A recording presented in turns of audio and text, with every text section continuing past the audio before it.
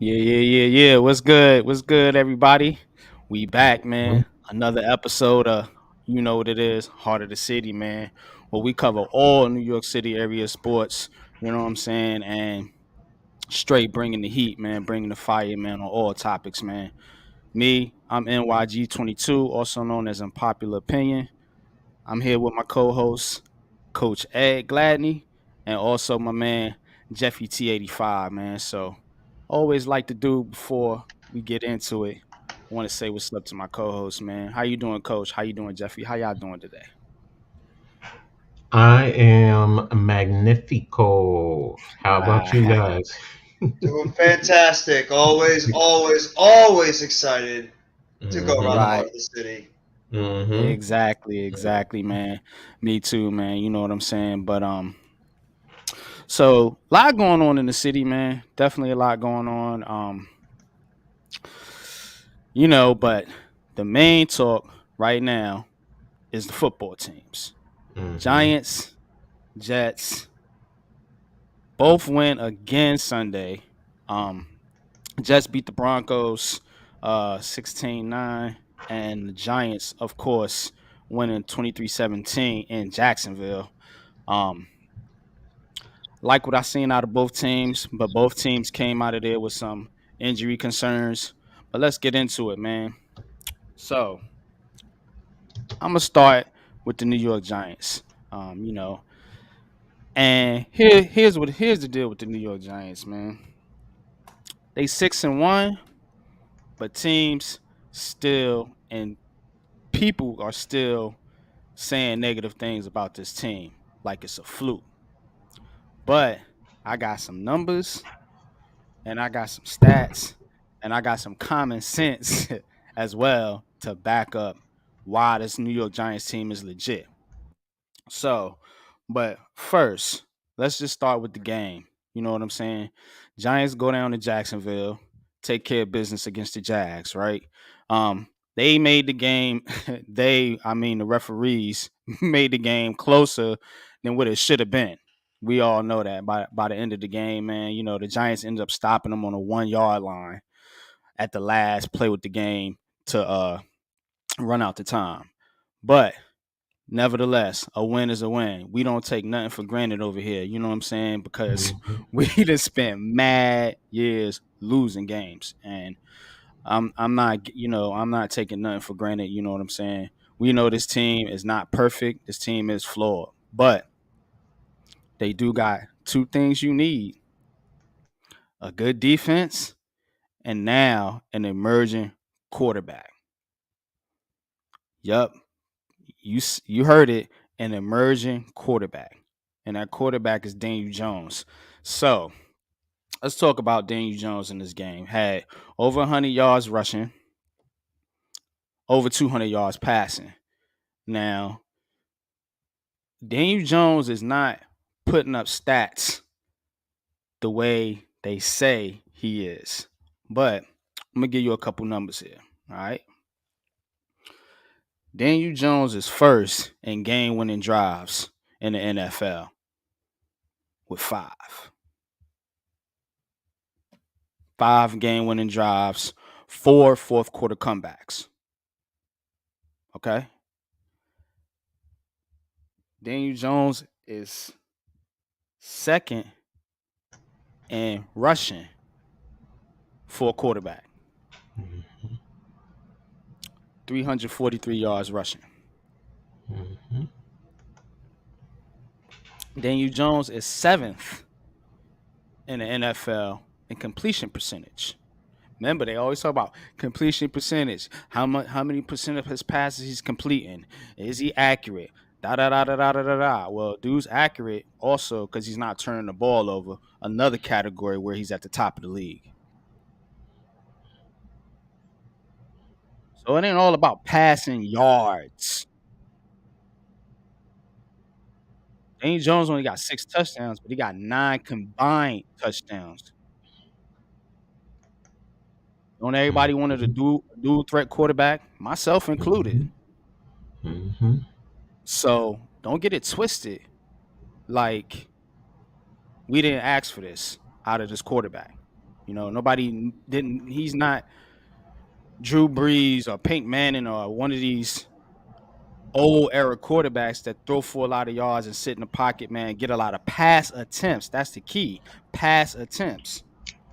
You got to have attempts to put up yardage. The Giants ain't built like that. They building on a running game because they know that's the strength of the team with the offensive and defensive lines. Now, the guy's 10th in quarterback rating. I don't know about this QBR stat because that's a new stat. I grew up in the 90s. There was no QBR. Am I right or wrong, fellas? You're right. You're absolutely right. So, we want to talk stats, but they don't want to put stats out there that really matter. Stats out there that favor to tell you that Daniel Jones is emerging as a top half of the league quarterback. So that's all I'm saying. What's good, Almighty Finesse? I So mean, Almighty. I see how you feel, bro. What I mean? It's all good though.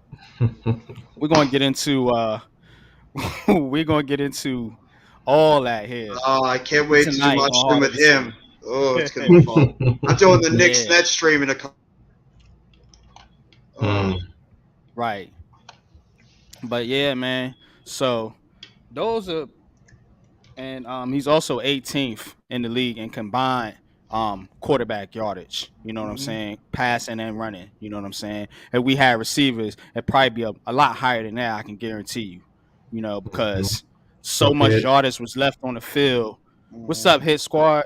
So much yardage was left on the field in that game Sunday by the wide receivers not being able to catch the ball and not being able to get open.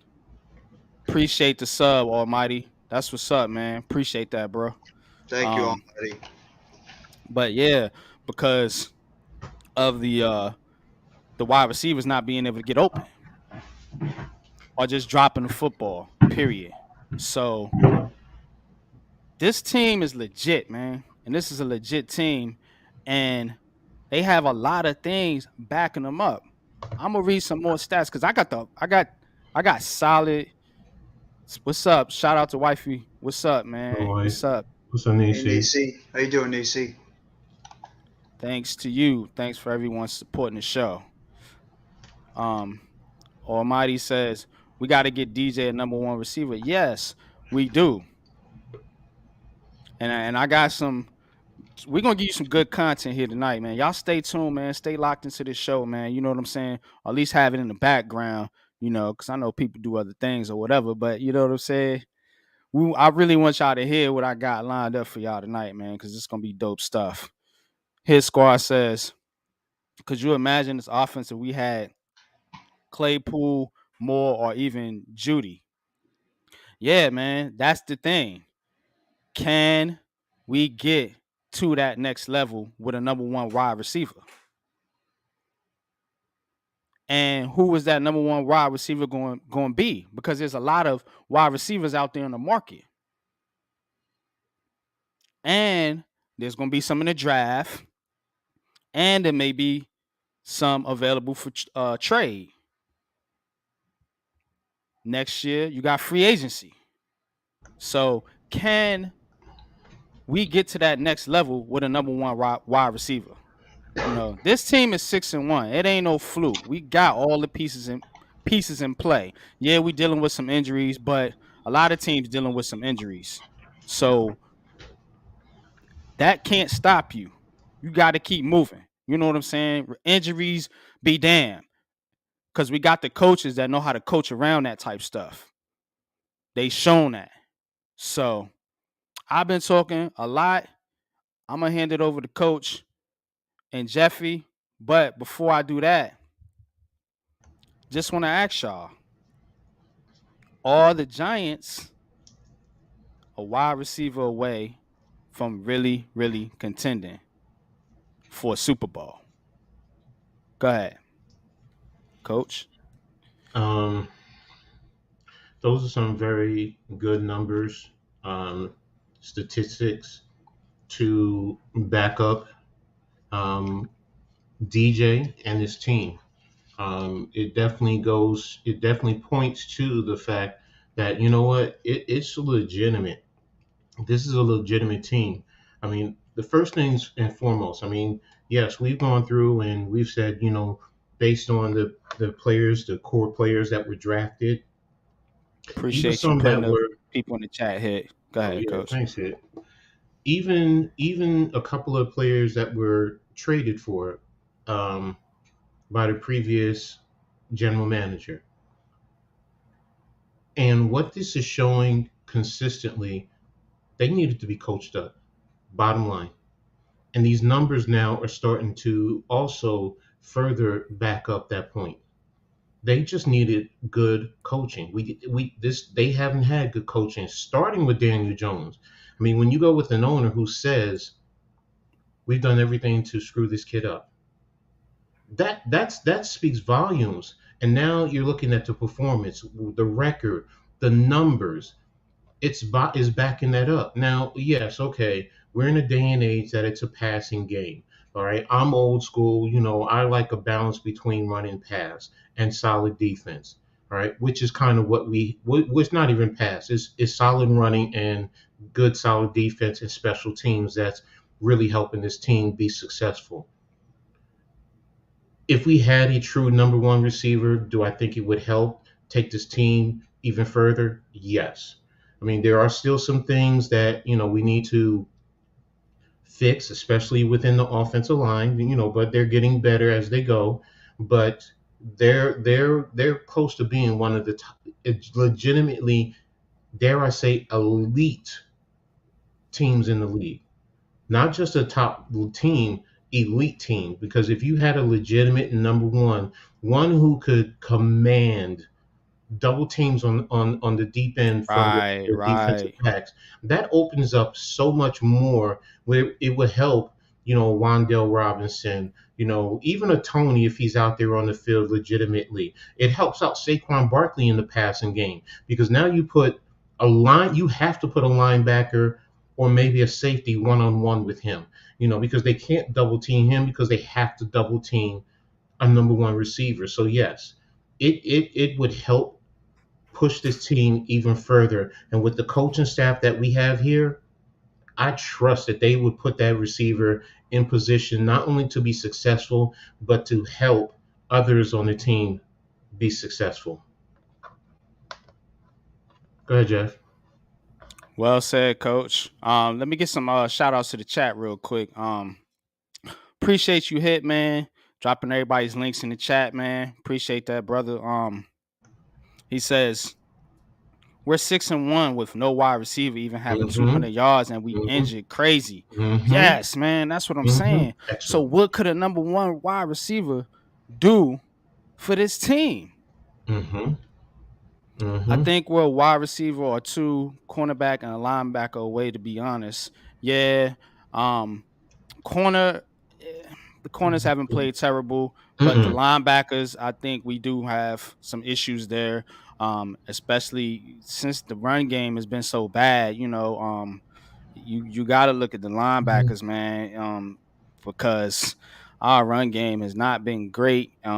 That could be contributed to the linebackers. It could be contributed to Leonard Williams still working his way Some back. of I that. don't know, Mhm. but I think it's a combination of both, to be honest. So we do need an upgraded linebacker, regardless or not, man. So I'm right there with you, Hit. Build through the draft, exactly, Almighty Mhm. Finesse. Build through the Mhm. draft, but there's a couple intriguing options, man. We're gonna get into that, man. We're gonna get into that. I'm gonna tease it a little bit, man. We're gonna get into that, man. I just want everybody to get a chance to speak. Um, Breezy, what's good, bro? What's good, Breezy? You know what I'm saying? What's good, Rodney? What's good, bro? You know what I'm saying? OBJ, nah, that ain't happening, bro, and it shouldn't happen. Not the right fit, man.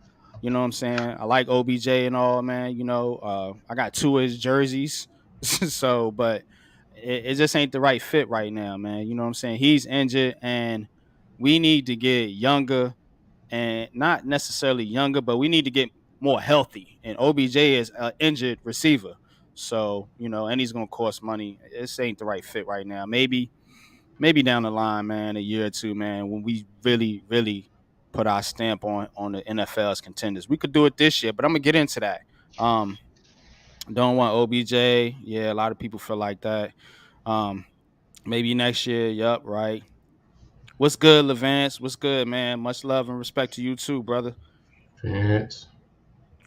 A wide receiver one only helps Wandell and Slayton. If Tony is healthy, it helps him too. But look at what Amari did for Dak, Chase for Burrow, yeah, AJ for Hurst. It makes a difference. Exactly, man. Exactly, man. A wide receiver is going to make a difference. They they bought up earlier, man. On I think it's the Keyshawn, J. Will, and Max Kellerman brought up KJ the Hamler. fact Yep. that what if Mhm. you look at what Eli got when he got Plaxico Burress? That took that team to the next level. And look what happened when we lost him. When he shot himself, that Mhm. team went down the toilet. So that's how important the wide receiver position is. You know what I'm saying? So we Mhm. definitely, if you want your quarterback to take that next jump, and I read y'all the stats, 5 game winning drives, four quarter comebacks. I think Daniel Jones is a new age version of Eli Manning. There, I said it. Mhm. That's an unpopular take. Put it down, stamp it. Daniel Jones un is a new age version, an athletic version of Eli Manning. Look at his traits: cool, calm, collected, able to manage the game when the game is on the line. So that's what you got to look at. Now, if you got him a number one receiver, remember he had Amani Tuma.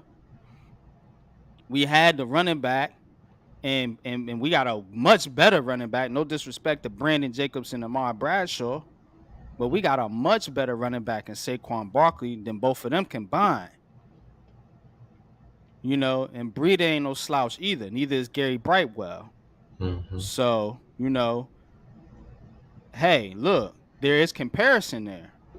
Not gonna lie, but that number one receiver is what's missing. That's the key. Go ahead, Jeff. I would actually take it further to what you said about Daniel Jones. I think he's actually, in a way, another Phil Simms, too. That's another guy to Mhm. compare it to because there's a correlation going on with these giant quarterbacks that Phil Simms and Eli Manning didn't really start emerging as better quarterbacks in the league until around their fourth seasons, and you're seeing it now with Daniel Jones. And I would even take it further. I think he's actually more of an Alex Smith quarterback type of player, Mhm. where he's not going to light it up in terms of stats when it comes to throwing the football. But Alex Smith was another guy that could play to this type of level. He could rush in and out of the pocket. He could scramble. He could put up some yardage if need be. He wouldn't turn the ball over a hell of a lot. So when I think of Daniel Jones and what quarterback he compares to the most, I would put him at an Alex Smith level. And that's no slight at all because Alex Smith at times was a pretty good quarterback in the NFL. So that's the one guy that makes me. If Daniel Jones could be like Alex Smith, I'd be very happy because I think that Alex Smith was a very underrated quarterback in the league, and Daniel Jones has got those similar type of traits to him. And like you said, What else does Daniel Jones have to do in this league to finally get some respect from everybody out there? I mean, the dude had 300 all-purpose yards, leading the league in, like you said, comeback or game-winning drives, 5 now on the season. The dude is sixth right now in the league in QBR, could be even higher. I mean, he's playing like an upper echelon quarterback. Why don't you go look at a guy like Aaron Rodgers, Tom Brady, Justin Herbert, and some of these top-level quarterbacks that are not getting the job done, and their teams are suffering right now. So I don't really care about passing the ball all around the field. I only care about my quarterback making the plays, leading the team to victories, as well as being able to, you know, not turn the ball over like Daniel Jones has not been doing. That's another thing. Daniel Jones is not turning the ball over. Yes, we got a little lucky when he did throw the ball to the linebacker in the middle of the field, but they got a penalty on Jacksonville. But at the same time, sometimes you get those breaks going your way. In terms of the number one wide receiver, absolutely. But we have to remember too, we still have those two albatrosses that are on the team named Kenny Galladay and Kadarius Toney that are not placed on injured reserve, and they're still going to have some type of factor in the rest of the season, whether people like it or not. So, I mean, maybe that's one of the reasons why we might be hesitant to trade for a number one receiver, because you still got Toney and you still got Galladay, and they're going to play these guys because, as evidence shown in this past game, we need some type of wide receiver help. And you know what? Even though Galladay might not be what he was in the past and Toney can't stay healthy, these guys are still going to get opportunities on the field to show if they can help this wide receiver core in any way possible, even if they're not number one. And I like what Almighty Finesse says, build through the draft. And I don't know if I want to sacrifice any draft picks right now and trade any draft picks away. I'd rather get my own homegrown wide receiver in the draft like some of these other teams do. But Eli Manning had number one receivers. Like you said, Amani Toomer wasn't a number one receiver in But he 2004. didn't get Plaxico out the draft either, so that's something you He got to didn't. consider You're as well. right. He didn't. He didn't get a number one receiver. We got lucky that Burris was in the prime of his career and he fit exactly what Eli Manning needed, and we were able to move Amani Toomer to a number two, and that's best suited for Toomer. And then we were able to draft Steve Smith in the second round, and Eli Manning was able to have some number one receivers. We had Burris. Then we transitioned to Steve Smith. Steve Smith Mhm. transitioned to a number one, how good he was. And then we had Yeah, he was Hakeem good. Nicks. Hakeem Nicks became a number one receiver, as well as Victor Cruz. We had two number one receivers during that time in 2009 to 2011 and 2012. And then obviously we got OBJ. So we've had number one receivers for Eli. Uh, Daniel Jones hasn't had that yet. Darius Slayton is a number two or a high end number three at best. Shep's a number two or number three when he was healthy. I mean, Kadarius Toney, who the hell knows what this dude is, and Kenny Galladay is probably a two at this point, maybe even a three. But they're like his career trajectory. So yeah, we do need a number one receiver, but I just don't know if this team's going to go out there and do trade these any type of picks for a guy out there, even though I'd like it. Do I think we're a Super Bowl team? To be honest, no. I don't think we're there yet. I think we're still missing some pieces on this team to really be up there in a Super Bowl contention type realm. Can we So make it let to the me, Super Bowl? Absolutely, because of how wide open and how mediocre yeah, this East yeah, Coast let's get into it, Tennessee Jet. is. Well, Let's get into it. wait a minute. There's one thing I want to touch on real quick, all right? Go Because ahead. you talked about KJM and what was said, but there was another piece to that. Because Keyshawn Johnson, shout out to Big Pack Sports for bringing light to this today with one of his videos. Yeah, no Keyshawn doubt, no said doubt. he said, well, why not go trade for T. Higgins? T. Higgins is really a number one wide receiver. All right. Because Cincinnati is not going to be able to pay all the young talent that they have in Burrows, in what else did he say? He said he named the whole list. He said Burrows, um, Jesse Bates, Jesse Bates, Jamar uh, Chase. Jamar Chase. Chase. They have I think Boyd it was under a contract. I think Mixon. it was something about Nixon. Hubbard. Yeah. So the I point think they is, extended there Hubbard. was okay. So I really wasn't sure, but the point I'm making is with T. Higgins. All right, looking at his current contract, right now he's at 1,399,000 and change. All right, and that's for this year. So if you traded for him now, that would be prorated. Would you give up a second round draft pick for T. Higgins? I would. I would. Yes. Okay. And then Absolutely. next year is $1,794,000. So he's still on a rookie contract before you would have to extend him. And by then, if you wanted to extend him next year, Galladay pretty much will be coming off of the Right. books.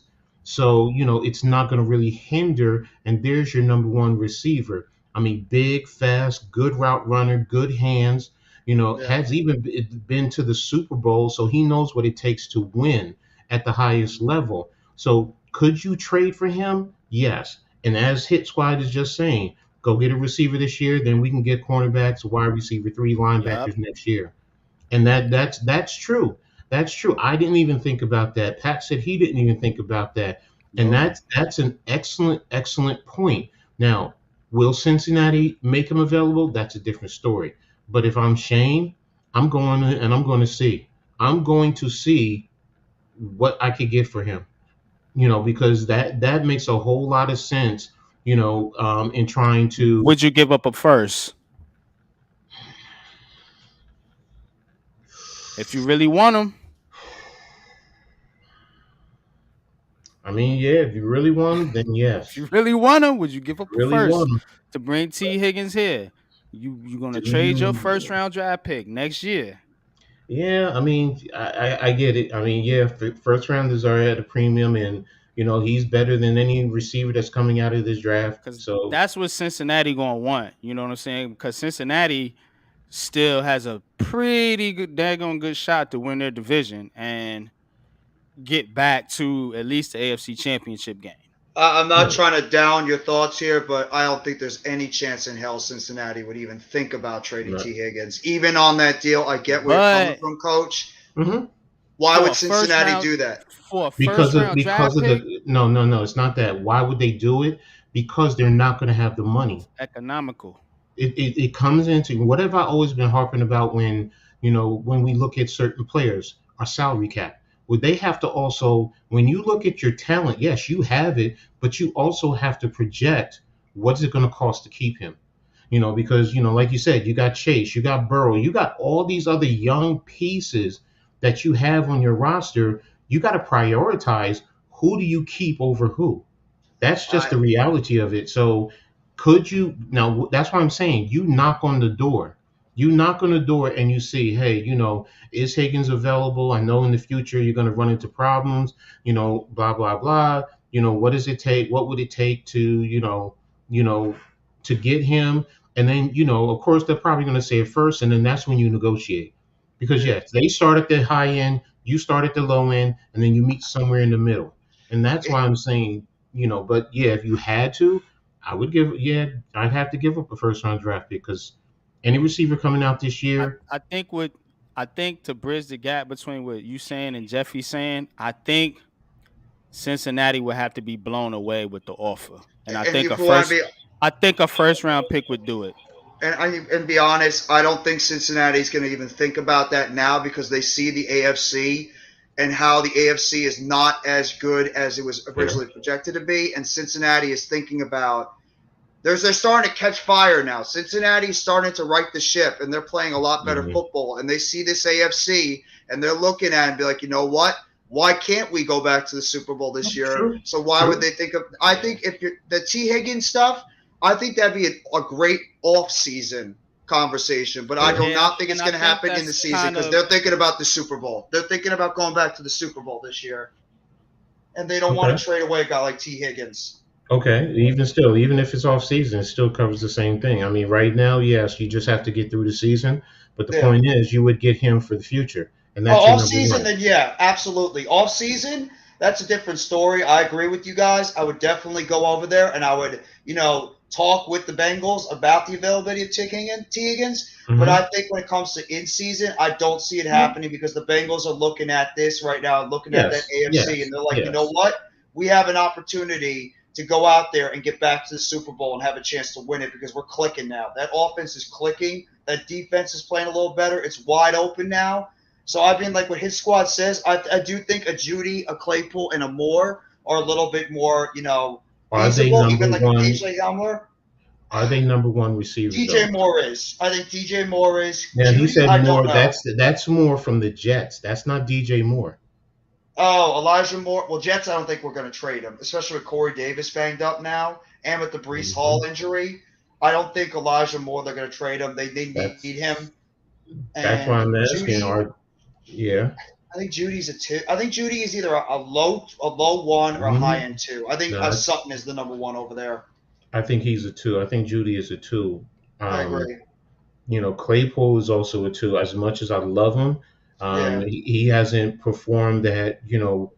Maybe he can develop, but right now I wouldn't consider him a two. But yeah, I you think could he's more probably of a get three them. on that team. I think Deontay Johnson and George Yeah, you're Pickens are right. ahead of him. You're right. You're right. So I mean, when you look at it, I mean, yeah, there are real possibilities. But I'm also looking. I'm not only looking for right now. I'm looking at the future. I mean, I and agree. what would each of these players do in the future for this organization? I mean, and because with all of them, with any of those guys, do we legitimately have to go out and still get a number one? They're great pieces. Don't get me wrong. I'm not saying they're not. Any of them would definitely improve our wide receiver room as it's currently constructed. But Yeah. going forward, because I'm not looking at just this year. I mean, I know everyone else is. I get it. We're 6-1, and that's great. I'm ecstatic. I'm excited, but I'm also looking at the future You because have to I do don't that. want I to agree. I don't want to be a one hit wonder. I Yeah. want it. I want long term sustained ability. Exactly. Anywhere And from. Go And ahead. I'm Coach sorry. Steven, talk about that too. I have a question for the both you guys. Do you Mhm. think one of the reasons why they would not make a move at wide receiver is because of the two guys that are coming back from injury, Galladay and Tony? Possible. Did they want to see if they I can don't. get anything out of these two guys? Because they are on the roster and they are still guys that have talent. As much They're as not we are all on. down on them, Mhm. you They have on to the think about roster, it. but they not on the field. With all due respect, they on But the they will roster, be but back they. soon. They will be No, back he's I saying soon. can't when count on being back soon. But I if that's the can't if case, I'm a if that's the GM. case, then why not just put him on season in the IR? I get Yeah, it. I understand where he's going to. Hmm. They want to see if they can contribute something because yeah. eventually defenses are going to catch up to what's going on with the Giants. Yes, we can. Like I've always said, if we could just split the 5 games that we have left, that's our 11-6. Yeah. But defenses are going to catch up. So if Real they're. quick, Mhm, let me touch on what Rodney's saying. mhm, Mims from the Jets, is he available? I think he's available, but I don't feel like the Giants should be interested in DJ mhm, Mims.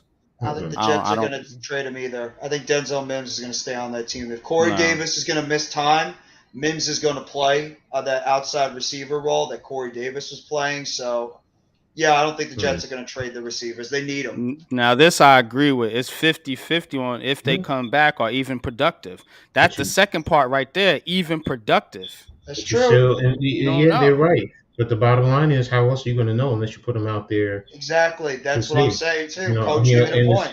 and ultimately a closed mouth don't get fed. So if you don't, you're not going to know if they're able to produce anything. Because in the end, if they get injured again, then you put them on season ending and you move on.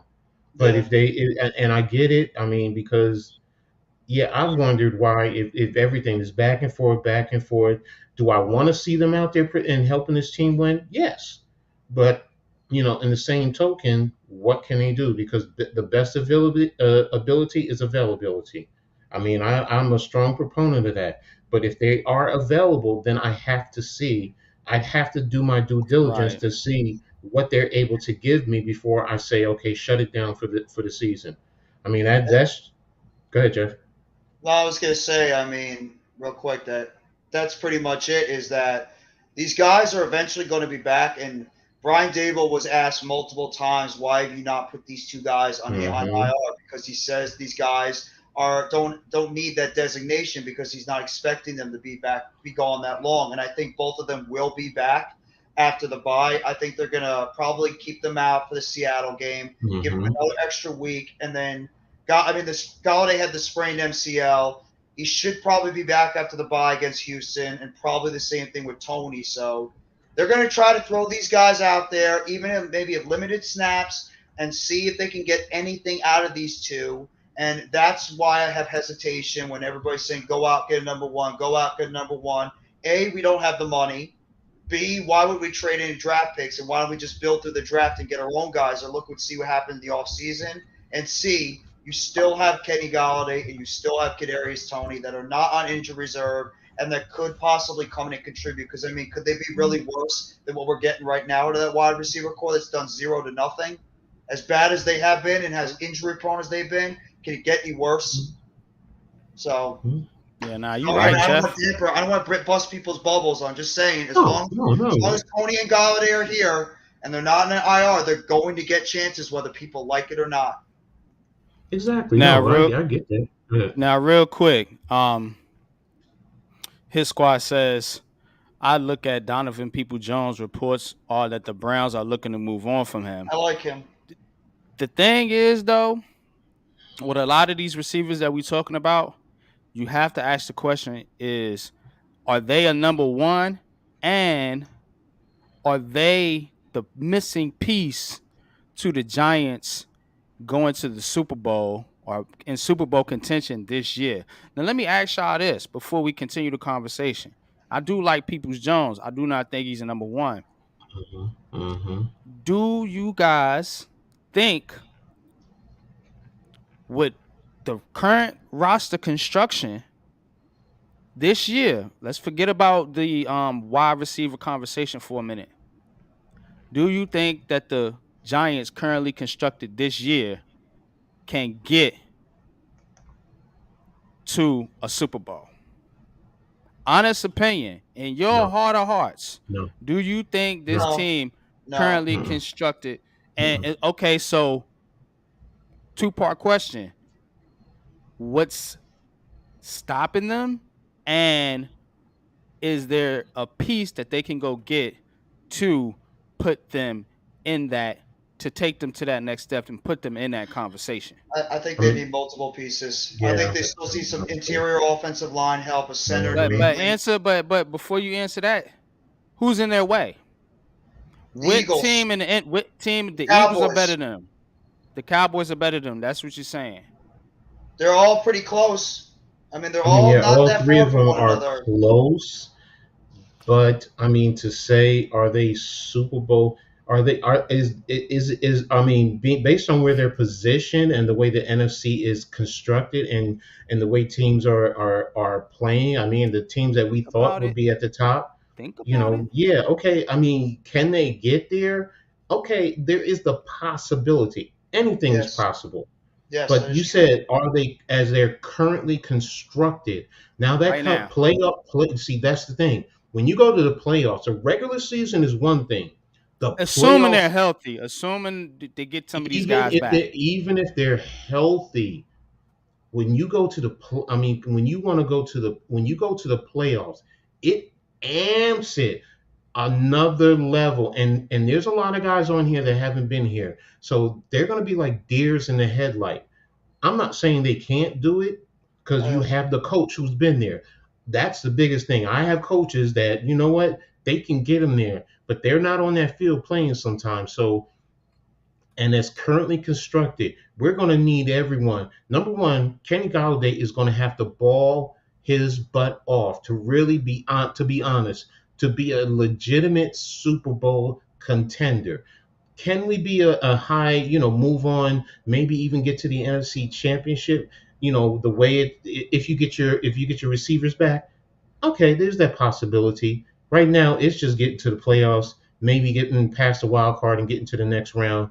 That to me, that would be an excellent thing to the way it's constructed. But right now, the way we are constructed, I can't sit here and say that we are. The linebacker issue is gonna it's going to be glaring in the playoffs.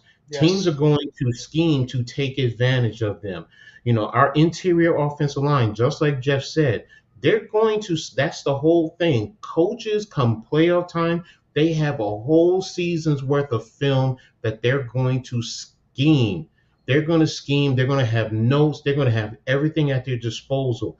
The only thing you can't really scheme for or test is the will and the heart. And that's the one thing I say of this team that we definitely have on almost every other team in the NFL.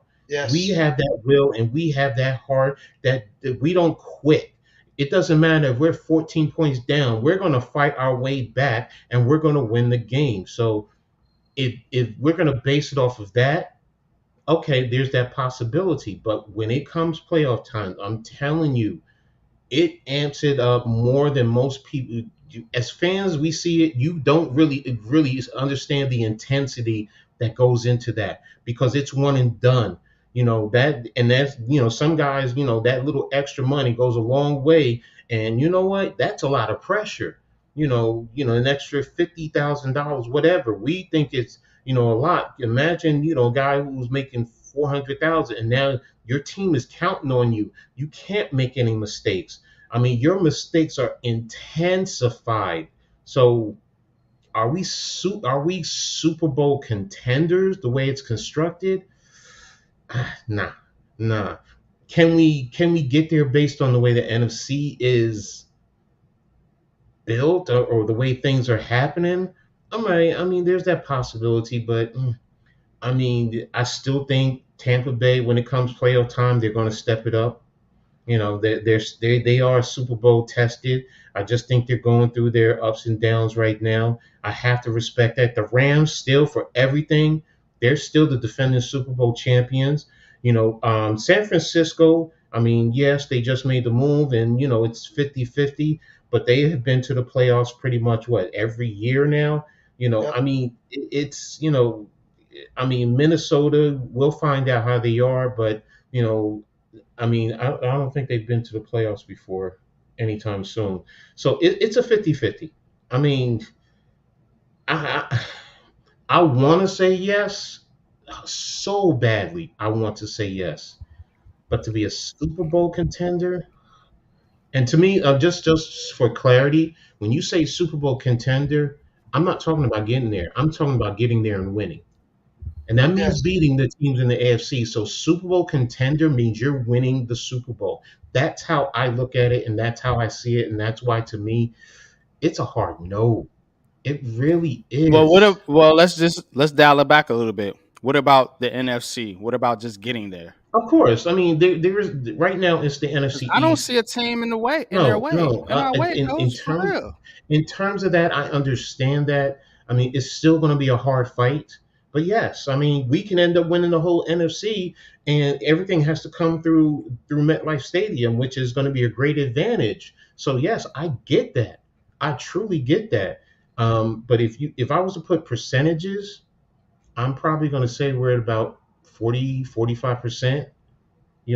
Of Okay, getting to okay. the Super Bowl out of the NFC, and that's only because I have to give Dallas, and Dallas right now they beat us. Until we beat them, no disrespect, everybody in Giants land, and it hurts me to say this, until we beat them, I live by the saying: to be the best, you got to beat the best. And right now, Dallas has proven they've been the best the past few years, winning the division, and what they just did to us recently in our own home.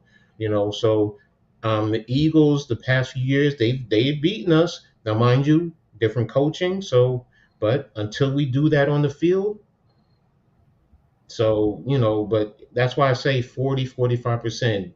And that's, yeah, looking at the rest of the NFC, just like you said, everything else is basically mediocre, at Right. best, but, I mean, like I said, a lot of those teams still, they've been to the playoffs, they've been to the Super Bowl, and they understand what it takes. And they might just be saying, let's just get our foot in the door. That's it. Get your foot in the door, and they know The how to Giants could be turn it. saying the same thing though. But the Giants have never been there. That's my whole point. They How many haven't. players on the Giants have actually been in the playoffs? They have playoff experience. Not a lot. Nah, I'll tell. I think Let me like see. Ellis, Jahide Ward, maybe Matt Adoree', Breida. No, Breda, hold on a minute. Davis Webb, Smith. He probably had. Which team? Let's take a look at the team roster. maybe Jalen Smith. Yeah, that's what I I'm mean, but looking at. even still though, I mean, you Okay, know, here's the roster. we didn't see this team Go get ahead. Go ahead. into we didn't see this team get into the Super Bowl in earlier years. Before, you Previous. know what I'm saying? Currently it's Mm-hmm. constructed now. I'm gonna tell you what. Also, besides playoff experience, you know what also carries you Mm-hmm. a good defense and a good Mm-hmm. running game, and that's Mm-hmm. Mm-hmm. But exactly Dallas and Philly what have the that too. Giants got it. And Dallas Huh? and Philly have that too, though. They both have great defenses and they both have a great running game. So all three of those teams have to We be got thrown in a there. better running game, and we'll have a better defense They're if we can all get neck and neck. healthy. They're all very close. We'll I'm just see. I gotta give respect. As much as I don't like them, you Ain't have to yes, respect what nobody they're doing. They're doing disrespecting the them. same I'm just thing. saying, is there because what we're doing here is now saying that we're putting the Giants in that contention of those teams. Now, if you're Yes. saying they're inferior, I disagree. But if you're No. saying they No. No. all No. have a No, we're chance, not I agree. inferior. No. Yes. And No. that's what I'm saying. Currently as constructed. So now the second part of my question will be, what would the Giants need that they can acquire this season to? Because that's what GMs do. They see opportunity and they go Mm-hmm. grab it. But see, again, it goes back to what Jeff said. We do have a lot of pieces. I mean, do I think a number one receiver will help the offense? Yes.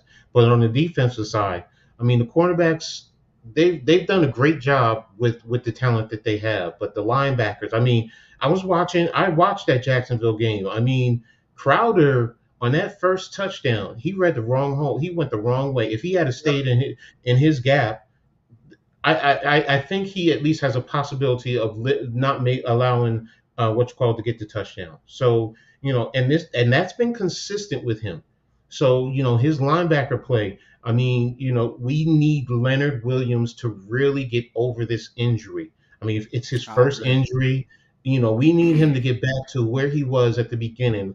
Dexter is playing at an elite level. So the question is going to be, if you had a number one receiver and the offensive line, because let's also take into effect. I mean, right now we have two starters down, so Yeah. they're going to be down for some time. So now we're going to be playing with some But backups. And our here's the center's been thing. banged up too. Here's the thing. And was it you that said this, Jeff? I don't want to quote the wrong person, but the Giants don't have only have what one season ending injury, so these guys are scheduled to come Yeah. back. The Hell, only look, guy that's not coming even back Nick is Gates. arguably our best receiver is Shep. The only guy that's like of significance is out for the Okay, season. but who expected Shep to be healthy? Let's be honest. This whole Well, that's season, true. No, if you a real I'm Giants not counting fan, on Gates. I'm you not know what I'm counting on Nick no. I saying. Gates. mean, what you're saying is true, but what I'm saying is to get, because we're talking about being at an elite level in terms of this team, at least in the NFC.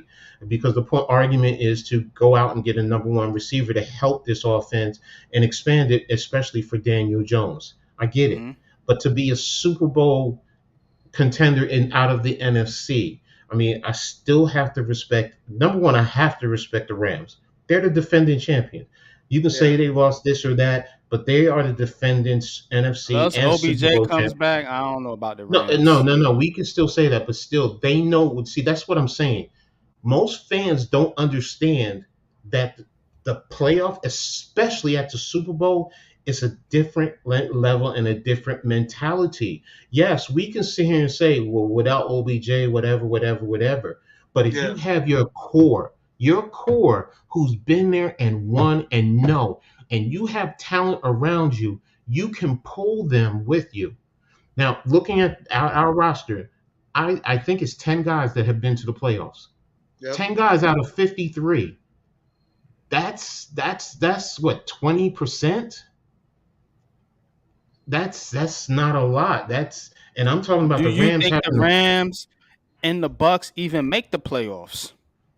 the Bucks are number Yes. one in their the Bucks are number one in their division. Okay, yeah, they in a bad. Yeah, they're in a bad division. But The hell, Rams Seattle and in the San Rams Francisco, exactly. But they're all grouped together. That's the thing. Yeah. They're all right there. It's not like somebody is running Who knows away who with catch it. fire? Who knows who catches fire at Exactly. the end of the season? There's still And a that's half a the season to thing. go. And that's the thing. That's why when it comes to playoff time, it's totally different.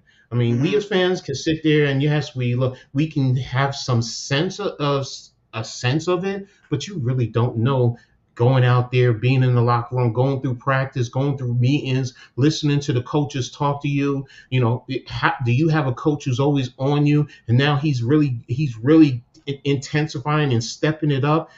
How do you mentally handle that? Because that's really what I'm getting at. It's the mental abilities that everyone in the NFL. I'm sorry, they're all talented. They're all talented. Their talent far exceeds any average college guy, you know, any kid who's played at the top level in college football. So Yeah. it's only a 1%, 1 or 2% that get there. It's the mental approach. That's really, and how do you handle that? And that's the biggest thing. It's like, I get it. I want this team to get there. I think that they can do certain things if Shane goes out and, yes, gets a number one receiver. Okay, that's a big thing. But to be honest, other pieces still have to hold. I mean, our linebacker. That's why I go back to the linebackers. Every team got weaknesses though, I'm coach. not saying that. I'm not saying every And team and does. and but the thing is though is, can this team overcome these weaknesses? And I point to two Yes. Okay, now the good people is there. you got to look at for leadership and who put the team on his back, and that's Daniel Jones and Saquon Barkley. So, do you think Daniel Jones and Saquon Barkley can be Lead a us there. catalyst for this team Catalyst, in yes. Catalyst, in yes. in the playoffs? That's what I'm saying. Do Catalyst, you? yes. That word, yes. I kind of get a playoff vibe from Daniel Jones. I don't know. Y'all tell me if I'm feeling something different. I get a playoff vibe from him. I don't I get a. think that Go ahead. I'm sorry. I think that if the playoffs, just going by the sample size that we seen this year with the proper coaching, put in tough game, crunch time situations, I Mhm. think Daniel Jones can step up to the plate and possibly be a guy. Now, the thing of it is you're gonna need help. And that's Yes. what I'm saying about the wide receiver. If you go get this team a number one wide receiver, I think they could be a Super Bowl team. Facts. I think Out they of the can be a NFC, contender now, but I think they could jump the ladder hey, remember what I just with a said when I number one said receiver. contender. I'm talking Hmm. about winning the Super Bowl. You're telling me that Right. you think they can win? They're a contender now. They No, can no. win it with a number one wide receiver. That's what I'm You're saying, saying they coach. could win right now. The way this team is constructed, Hmm. they could win the Super Yeah, Bowl. yeah. I I stand disagree on with that. you there. I I disagree with stand you, on that. bro. I stand on that. I'm I, sorry. I don't want to be. I, I don't want to be like that, but I You don't disagree think so? too. There's You don't some think no, teams in the so? no, no, AFC no. that To would beat win Who us. do the they have Super, to beat to convince no, you it's guys? not. Because It's not. It's not beating. First of all, okay, all you right. said the word is currently constructed. See, Yes. I'm Yes. being very literal. As I know what you're saying. currently constructed, Hmm. with a number one wide receiver, an Add a elite level receiver. receiver, can Hmm. they win the Super Bowl? Yes. The possibility is there. I will never say it definitively. No, no. The possibility, of course, we've been through that before with our Giants against the almighty New England Patriots. I get it. I understand that. And yes, but if I'm putting everything equal as currently constructed, I mean, like just at the linebackers, I mean, cornerbacks, I mean, that's what I'm saying. When you get to the playoffs, teams have so much film on you and they have scouting They'll reports look and at they have Baby Mo everything and Darnay and Holmes and look at this, and they'll attack them. they will then attack them and they will set them up, and you're going to be going against teams that have three, sometimes four top level receivers. We're talking about the Giants just getting one. We're just talking about getting one.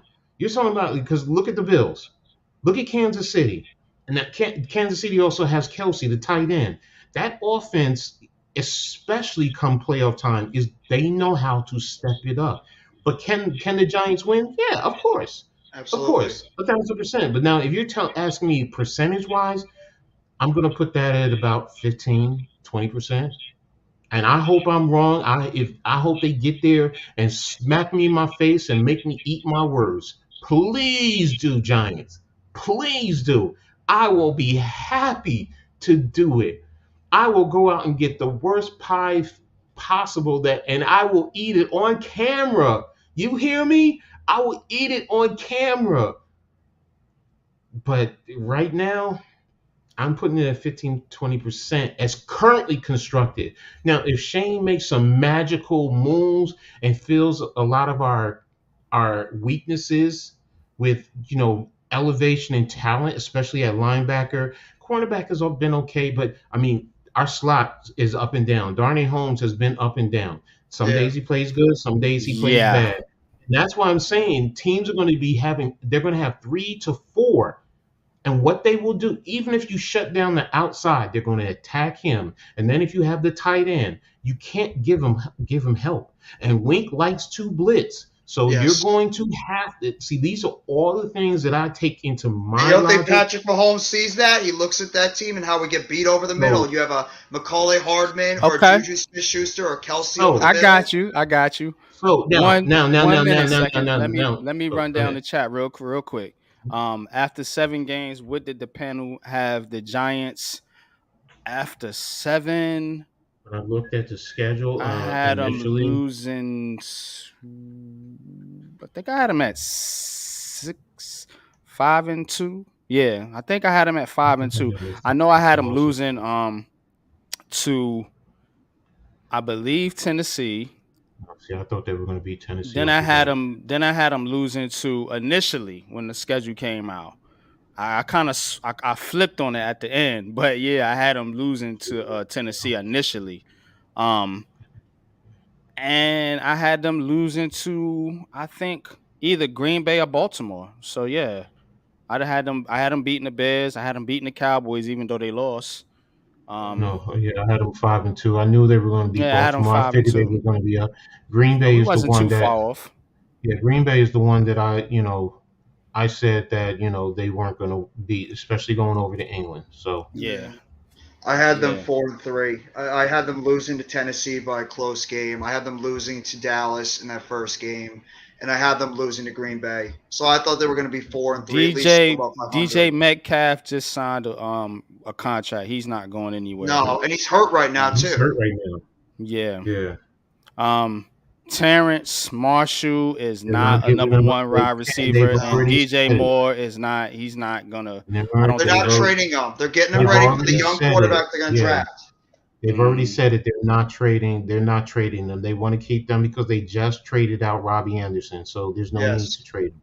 And they're going to get a okay. young quarterback, so they're going to get that young quarterback a couple of players to throw the ball to. So they're not going to do that and take Yeah. away some weapons.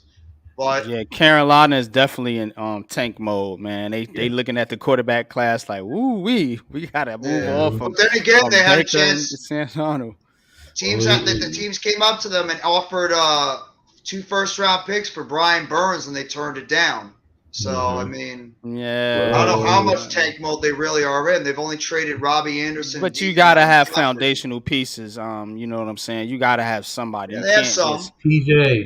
bro, step up, make everybody shut up, man. Let them know what Eastwick is all about. Jersey represent, bro.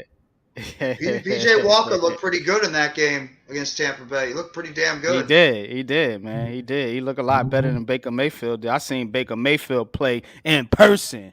That Well, dude is Baker Mhm. Mayfield trash, sucks. bro. He sucks. Trash. But I just want to make a PJ, point. go ahead. I just want to make a point real quickly on what you guys were talking about, the percentage chances and everything about us, being a legit contender to win the Super Bowl. Do I think we obviously can go on a run in the NFC and get to the Super Bowl? Absolutely, because the NFC is mediocre. The NFC Mhm. doesn't have any teams that are unbeatable, even as good as Philadelphia, Mhm. even as good as Dallas, even as good as Minnesota. I have to respect Minnesota. They're 5-1 as Mhm. well. You have to. I mean, they're playing decent and good football, but they all have flaws like we do. So can we make it Mhm. to the Super Bowl? Absolutely. We've done it twice before, especially in '07 when nobody gave us a shot. Mhm. So I think they're a Super Bowl contender. Anything's possible, but I have to agree with Coach, and I have to say no because I think that teams like Kansas City, teams like Buffalo, they would give Mhm. us a lot of problems because our weakness is the middle of the field. And Coach, you and I were talking about it. Mhm. We get killed in the screen game, and Mhm. Kansas City and Andy Reid would make it a field day doing screen passes against our linebackers and against our slot cornerback. We would be getting destroyed against that team with guys like Macaulay Hardman over the middle, Kelsey, Juju. Even if they Mm-hmm. want to bring out Pacheco or Clyde Edwards-Helaire, and the Mm-hmm. Bills, same thing. You have an Isaiah McKenzie. You even have Exactly. James Cook. You got Singletary, and obviously Diggs and Davis. I mean, those Mm-hmm. would be really, really tough matchups. And then the reason why I would have some confidence, I think the biggest reason is not DJ, it's not Barkley, it's not even the players on the field, it's the coaching It's the that I coaching. think would give Yep. us the biggest opportunity, because the coaching is the biggest reason why we're in the position we're in right now. The coaching and the adjustments this coaching staff is doing. Look what Jerome Henderson is doing with that mismatched cornerback Mm-hmm. position. Like you said, NYG, Jerome Henderson Yep. is doing a fantastic job putting guys like Nick Good McLeod coaching. and Fabian Mm-hmm. Morneau in positions to succeed. Morneau right now is a top 6 cornerback in terms of his coverage percentage lately. Fabian freaking Morneau is playing Yeah. really well, According to but what? PFF, ain't it, Jeff? yep, exactly. But Yeah. how long will he be able to keep this up? I mean, we haven't really got any definitive status if Aaron Robinson is in fact out for the season. They said he might be. And Cordell Flott, I don't know what this kid's going to be like when he eventually comes back from that calf injury, so who really knows? That's, But the run defense is a problem. We do need to improve that run defense because we're getting gashed like crazy. We're like towards the bottom of the league in terms of our run defense. It could be because Leonard Williams is still not back from that MCL injury. And if that's the case, I mean, should we be playing him a good amount of snaps and just in case he re-injures it? Because it's going to be difficult for him, coming back from a knee injury like that. I mean, and you have to think about the offensive line too. Evan Neal, he's got an MCL injury too. I mean, is he going to be able to come back strong, even coming back from that? That's a serious injury for an offensive lineman. he's a And Ben rookie. Bredesen too. So, I mean, and then also, I mean, we got to think about what's going to happen with injuries going on later in the season. It's so unpredictable right now. Can we make a run to the Super Bowl? Absolutely. Anything's possible in the NFL, especially in a Mm-hmm. mediocre NFC, a mediocre NFL. Do I, 26-8, man.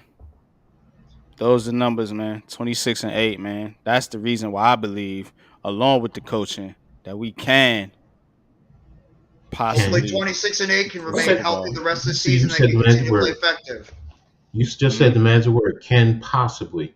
I'm not going to sit here and say As probably current, would. as current, yeah, could get to the Super Bowl right now. Now, win a Super Bowl, I think that number one receiver, because you guys are playing the Buffalo, Kansas City is better than the Giants card. That's possible. I can't argue that right now because we But haven't played those teams. what I'm saying is it's not even that. Okay, it's when I say the receivers, they're spreading out our defense. We're talking about one receiver. We're not spreading out their defense. We're saying, Hmm. and what they will do is they will put two sets of eyes on our number one, whoever it is, Hmm. whoever it is. Now, do And we need Slayton Bellinger? and Wandell Robinson and They our need to. Tony, if they will Yes, have to win those one-on-one matchups. I get you. exactly. They need to Hmm. step it up and they need to produce more. I mean, now if Kenny Galladay comes back and he's injury free and he's just half of what he is, and Tony comes back and you have a number one receiver, okay, then there is a better percentage, a better a chance percentage wise to win the Super Bowl in that respect. But right now, that's what I'm saying. Right now, I'm looking at this team today. Who's healthy on this team today?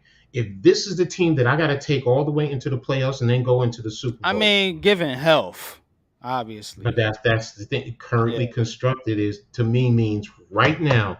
If you're talking about the full scope of things, we I'm need talking about everyone back. the roster right now, not We need actually everyone the back. We need Galladay to be. We need Galladay to be a Super Bowl and to put us in a position to win a Super Bowl. Period. He don't Galladay even need to and produce. Tony, both of them. Yes, we need both of them to at least be on the field because then that does what I just said. It spreads their defense, which now opens up lanes for number one Barkley and for DJ. And then, you need Bellinger back, which then helps. It helps, yes. But I'm looking at the team that just played against the Jaguars. That team, nah, nah. I'm sorry, Okay. We, no. we, we, we, we struggled against that team to beat them because the let me Jaguars, in give some ways, they outplayed us. y'all some numbers here real quick. Hmm. The Giants are sixth in the NFL on defense because we're talking about the defense. Hmm. The Giants are sixth in the NFL in defense on third down conversion Mhm. percentage, only allowing Mhm. 34.52 percentage of third down conversions. Um, they We're are in the red fourth in the zone. NFL in red zone scoring. Oh, we're down to S- fourth. Okay. Yeah. And sixth in fourth quarter points per game, Mhm. and sixth in overall points per game. So Okay. despite us getting gashed and bashed and knocked around, we ain't giving up no points. No, I And mean I'm last time not. I checked, as long as you can't score, whether it be a blocked you know kick or a fumble Hmm. to stop you, bottom line is they not scoring like they Okay. should be scoring, I'm gonna say given this. the fact that our defense is 19th in total defense. Okay. Team still ain't scoring. Those numbers Go are ahead. good. Those numbers are good. I'm not gonna sit here and say that. Okay. All right. They aren't. Okay. But the bottom line, numbers don't mean shit when you're out there on that football field. True that. I.e., our New York Yankees, who are so analytics based. Hmm. Oh yeah, That's we true. He's get to So, right. those and the suckers. point I'm making is it's good to have numbers, it's information. But in the end, it's what goes on out there in that field. How do you make the adjustments? Sometimes you got to screw the numbers and look at what's happening out there in that field to make the right adjustments. And numbers are good. And don't think the other teams don't have those numbers. As a coach, as the opposing coach, I take those numbers and I dissect it so I can use it to my advantage. So yes, it's good to have the numbers. It's good. I don't base everything off of numbers. I don't. What do True. I see out there on that field? That's the number one thing. Numbers are just an added to, okay, justify certain points. But mm, playoff time, it really amps it up, bro. Those numbers don't mean nothing because all those teams are supposedly good when it comes playoff time.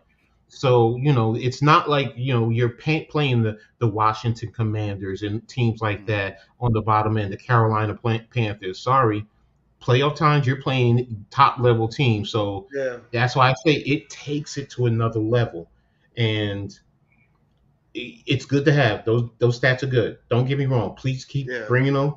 I love it, but I'm not basing it off the stat. I'm looking at this team. I'm looking at what I see, and just like you said, as currently constructed, if I'm a DC or OC, I'm identifying Monroe's playing great right now. All right, everyone sees that.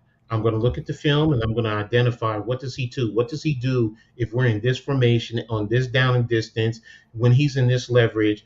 Can he get twisted around with any type of a move? Those Oh, shout out receivers. to my bro, Big Pat, man. What's good, Uh, bro? What's good, Pat? Man, what's good Uh, with you, man? Man, thanks for popping in, brother. Yeah, so, man. Pat had this a conversation similar like this on his mhm, channel earlier about mhm, hey, look, can this team take it to the next level with a number one wide receiver, man? I And me got and you. him have conversations about this too, man. So, hey, who man, is the look, number one receiver that is out there though that we could get? That's the thing. What number one receiver is even out there Okay, well, it's hard to say that's out there. You mean available? available right now that you could say All we right, could Pat. acquire that Have a could put us good over? Have a good film Yeah. review, bro. I wish I could be there with you. oh yeah, you doing a film review, man. I'm gonna talk to you about that, man, Pat, man, because I do want to be in on those sessions, man.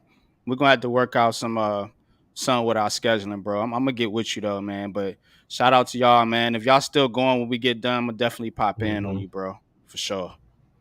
Go ahead, So, Jeff. Well, I mean, I'm just thinking about what number one receivers could be out there. I mean, the only guy that looks like a viable number one receiver that was somewhat available before they shot it down was DJ Moore. When I look at guys like Chase Claypool or even Jerry Judy or Elijah mhm. Moore, even though I don't think that's realistic, they're not number The ones. discussion that they They're was not. They're having was not number T ones. T Higgins, Mhm. and that's Yes, but I guess that's the guy to that's an that's. off-season move, though. There's no way I Mhm. see any way. That's a 0% chance to even think I about can't trading say, him in the Jeff. season. I can't say I it's no can't say way. 0%. I can't say Right. Unless we zero. go over there and offer them a one and A like a two one. or three. Yes, for T Higgins for the well how well he's playing. they're going to want a lot of compensation for T. Higgins. He's Would playing That's why very I good said football. would it might take a one. Would you do it Okay. for one? We had plenty of people say no. I think I don't think they're going to want a one Almighty and said no. I think Hit Squad said no. Um, I wouldn't do it either. I wouldn't do it. I wouldn't Okay. do it. I want my Okay. own You, receiver. you have to understand I something. Okay. yeah, that's Here's gonna the be thing. tough. Here's the thing. Okay. Because to be brutally honest, okay, you have to pull up the chart on the grading on first round draft picks. I mean, I know it's numbers, but the point is You're gonna be picking in the bottom half of the round too. Think exactly. about that. Exactly. So that's why I'm saying T. Higgins far exceeds that. Anything that you can get at that position, even if it's a position that we need to fill, he's going to, because then you could still do other things with other picks later in the draft. So I get it. I understand a first round draft pick is that valuable. I agree. But listening to Keyshawn, thinking about it, and I looked a little bit at the film on this guy, because I really didn't He's dissect legit. it. He's a legitimate number one. I mean, number one, he's 6'4" and can run, and he can catch, and he can run patterns. So Kenny Galladay with speed, younger and legitimate and cheaper. Yeah. No, I'm not disagreeing with you guys at So, all on that. I love T. Higgins. I've always liked T. Higgins when he was in Clemson. I've been a big fan of his. mhm. I'm just coming from you with the Cincinnati perspective of No, I get why it. I would get we it. trade him in In the his, season his when we're having an opportunity to win a Super Bowl this year, when we have a because Super Bowl roster. right now, um, got the Giants World Tour. Though I gave you your props, Pat. I gave you your props on this. Yeah, Trust no me, doubt, man. Big I shout out, did. man. I I'm did. hey, look, man, bro. You know what I'm saying? We definitely gonna get up, man, Yeah. and do something real quick, man. You know what I'm saying? But hey, look, man, you right. I seen a video earlier, man. Mm-hmm. Keyshawn presented the thing, man, and then you put it out there, man. And look, man, it's Mm-hmm. a good conversation to have because I missed it Yeah, too, bro. I missed it. exactly. Coach missed it. You know what I'm saying? We all Mm-hmm. missed it, man. I ain't even think about T. Higgins because they do got a log jam over there at wide receiver. That's the They got Boyd it's too, don't they? yeah, it's boy. Yes. I mean, Mm-hmm. Boy's on a it's big contract. Jeff, to your Right. point, So yes, you're right in what you're saying about Cincinnati, but that's where you got to sell it, and Shane can sell it. That's what I'm getting at. Look, exactly. you're going to end up having to pay all these guys. Yeah. Give Plain and him a simple. one. Would It's going to Cincinnati say, take the bait though? who Give him a knows? one. It doesn't hurt. See, that's what I'm getting at. And what's to say that they don't? What's to really say that they don't? And the Giants can come away because it's something quiet because no one else is really thinking about it. And okay, let's say they offer a one and maybe a five. I mean, just to get it done right now, right here and right now. Because and the other thing is on the flip side, why would they? Well, you know what? I'm only offering this now. Once the season ends, things can change and compensation can change. I mean, it's a gamble, it's a risk, it's poker. Who's gonna cave in? That's really what it boils down to. You Mm-hmm. know. I get that. I get that So. Yeah. 100%. I would definitely check it out. I would not be against going to Cincinnati and asking, Hmm. but I'm just Mm-hmm. coming from the Cincinnati No, standpoint I get that you. I get you. this And team, I do not think is going to want to trade another top level receiver right now because of the fact that they look at the AFC. This conference is wide open. They have a chance to okay. go back to the Super Bowl and why Is and it wide open though, yes, Jeff? yes, I Is believe it is. so I you believe think it you is. think you think Cincinnati can compete with Buffalo and Kansas City? Yes, I Because do. I'll push They beat back them on that. last year. They beat them last year. Last year and Cincinnati, this year, two Cincinnati, different things. Cincinnati still has a good team, and they're starting to hit their stride with that. Those I mean receivers, that, if they're healthy, I get Burrow's playing that. well, and Mixon, and their defense is not bad. I do believe they No, I can get compete that. for a Super Bowl. Can they Absolutely. all compete with each other? I don't think they No, can. no, no. Can they all compete with each other? Yes, all of them. Do I? If I were to put percentages on there, it's always going to be Buffalo one and Kansas City two, and Cincinnati right now is starting to, but they still have a little bit more ways to go for me to really say they're. But they're not that far off. I'll just say that they're not that far off, but you So they know, number 3 in the conference, That's not bad. mm, in I'd your have to go. opinion. I think. We're gonna get into the Jets in a minute, but Jets are it, 5-2. Where you put they at? Where you put no, them see, at? that's where I'm going. That's where I would look at right now. Let me double check the standing I with would have the. put the Jets higher, but that Brees Hall and Elijah Vera Tucker That's what I want injuries to for the look at. season that I'm looking killed at their standing. team. That Okay, really, so let's do I know it's next man up, but those injuries are big time killers to that let's team. do a little power ranking here. Okay. Here you go. Wait a minute. Wait a minute. Okay, in the AFC conference. Come on, man. Conference. Thank you. Let's do a Um, little power ranking here though. Who's your number one team in the NFL? Buffalo. You agree, Coach? Without looking at the standings, is Buffalo the number one team in the NFL? I don't need to look at the rankings. I hate to say it, but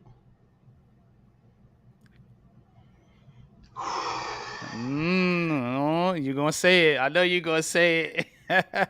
No, I'm sorry. The Giants are not number one. I can't. no, I I'm can't Nah, not. do I that. know No, where no, Coach is going. I know where Coach no. is going. Oh, I never mind. just, I don't know. It's something tells me it's Philly. I knew you was going there. I I, knew you I, was gonna say I mean, I do. I can go with Buffalo. I really can. But it's Philly be just my something. two. Something about Philly this year, and the only reason why I get why most people put Philly too is because of the quarterback.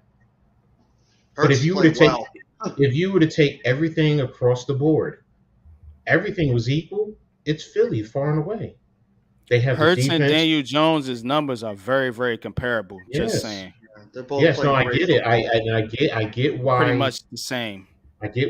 people would put Philly too. Like I said, I get it, but it's just something about that team that I'm seeing right now, the way that they're playing and the confidence that they have and the way that they balance out each other. I'm not saying Buffalo doesn't, because they have a good defense too, Mm. but They're dominant on the lines. They're dominant on both sides of on the that's where lines. you win it. Yeah, they're the You best know me. offensive line in I've football. always said trench warfare is the key to winning everything, and that's it's like I sit there and I look at the lines, both sides of the lines. Philly has They, a great running tandem that and they they can got two control. great wide receivers. Great wide Yes, and receivers. it's they can match up with their wide receivers over in Buffalo. Hmm. They have a good tight end. Yeah, You know, Goddard's good. their defensive backfield Yeah, it's very good. Bradbury and Slay Okay. both played well. You yeah. have to be real. I know you got that look, MYG, but you got to be real. Philly is looking pretty damn good. They are. We're looking Until they good too, get but they're beat, looking good. until they get their first loss, hopefully against us, Yes. then it's I get why you would say Buffalo, but if I'm gonna be honest, I'm gonna say Philly one, Buffalo two, Chiefs three. Yes, Hmm. I'm putting the Chiefs over the Vikings and us. Then I'm putting hmm us or the Vikings. I'd put Dallas up there because Dallas is playing great football too. No, I'm not Jeffy, saying that. no. I'm not Dallas is saying not a Dallas top isn't up there, five but team. I'm is sorry. Dallas over I us? That's what I'm getting at in terms of. know they beat In, us, but still. They're 5 and see, 2. I'm not And we're saying that. six I and just one, so we no, deserve Yes. it's more not that. respect. It's not that. It's not that. It's not that. I mean, Look at the I, mediocrity in the league. it has nothing to do with that because then that's saying that the teams that we played aren't good. Right. The Giants got to get respect for beating the teams No, that they beat. If I would Dallas put can get respect, we got to get respect too. no, I didn't say that. I said So we getting ranked under teams with worse records consistently. I would put us, the Vikings. Eagles, and the Cowboys all in the top 5 right now. I would put all 3 of us there because we're all playing top 5 level football. All 3 of us. I would do Okay. it. I Okay. would Where put the all 3 of us Bills and there. the Chiefs and the No, Vikings and all them he I ranked. said put the top Vikings five. 6. I put That's the what Vikings I knew he 6. was going with that. I Six? knew he was Okay. going Yeah. with that. I mean, Yeah, yeah. I I wasn't. can roll with that. I could roll with that. I understand it. I understand that point. But now it's who's four, who's five. I Because are would you put going the to? Giants 4 because of the better record, and I Okay, put Dallas 5. okay. I would But go. then This would be my top 5. I go Kansas City. I would go Buffalo, Philly, Kansas City, Giants, Dallas. That's my top five, and then right below might have Minnesota at six. Okay. Is that really And is unfair? it? No, it's not, I get it. I understand. I understand the logic. It's I'm gonna hard to go a argue different against it. direction. I'm gonna go a But different direction. I'm the gonna go with initial Kansas City one, I and respect I'm gonna that. tell you why. Because they Buffalo, despite the regular season, they can't get over that hump in the playoffs. Until I see that, I got to give Kansas City they props the issue is going to be right now because Buffalo beat them head to head. in the Kansas City regular would have season. Kansas City would have to go to Buffalo in the into dead of winter. Yeah. And Don't Josh Allen forget is If that. playing out of his damn if mind. if they finish with a worse record, Yeah. Josh Allen is playing out of his damn mind right now. Right now, in worst case scenario, I see them both having the same record. I'm going to be honest with that. okay, then I can that And see if then that. that's maybe the that case, changes. Maybe that changes. so that's I why give you it's that. like that's why right now the way the league is, and then you just go based off of the records right now and what they've done so far to date. That's why it's like for me, it's Buffalo 2, Kansas City 3.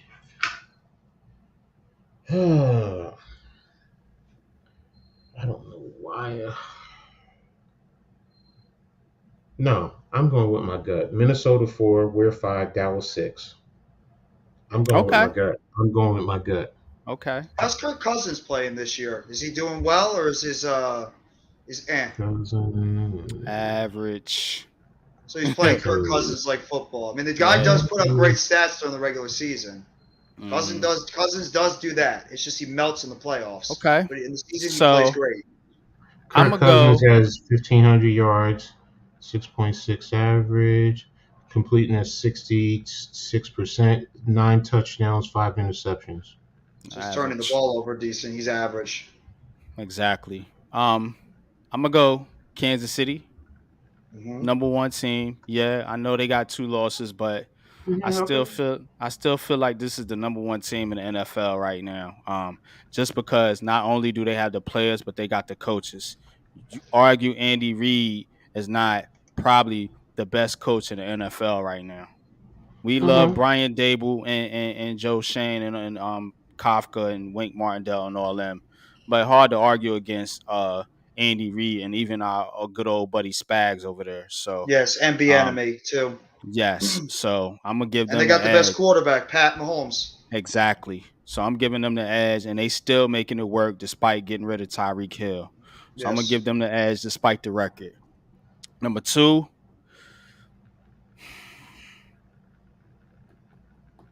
if I'm being honest and objective here, I'm gonna say Buffalo. I'm gonna say Buffalo. Just because I take more stock in Josh Allen. Buffalo is at the top of the NFL and a lot of statistical categories, offensively and defensively. Because when I look up stats, they're up there in every statistical category, and they bring it. You know what I'm saying? Consistently, man. That's a consistent team. The Hmm. Buffalo Bills. I'm putting the Buffalo Bills at number two. You know what I'm saying? Based on the quarterback, not to diss Philly, even though I want to diss them because it's Philly. But the two, you know, my wife just gave me a evil eye. She's a Philly fan. The two, the two,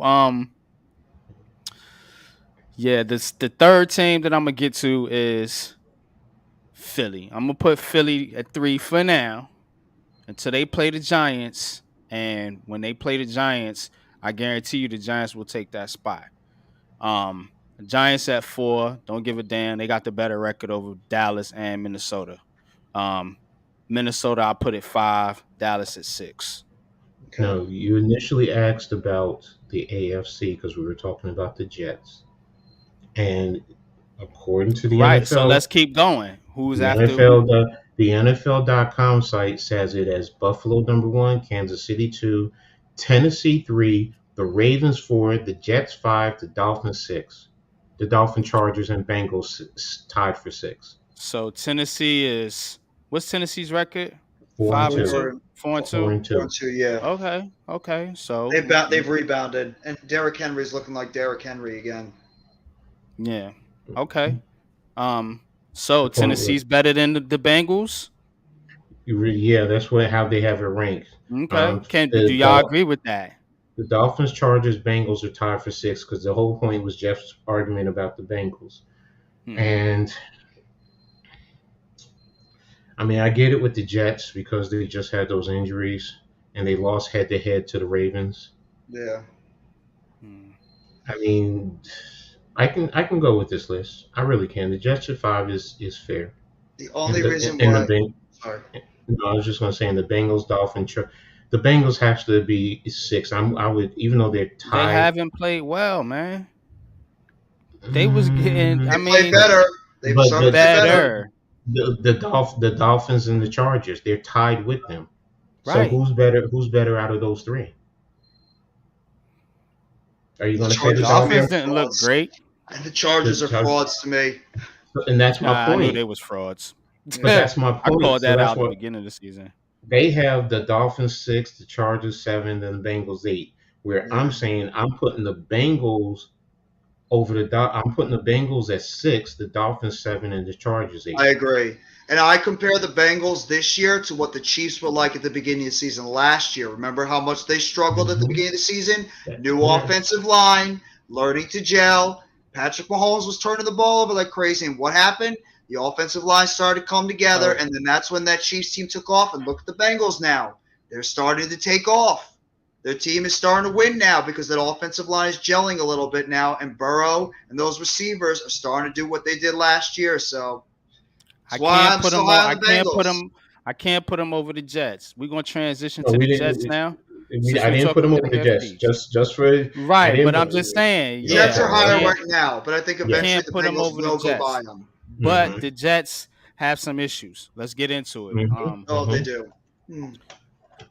Man, Brees Hall, man, and salute to the young man. Hope he gets better, man. But devastating injury, man. Out for the Mm-hmm. season, ACL tear.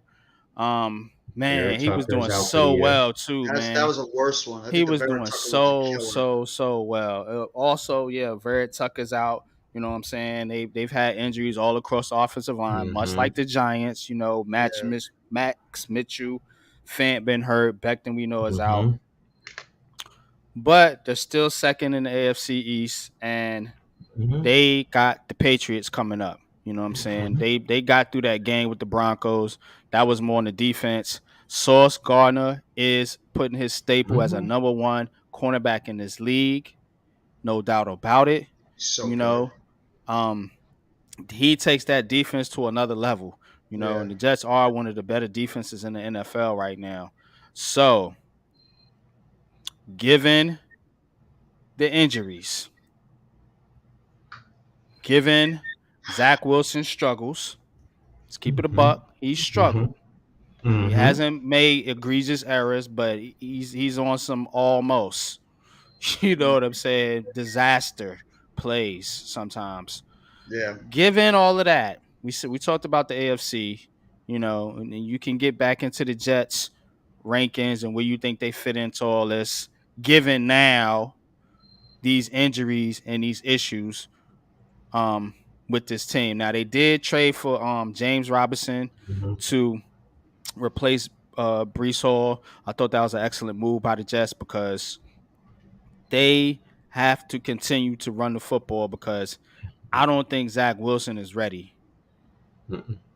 I don't No. think he's ready. No. You know what I'm saying? So they know they got to continue to run the football. They may be able to get by with the line that they got, you know, from a run blocking perspective, much like the Giants are doing, you know, but our lines played better of pass blocking as of recently, man. You know what I'm saying? But the Jets line is much like that. They struggle in pass protection, excellent in run blocking. Hmm. So the James Robinson, man, they got him for a 6th round pick. It becomes a fifth if he rushes for over 600 yards. Mm-hmm. So him and Michael Carter, I think that combination, I think they like Michael Carter as a two, and they wanted to get another number one running back, which I think that's what they're going to use James Robinson as. And he's been a number one before in this league. He's a good player. You know what I'm Yes. saying? I think he's in his what, third year, coach. Correct me if I'm wrong. But he's had so far 340 yards, three touchdowns, nine receptions, 46 yards and a touchdown this season. So the guys played very well. And I think they just got a good one, man, for a low cost, 6th round pick, man. Those are crapshoots these days in the NFL. But the question that I want to pose, it's unpopular opinion sports, man. Please hit that like button, man. Please subscribe and share this video. Can the Jets make the playoffs as currently constructed? So I'm gonna give y'all that again. We talked about the Giants in the Super Bowl. I just want to know, is the Jets, given what we talked about, how this AFC, as Jeffy say, is wide open. Shout out to you. Can the Jets still make the playoffs as currently constructed? Go. Coach, you can go ahead first. This is his third year. Third year, Tony, James Robinson, right? Yeah, that's what I thought. can the Jets make the playoffs as currently constructed? Looking Yeah. at the AFC, yes. Okay. Get into it. Um, I just told you the teams ahead of them. Um, the Dolphins, they're going to battle the Dolphins. We already know that. Those teams go back and forth. The Chargers, I don't trust. For some reason, I don't trust them anymore. I did at the beginning of the season, but they've shown me that they're not that type of a team. Um, Pretty much all of the AFC West has shown me that, other than Kansas City. So I don't Mhm. trust them. The Bengals are starting to ascend. And then after that, you have the Colts, maybe the Patriots, because you have Bill Belichick. We talked about coaching with the Giants. I mean, Belichick, you have to give complete homage to, because of who he is and what he does. And I'm going to be honest with you, I'm concerned for the Jets this weekend, because Bill Belichick got their butts whooped Yeah. by Chicago. And do I think that he's going to have those guys? Like, everyone's talking about the quarterback. There's a lot of veterans on that team that have pride, and you're playing a division rival, and you're right now you're 2 games behind them, and you're going to them. So if you win, that means they have to come to you, and then that means if you win both of those, you then have that over them. So other than that, I don't trust the other teams. The Colts, no. The Raiders, no. The Jaguars, no. Broncos, Browns, Steelers, Texans, no. So as the way the AFC is, and I know we talk about it's a, the tougher, supposedly the tougher. No, not really. Hmm. I I mean, don't agree with that. and it's 7 teams that get in now. So the Jets are in the fifth spot. Yeah. Hmm. So, and they're 1 game up on the Dolphins, Chargers, and Bengals, who are fighting for the sixth and seventh spot. And then, Hmm. like I said, the Patriots are at 10. I mean, they do still have a ways to go to fight. They move up, but they're the only team that I think, and maybe the Bengals, but then that still puts the Jets in the 5 to 7 range. The Dolphins, Chargers. I mean, are they going to fight with them? Yes, for positioning, but and what happened? Or the Ravens? Oh, that's why those other teams. The Ravens are in because of they're leading their division. So I forgot about that. That's why they're over the Jets. So Mm. right now the Jets are basically fighting with the Dolphins, Chargers, Bengals. I mean, you want to say the Colts right now technically, and maybe the Patriots. Technically, but who really thinks they're contending? I mean, Matt No, Ryan got benched. yeah, exactly, and you got a rookie Because quarterback, he's so washed. exactly. So that's why I'm not worrying about them. The Patriots, all right, you could say they have a quarterback issue, but we can joke about Matt Patricia and Joe Judge. You have Bill Belichick over there. Period. Case Yes. closed. Yep. And I have to respect that. So they're the only ones that coming from the bottom moving up, but I don't trust the Chargers. I don't. And if that's the case, and the Bengals stay, move up, and the Dolphins stay right where they're at, the Jets are where they're at. The Jets are in the playoffs. I mean, Who I'm do you looking think at I'm who's? looking at what I'm looking at what coach is saying too. I think Mhm. that there's going to be teams that probably will make the playoffs. Like I don't think we have to worry about them. Buffalo should be in. Kansas City should be in. I think Tennessee is going to win that division in the South. Mhm. And then Mhm. it's really can the Ravens keep the Bengals off, but the Bengals are starting to surge now. But I think that both those teams eventually will make it. And that's 4 spots right there. And then you have to think about some of the other teams competing, like Coach said. You got Chargers, you got the Los Angeles Chargers, you got the Miami Dolphins, you got the Patriots, you got the Jets. I mean, who knows about the Browns? I mean, I don't trust them. I don't trust the Mm, Colts, like you said. mm-mm. I think the Colts are gonna. I think the Colts are a fraud team. I don't trust the Mhm. Chargers. Some crazy people are still gonna think the Raiders are gonna come back. I think they're screwed too. Nope. And you There's fraud. the Fraud them out coaching, the too. coaching in the AFC West is so bad. Besides Coaching Andy makes a Reid, difference. the Yeah. coaching in the AFC West is abysmal, and it's no wonder why those 3 teams are as bad as they are right now and so untrustworthy. Do I think the Jets can make the playoffs? Yes, because even though they did lose Brees Hall, and that's a big time injury, even though they did lose Elijah Vera Tucker, and I think that's actually even a worse injury than the Brees Hall one, because he was playing great football on that offensive line. Ooh. I still believe the Jets' defense, especially, and how well their defense is playing, what Salah is doing with that defense. Sauce and Reed, the other cornerback, is playing really good. Their safeties are playing well. Mosley seems to have rediscovered his playing ability that he had in Baltimore. Quincy Mhm. Quincy Williams, Quinnen Mhm. Williams' older brother, is playing really well. Linebacker Quinnen Williams is playing great. Lawson's playing great. But I think this is all really going to fall on how is Zach Wilson going to progress the rest of the season, because they're going to have to start eventually, start throwing the ball a little bit. I know they want to keep the running attack going. I know they're going to want to do that, but I don't think James Robinson and Michael Carter are what Brees Hall was giving them. And Mm-mm. I think eventually that Zach Wilson is going to have to start making some plays in the passing game.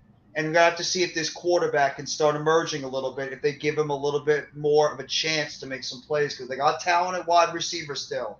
Garrett Wilson is really good. I'm hoping that they have this thing resolved with Elijah Moore, because they're going to need the kid now. If Corey Davis isn't hurt for multiple weeks, he's still solid. He's been their best receiver this year. Their tight end group is still solid with Uzama. I think they need to use him more. And obviously Conklin is solid.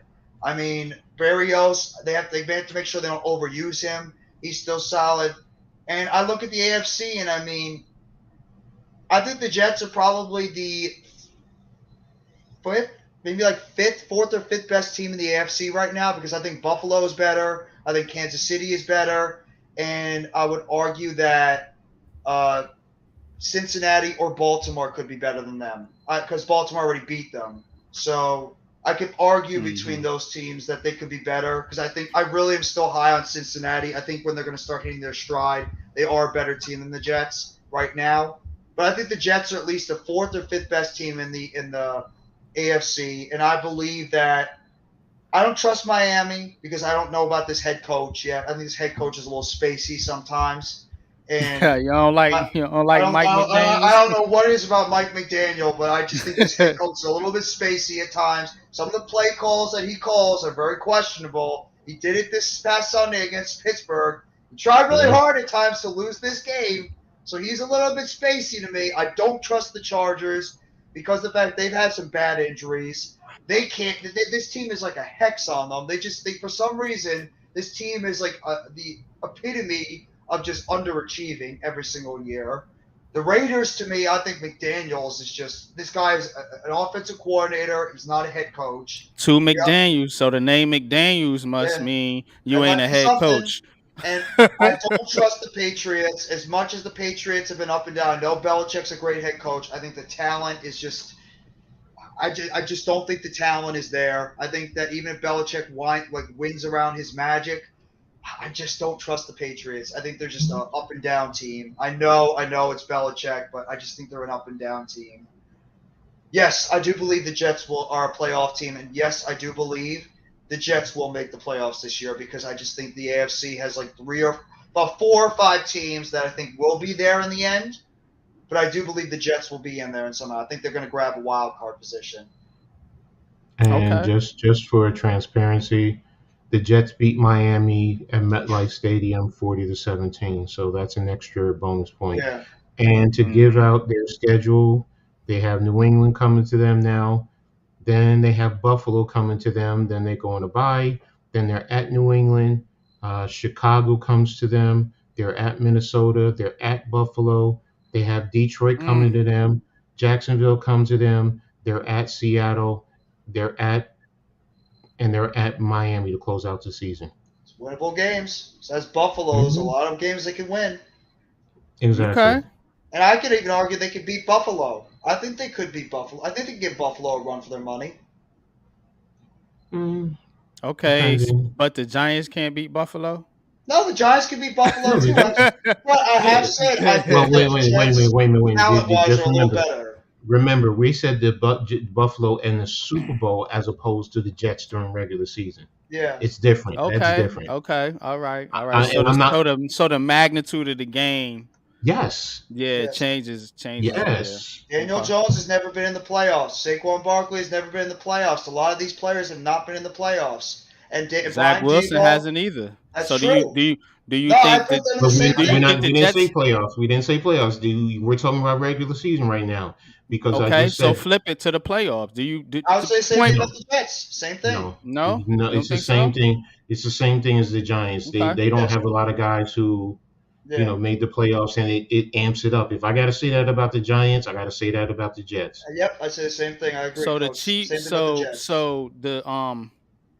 the Jets are missing some pieces, obviously. Hmm. Yes. What are the Jets missing that you think they need to put them over the edge? Offensive line. Their offensive I line think is so beaten up Coach right said now. something last week though. I remember you said the quarterback. Hmm. I mean, Yeah. So Zach is Zach Wilson. Wilson is do they have a Zach Wilson problem? I mean, he's just coming back off an injury. First of all, Yeah. And I it's only mean, second year.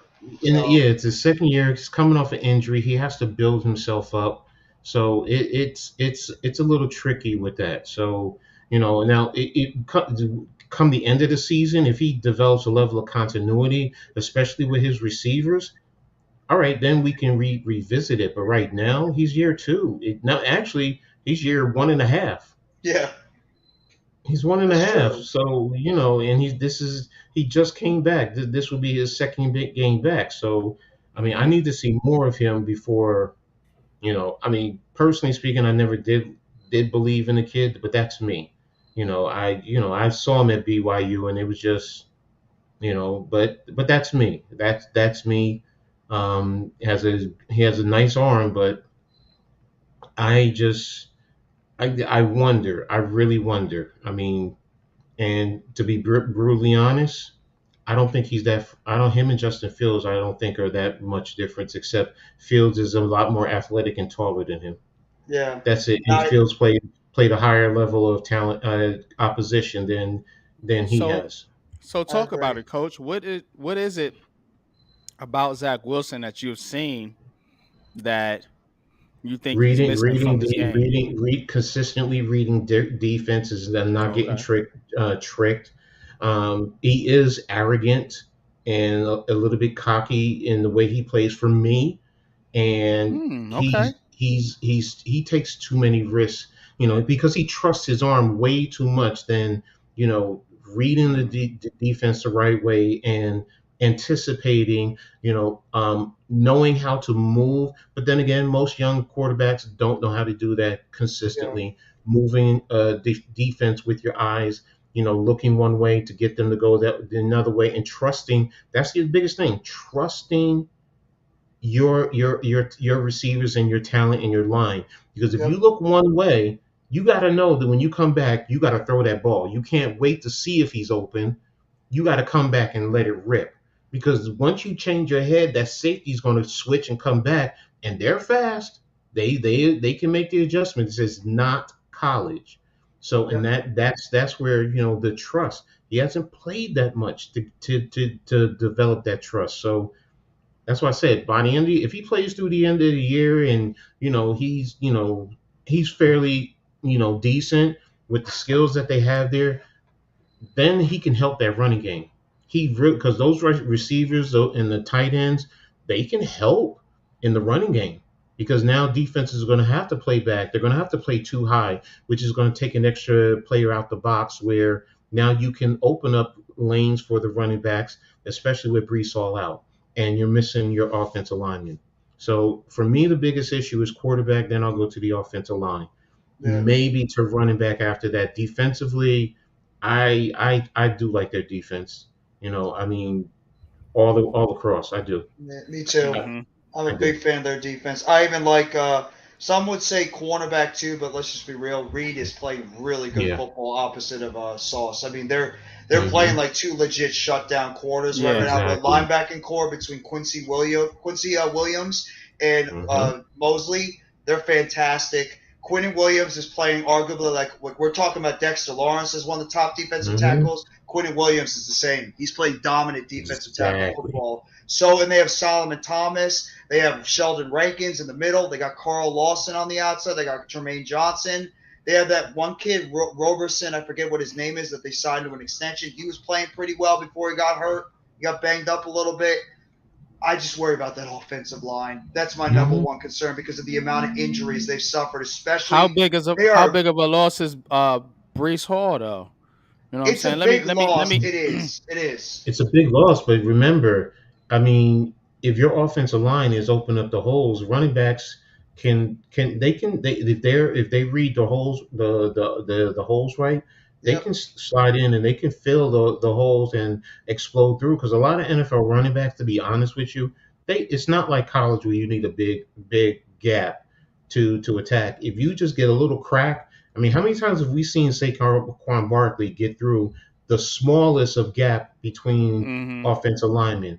And that goes with a lot of running backs Yep. that are able to But do is that. it every running back though? Most. Let me kick y'all something real quick. All Mhm. right, so Brees Hall so far had 400 and Mhm. Mhm. 63 yards, 5.8 average, four touchdowns, 19 receptions, 218 yards, 11.5 average, one touchdown. His projection for the season was over 1,100 yards, 1,124, 5.8 yards average, 10 touchdowns, 46 receptions, 429 yards, two touchdowns. So this guy's not only getting it done in the running game, he's also getting it done in the passing game. Yes. Yep. So Yes. it's not just, you know what I'm saying, coach. You know what I'm talking about. You're the Yeah. coach. No. No. No. No. So tell I'm me how big of a loss is Brees Hall Okay, to I'm this not offense. saying based on what he was doing for the team, he's not a big loss. But what I'm saying is, as much as we don't like saying it, other than Saquon Barkley, guys like that, Derrick Henry, Brees Hall is not on that level. He can be That's replaced. fair. Yeah. He's a rookie. I haven't seen a full game of him to really get to see what he's doing with in what I just said. Does he know that sometimes you just need a small crack to slip through because you can't wait for those big gaps to open up so you can run through? Because then you're waiting for your offensive lineman. And to Sometimes you your gotta. point, coach, I Mhm. think that's the change or one of the changes I've seen in Saquon Barkley in his game. Exactly. He starting to squeeze through those little holes, Exactly. pause. But you know, Yep. that's what he's doing. So Exactly. yeah, go And ahead. that's where I'm going with Hall.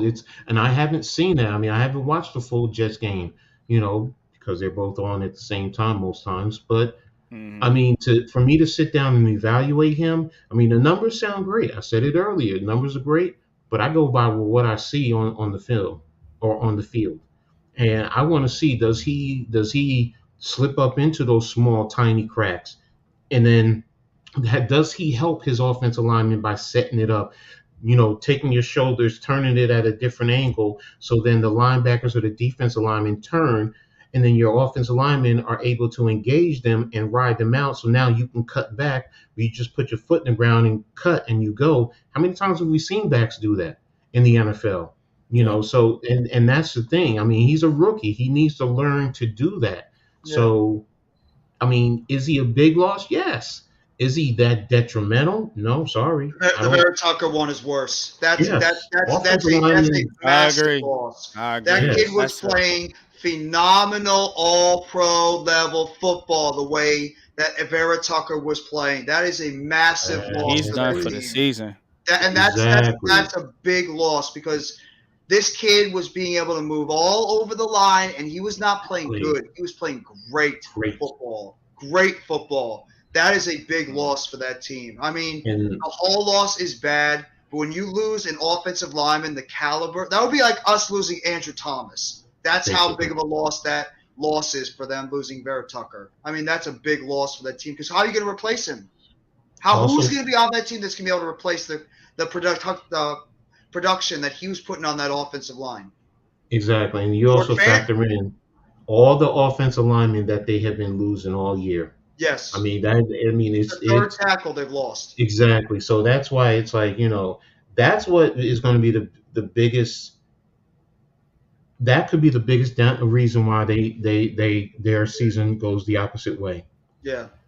Offensive line play. That's Hmm. why I said if the offensive line can at least keep Wilson up, and he has the skill guys. I mean, there's no denying that. Yeah. So, if they can keep him up and they can open up little alleys for the running backs to get through, but the running backs that they have, I think, are good enough they understand the pro game. So they understand how to set up the blocks and help their offensive linemen more than anything, even if their offensive lineman is getting beat, but if they take a certain angle, it changes the defender's angle, which then will allow their offensive lineman to maybe reposition and be able to drive. So those two work hand in hand. So they more so than anything, it's in the passing game. And Now, coach, real yeah. quickly too, Hmm. what's also going to hurt, what also might hurt, impact Zach Wilson is the offensive line. We talked Hmm. about every time with Daniel Jones, the offensive line's not good. The offensive line's not good. The offensive line is not good. Look at the offensive Hmm. line for the Jets now, especially at the tackle position. You don't think defensive coordinators and other teams are scouting that offensive line on the Jets, and they're not going to want to just try to blitz the hell on the outside and attack. I mean, as much as Dwayne Brown's playing good football, do we think that he's going to be able to hold up? And he's had injury issues, and he's up there in age. Hmm. And George Fant, who's coming back from injury, defensive coordinators are going to be trying to blitz the hell of the Jets' offensive line to see if they can hold up. And that's going Hmm. to impact a guy like Zach Wilson. So, as many talented players they might have out there, if that offensive line breaks down, it doesn't matter what kind of playmakers you have out there, and it doesn't matter what kind of progress you're hoping that Zach Wilson can put out there. The kid's going to be running for his life the entire time. Coach, go ahead.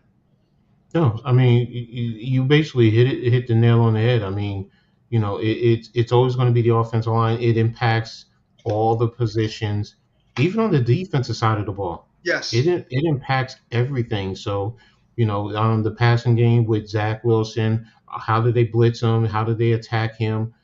Things of that matter. How does he adjust? I mean, I also take into the consideration based on, I mean, I don't, it's not the end all be all, so please don't think I'm saying that, but I also take into consideration his height. I mean, he's Yeah. what, 6'1"?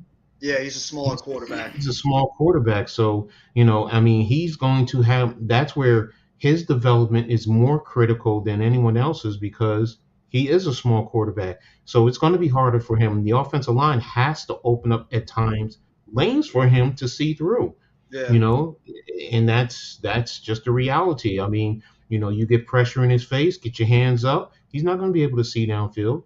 But if the Mhm. offensive line is at least moving guys, then maybe he can see a little bit more, and it goes into timing. It goes back into the timing. So anticipation. So, and like I said before, for me, and it's not a lot, it's a small sample size, but I think the kid is too confident on his arm, and he plays a little bit arrogant toward for me. And again, Would I you have to. consider moving on from him after this season? I know they're not gonna do nothing in season, obviously. Would Nah, you No, no. you can't, because he's a number one draft pick, and that means you're when you say move on, you mean trade him. If you're going to trade trade him, him, and release him, you can't draft No. over release. him, whatever the No. whatever First the of all, case is? you're not gonna release him. You're not. If you Okay, can't okay. trade Well, him, trade him, trade okay. him. And then what is his dead cap hit? Because that's the other thing. He was a number two pick, so his cap hit is going to be, what is it? Is it $30 million? So those factor in. Remember, I've been saying Mhm. about the money. So to Yeah. move on, what are you getting to move on, and who do you I have to mean, they did it replace him? with Sam Darnold. They didn't do it after year two. Was it year 3? It was year three, if I'm not mistaken. It was year 3. It might have even been year 4. Mm. Yeah, because whatchamacallit re-signed him. Yes, it was. It was year four. Oh, okay. Okay. So So no, they're not going to do it. They're not going to give up on they're this they're kid. not And gonna. this is Joe Douglas's pick.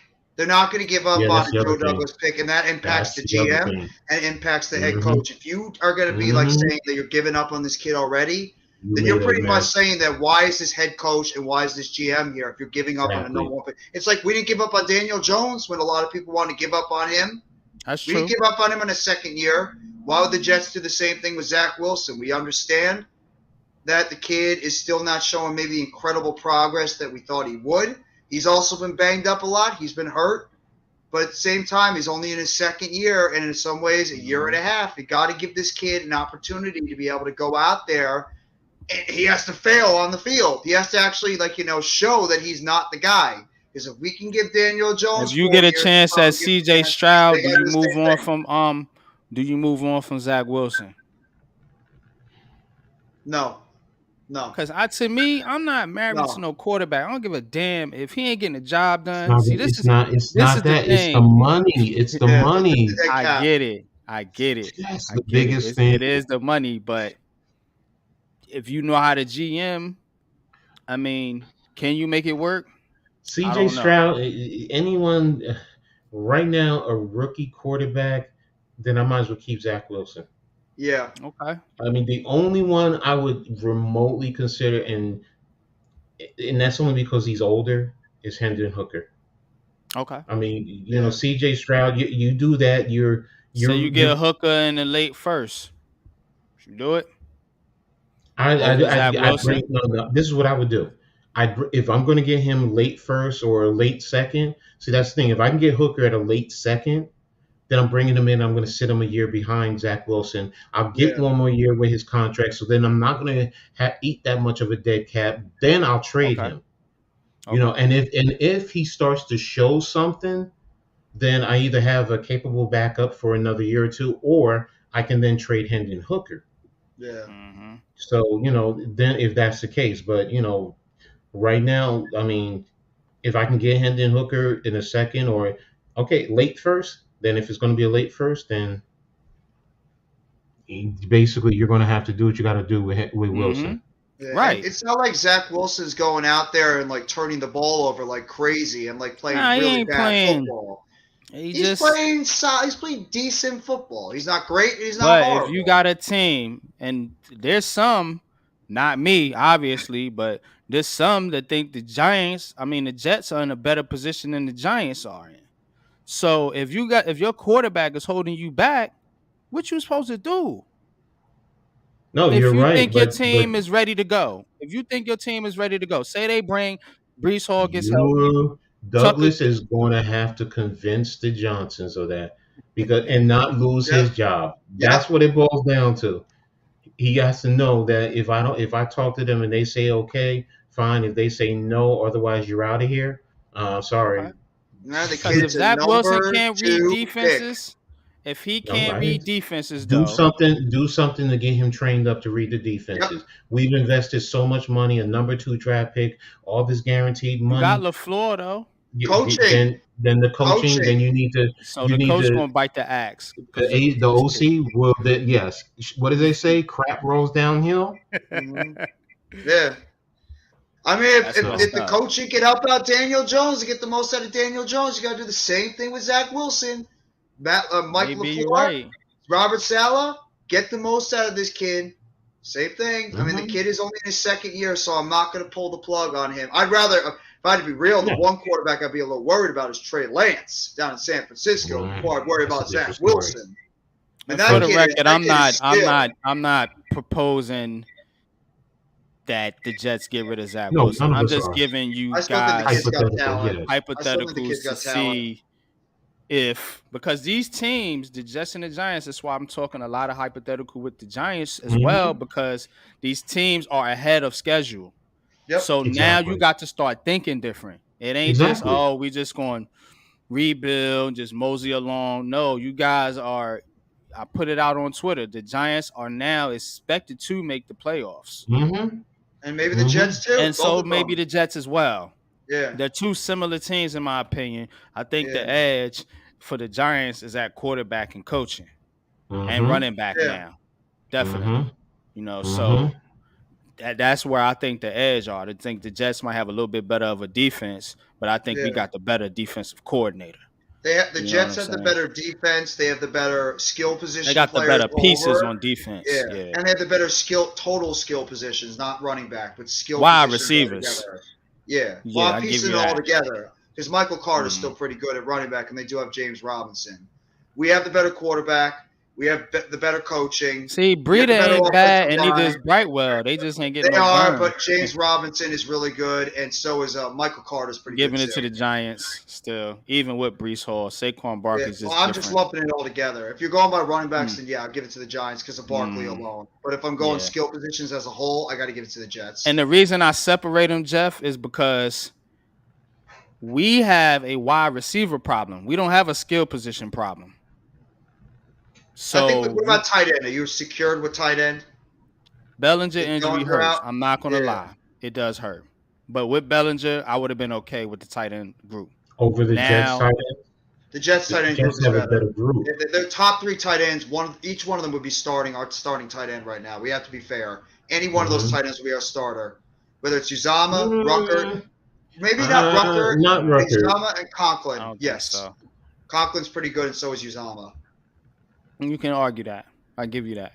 You know what I'm saying? But I look at the tight end as more of a push, in my opinion, because I think our tight ends block better in the run game.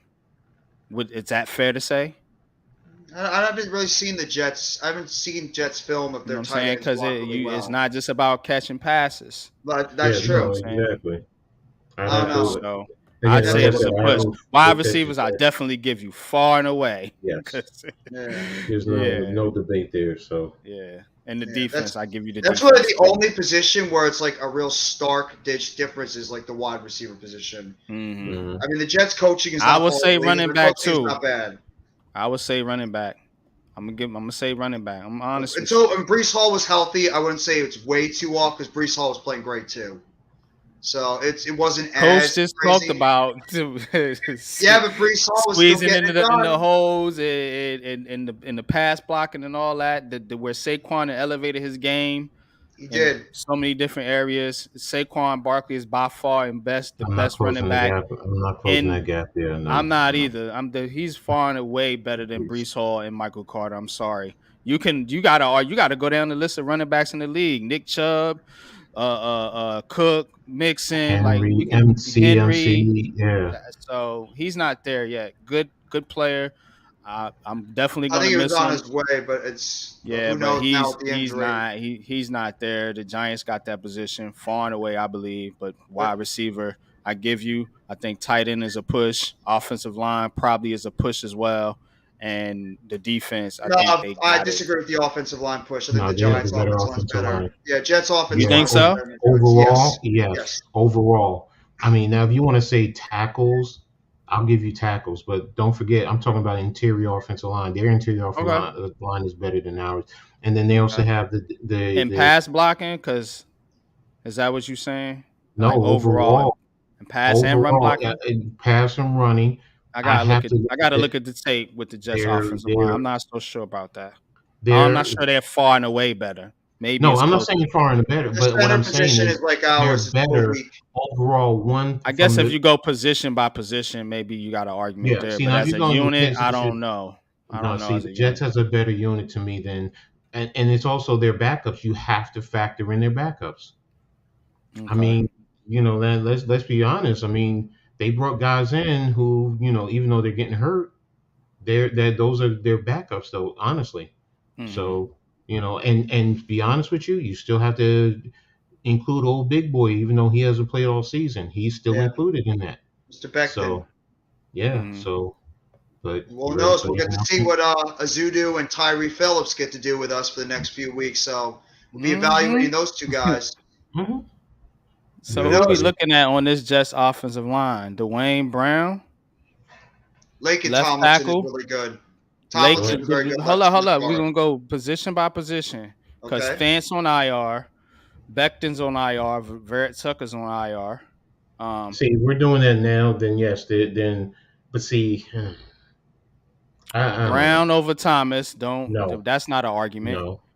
Lake No. and Tomlinson, Ben Bredesen. Yes, Lincoln Thomason. Yes. Thomas over Brown. Sorry. Thomas is better than Brown right now. Yeah, Brown's no, Brown's Thomas not is the better same than player he Brown. was. Yeah. Lincoln Thomason over Bredesen. And wait a minute, Yeah. Bredesen is down right now. So, because if we're Right. talking about Azudu. the other ones on RR, then it's a Zoodle. Yeah. Bredesen ain't on IR though. But But he's Bredesen gonna is be hurt. out for multiple weeks. Yeah. You have to put He's Azudu hurt. there If you're instead. going to do the other Okay. ones, Went to Zudu. Okay. McGovern over. No, that's not an argument. That's like a eh, push. it's a McGovern's not push. even that good either. No, Yeah. let me So see this. so McGovern over Slightly over Feliciano. Feliciano, Yeah. Feliciano. slightly. It's not that much. Okay. Nate Herbig over Glowinski. That might be a push too. I have got to see Herbig. I don't know if he's been great. It might have to give the edge to Herbig a little bit because Glowinski I think has been okay at times, not great. Mm, I don't okay. know how you guys feel about that. I have to see her Mm, big a little bit I more. don't So know. Yeah, I don't know that about might right now it might be Herbig. Glowinski for me. And it would have I been don't. right tackle would have been Neal, but he's down now, so we can't put Neal there. We got to put Tyree Phillips. Phillips. And Okay. who's And their right Tyree tackle Phillips. I don't against know who is their who's Oh their right well, right? Mike tackle. Rimmers. Mike Rimmers ain't a great player. No, no. Or is this Cedric Ob? Oh, show the Cedric, the former Bengal Yeah, tackle. I think he may be the starter now. He He went in for better the not play game. either. I might have to give it Yeah. to him because So what is Tyree Phillips right now? We really haven't seen much on this kid. that's a mystery too. You know what I'm Yeah, saying? But he did play well going into the game. So that's the sample size we got to see. So yeah, maybe we'll push this one back to next week's Heart of the City and revisit this question because yeah. I'm not so sure that the Jets got a better. Well, I don't believe it at all. But this argument that the Jets, some of these positions, I don't know if it's true or not. I think we're more even than people think. I think that some of Mm, the edges are very stark, but in reality, we're not that far apart from each other. I think we're not that true. far That's apart, fair. So talent wise. Corner, you Well, ready? Jet, Sauce and Reed, but hell, Fabian Moreau ain't playing bad yeah, either. He's a what you said top 6 quarterback he's in the right league. now he's rated top 6 cornerback in the So league where he's playing. Okay. so Yeah, that's I what I'm mean, saying. But It is a yeah, they lot probably closer still than give the you Jets it's a think. the lot edge on that. closer. Reed Definitely, and Sauce are it playing definitely is a shutdown. lot closer. Yeah, we have the edge So of safety though. I take Love and McKinney and Belton over theirs, even though See, there you Eccles and go. Eccles and Whitehead have been playing well too. I'd still probably take and Joyner. I can't forget about Lamarcus Joyner. I still probably take the Giants safeties over them because Love and McKinney are playing great football. So Right. linebacker, it's them. No disrespect. Got to take Mosley and Quincy Williams over mhm. Owens. Yeah, our Have to. Got to be linebackers, real. man. There's a better. Defensive tackles, I take ours, but not that much because Quinn Williams is playing great. Dexter's playing great. But I think Leo, when he gets healthy, is better than what they have with Sheldon Rankins or Solomon Thomas. So I take our defensive tackles, just Leo and Dex alone. The outside linebacker slash defensive end. Tibbs is starting to turn it up. So Lawson's playing good too, though. This is tough because Aziz is really giving us really not that much this year. He's been hurt more than on the field. Zimonet's has been solid, but he's not there right now. He's hurt. I mean, but do you look at what we have between Ward, even Timon Fox? Yeah, it's true. We might have better depth than them because they have Jermaine Johnson. They have that Robertson. I forget what his name is. He's playing pretty well. Jermaine Johnson's been solid, and Lawson's played well. I'd probably give us the slight edge because I would give it to. I think Tibbs is the best one out of all of them right now. Mm-hmm. not that Not big of a if difference. Aziz was here, you know what I'm saying? Oh, Definitely if we had give it Aziz, to. yeah, we have the edge. But Absolutely. yeah, concurrently constructed, yeah, it is kind of closer than you think, just because Yeah. we don't have our second best edge rusher out there. You know what I mean? Yeah. But let's let's go ahead and start to transition into the to the NBA. Wait a minute. One more thing I Special. want to do say about the. Oh, go ahead, coach. You don't want to talk about that team from the Bronx? No, that's not it. I have a No, not special yet. announcement. Go ahead. That coach. I'll be partnering up with Shadow Worlds Radio, and they're also going to be picking up this show, and they're going to be putting on rebroadcasting it. We even just discussed picking up two broadcasts a week, one on Thursday, where the time is to be determined, and Saturday morning. So, anyone who's missing this show, they can pick it up on Shadow Worlds Network, Shadow Worlds Radio. Um, it's Shadow Worlds. It's a logo behind me. It's Shadow Worlds for anybody who's looking it up online.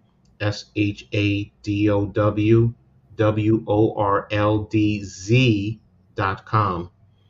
But they also have access to iHeartRadio and Spotify. So they provide a great deal. It's internet radio, DJ mixtape shows, and a multi podcast show network where they not only do music, but they also address social issues. They do a lot of interviews. They're out in the community. The owner, I've known him for years. We've even dealt with football. That's Hmm. how we met through Hmm. football. He's also a Giants fan. So, and That's what's up. he Smart knows some man. guys who's he know guys. Oh, I forgot his name. He's from Orange, who played on the Giants championship. I forgot his name, but yeah, he's done that, and I know he's going to do a quick interview with us later this week to talk to us about why we do this. So it's a great opportunity for all of us. Not only to broaden our perspectives, but also to get our networks out there, but also to introduce them into our network because Shadow World is not only in the New York, New Jersey area, but it's national. So, he has followings all over the country, especially down in like Louisiana and the Southeast area. And I believe it's in the either North or South Carolina area. I forgot what he said. But it's a great opportunity. I'm really excited about it. Like I said to NYG, I think it's a great Yes, opportunity for us, definitely. to grow what we're doing here, and to take what we're broadcasting and talking about that we love to talk about, across the country, and also to have them come in and talk to us about the teams that that they love, whatever sport. So, I just wanted to introduce that and announce it to everyone. So, that's why I have their logo behind me. And, I really appreciate Is there DJ any Nas. way you could put that link in the chat, coach? Yeah, I'll pull it up and put it in the chat. And shout out to Shadow Worlds Production, man. For real, I'm excited to work with them. You know what I'm Hmm. saying? We're all excited, man. You know what I'm saying? We're pumped up, man. You know that this very show here is going national, man. That's amazing, man. Just in a little bit of time we've been doing this. This is only our 10th episode. Like Hmm. this is incredible, you know, man. And shout out to Coach, man. You know, and shout out to the whole Shadow World Productions. Um, like I said, very, very excited, man, to be working with those guys, man, and that whole team over there, man. Like, you know, we're this is a great, great time, man, for us here at Unpopular Opinion Sports, and also, you know, for the community, man. You know, the whole Big Blue crew, the whole Big Blue community, man. You know, just to get the word out there. You know, I have a lot of open panels. You know, people coming in and on the show, man. So this is definitely opportunity, man, for all of us, like Coach said. You know, to get our name out there, to really grow, man. And man, proud, We, man, and excited, man. let me double You know, check their they have everything. They have Twitter, Facebook. I think he's YouTube, but he hasn't used it that much because he's focused elsewhere. But because of the network appreciate you that we hit, have, man. Appreciate your support too, man. For real, man. yeah, definitely. So I mean, again, I'm thankful to DJ Nas for, like I said, for being I consider him my brother. Just like Mm. you talked about Breezy, he's my brother, and I've listened to him. I mean, he plays R&B radio. I mean, if you pulled up his website, you know, it's there, and it's. Oh, wait a minute. Oh, that's my website. Sorry. Mm. It's all good, man. I Man, gotta get it. it's I an gotta get it. exciting time, man. Like you said, Hmm. Coach, man. Just to bring this whole show, man, to a Hmm. bigger audience, man. Hmm. Cause man, we've been putting in work over here, man. Just for the little bit of short time we've been doing this, man. And shout out to you, Coach, man. Shout out to you, Jeffy, man, and Hmm. everybody in the chat, Shout out man. to you too, bro. You started this Man, thing. Hmm. You're the this Exactly. squad, orchestrator. man. Yeah, man. Yes. Pat, man. Big Pat got me into this, man. You Yep. know what I'm saying? This podcasting, man. You know what I'm saying? Shout out to him, man. Shout out to my brother, big fan Breezy with the Brooklyn S vlog. You know what I'm saying? Yes. Definitely gonna be working with him a lot, man, in the future.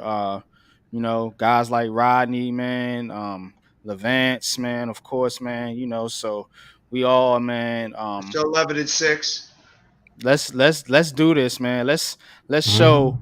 let's show people what's up, man. Let's show people what happens when you underestimate not only the New York Giants, man, but New York sports in general, man. Let's Hmm. show people, man, what we can do as content creators, man, and how Yes, we can sir. grow, Hmm. man, and do something special as well. Just like the Giants, man.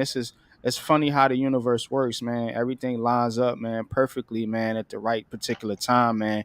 And all you got to do is seize the opportunity, man. Because seriously, man, the Giants are doing well, and so are we, man. All of us, man. So Hmm. it's perfect timing. We all got into this. All three of us here got into this year, and it just so happened that this is the year the Giants come out of their sleeping Yes. giant slumber and start to wake up, man, and start playing real football, man. And The same thing RG. with all these other New York teams, man. We're gonna get into them here in a little bit. And Go ahead, RG, I Jeff. got I got a song that could perfectly emphasize all that stuff. It's an old school song from a little rapper known as Puff Daddy. Can't nobody take our pride. Can't nobody hold us down. Oh no, Hmm. we got to keep on moving. One of my favorite all time songs from Puff Daddy. Can't nobody That's hold me it, And down. man. Almighty, And speaking of Almighty, hip yes, hop, they No he do way says have. out. they got hip hop music. Yes, they Speaking of have hip hop, all man, everything. So, I mean, Shadow when I World say production.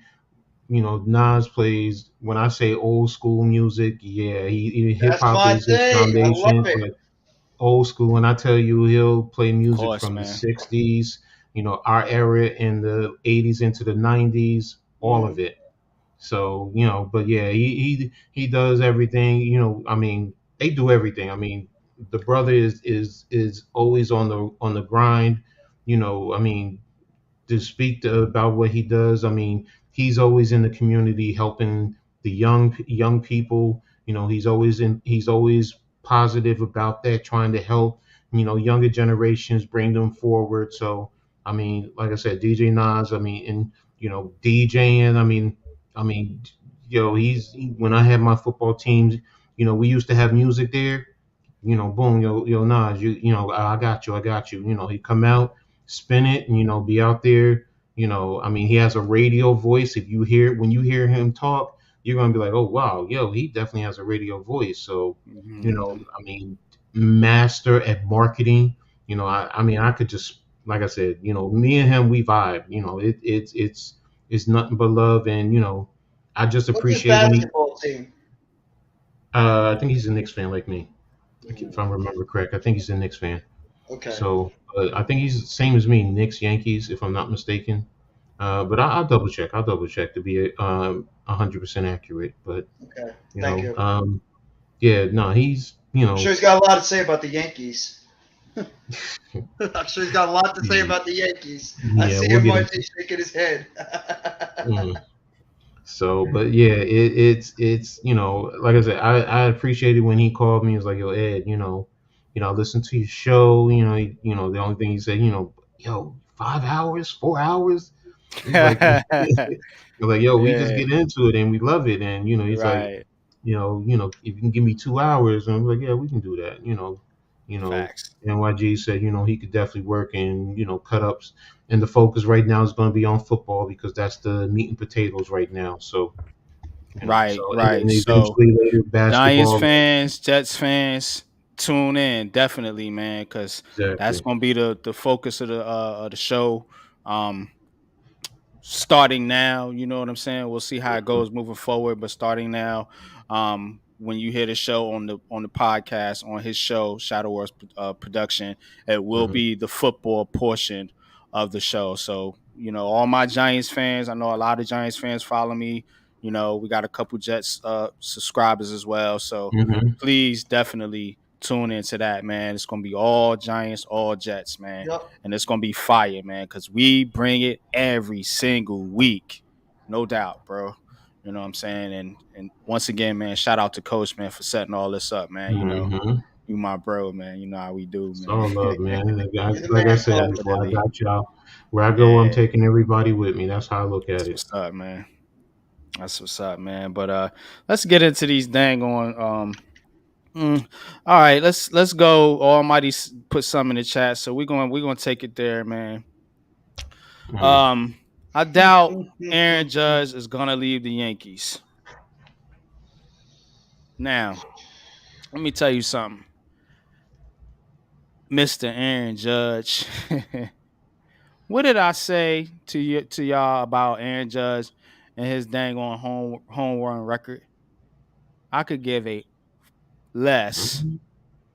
about that home run record, Yep. Mhm. and this guy absolutely disappeared in the postseason. Poof, Yes, he did. gone. So, who's to point the blame? Is it the pitching staff? Was it Aaron Judge and these hitters? Is it Boone? Is it Cashman? I'm gonna You don't tell want you me one to. thing. I'm gonna tell you one thing. Mhm. This whole team needs a makeover. The whole squad. If Aaron Judge is a part of that, cool. If he ain't, it is what it is. But this squad needs a makeover. You, I've told this to Jeffy. Many conversations we had on this podcast about what wins in the playoffs: timely hitting and Hmm. pitching. Yep. What did the Astros beat us with? Timely hitting Mhm. and pitching. Yep. You can't keep bringing these swing and miss guys and think they going to turn it up in the playoffs. It never happens. We've Hmm. been through this before. We've been through this for years now. It don't work that way. You need to get contact hitting and solid pitching in the playoffs. Now the pitching wasn't egregious. The hitting let this team down. Mhm. I'm Yes. gonna be honest with you. Yes. Mhm. You can't sit there and get beat 4-2 and things like that when you've been slugging away all goddamn year. In management Now all of a sudden decisions. you can't hit the baseball because why? Because this team is pressing because they under pressure. Mhm. So I think this whole team needs a makeover. Donaldson definitely got to go. I'm gonna say this though to add Donaldson to got to this. go, but Judge is not the problem. I'm not saying Judge is the problem, Mm. but I'm gonna Judge has add to got to this. realize he's got to be part of the solution too, especially going into the playoffs, you can't have that type of performance, man. Do you After think what you the did in the regular season, that is unacceptable, man. And now you looking to get paid, and then I'm a GM. I'm like, yeah, man, bruh, but you don't show up in the postseason. do you think the Huh? LeMahieu and Benintendi injuries hurt them? It did, man, but I still don't think they beat the Astros with them two in the lineup. This team just ain't made right, man. I'm going to And say that. Oh, well, I'll go wait for ahead, you to finish. coach. No, I'll wait for you to Nah, finish. go ahead. I'm gonna go I'm back going. into them. I'm going to say this first and foremost. It starts with the Steinbrenners. Yeah, you right. Yes, That's you're right. that's where it starts. Mm-hmm. You, like you said, getting the home, going after these big home runs, but more than that, what did I say earlier about stats and analytics?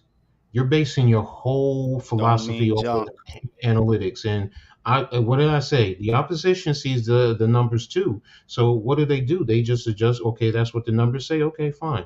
The bottom line is, what do you see out there on the baseball diamond? What do you see? I mean, yes, guys disappeared, and it's not just Judge. Stanton. I mean, you can go Donaldson. I Beta mean, has been good, almighty finesse, but what did he give you? Timely contact hitting and Beta was the best defense. hitter for the exactly. Yankees. You What need more. You happened? need more Harrison Betas on your team and less Exactly. Stantons and Judges. Let's just keep it a buck. See, that's the problem with baseball because fans want to see the home run.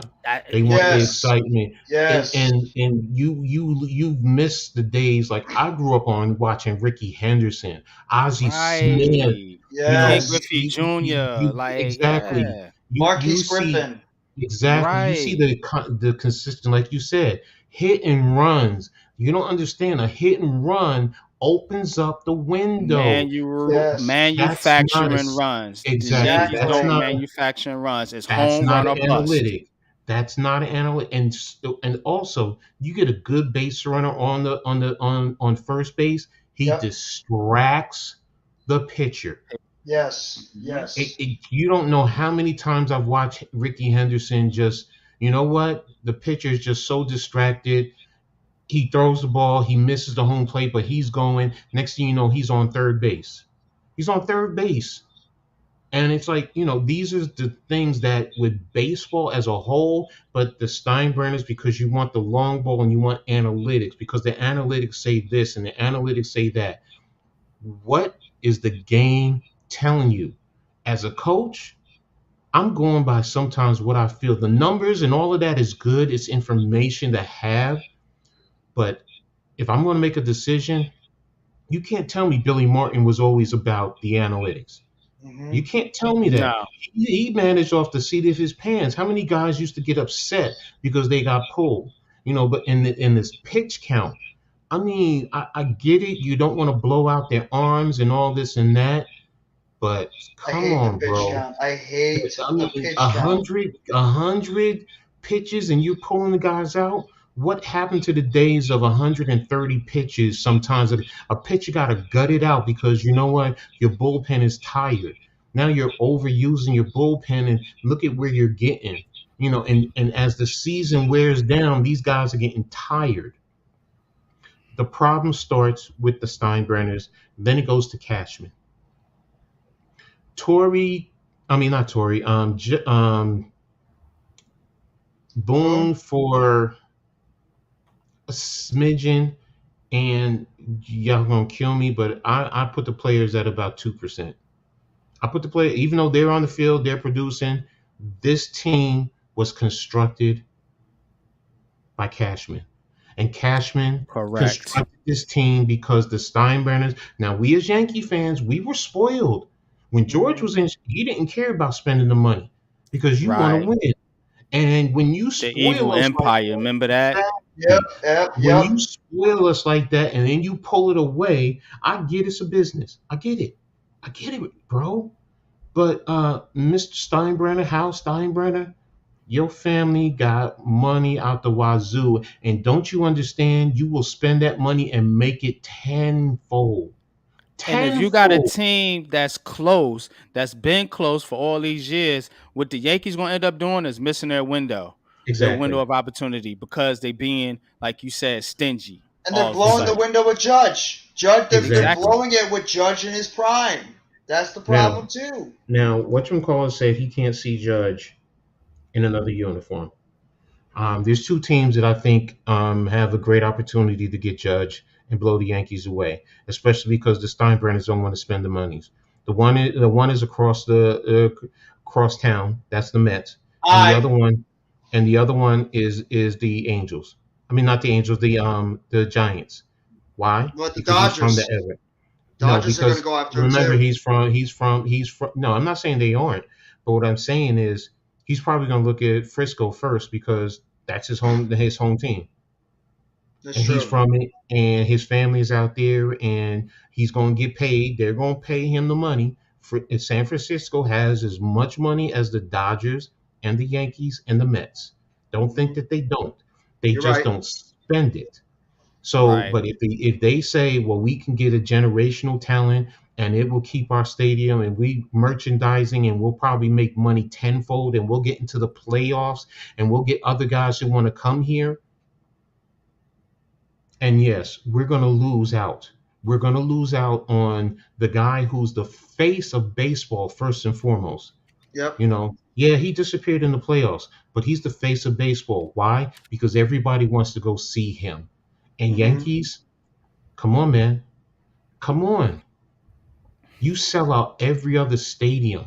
Your stadium is pretty much sold out for the most part every game. I'm not gonna say definitely, but for the most part, you got to get you seriously. Do you want to win a championship? We ain't won a I don't think championship they since do. '09. That's the And it thing.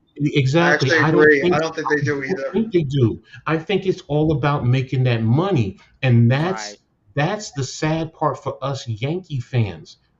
I mean, everyone They killed good with just being good. They're exactly. complacent. They're very Right. They're complacent with good just with being making the good. As long as the playoffs. team is good, winning 90 plus games and getting in the playoffs, they That's don't a care. bad mindset. Just That's like, oh, we made exactly. the playoffs. It's okay. We're But it's here. Cashman and Steinbrenner. The Yeah, I problem know. I is the agree. problem is though, honestly, when you have the Tampa Bays and even Houston, when they play small payrolls and they see that. But you know what? You're the Yankees for a reason. Yeah. You're the Yankees for a reason. I mean, I get it. You don't want to. None of us want to spend a whole lot of money. We want to save money. Every last one of us. Every business is like that. I get it. But I'm I sorry. personally can't see Judge on the Mets. I can't Um, either. And I'm just if the being real. if the if the Mets don't want to pay their guys, why the hell are they gonna pay Aaron Judge if they We have to can't? pay. We have to pay. A You bunch got of to guys we pay have to the pay. Grom, right? We have to All pay them free Alonzo. We have to agents. pay McNeil. We got to pay. Talk Yeah. about it, Jeff. See, you're saying you like I A don't lot of follow the guys to Mets, pay. so you're telling me they don't want to pay that I didn't know. All I kept hearing about this owner will spend money He out the what will, you but call it. eventually he has a budget. I But he mean, got to how pay many? his guys We got first. Nimmo as a free agent. We got DeGrom as a free agent. We got Diaz as a free agent. We got our whole pitching But you staff If is you will pretty let have much a to all, free if pay. agent. you let, if Hold a you minute, let hold a minute, all hold a them minute, go, hold a minute. You're gonna sign some of them. I'm saying that you still get Aaron Judge, the face of baseball. I don't think he's going to He, do it.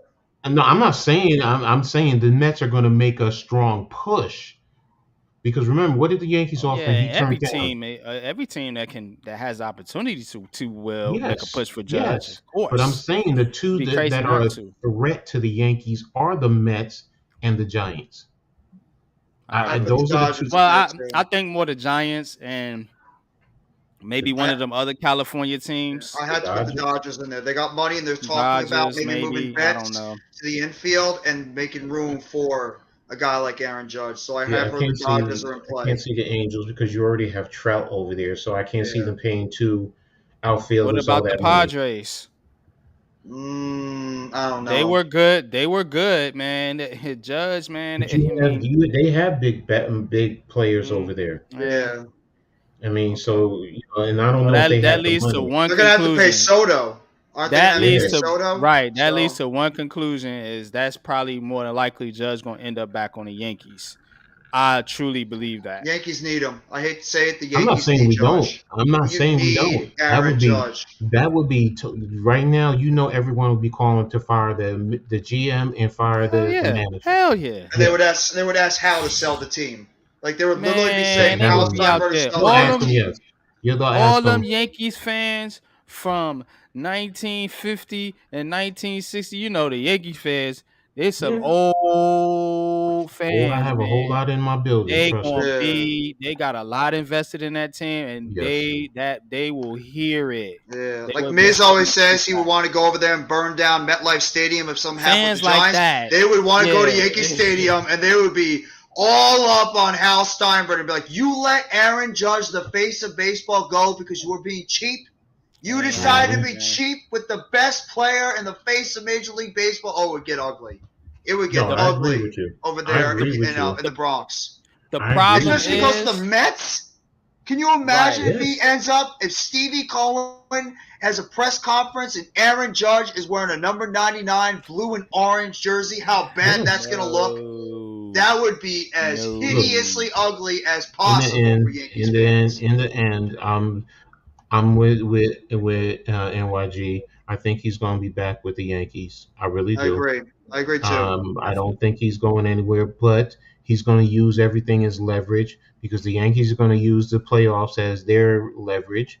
But And Hmm. Judge knows that that's but where he, yeah. but if San Francisco says 350 mil,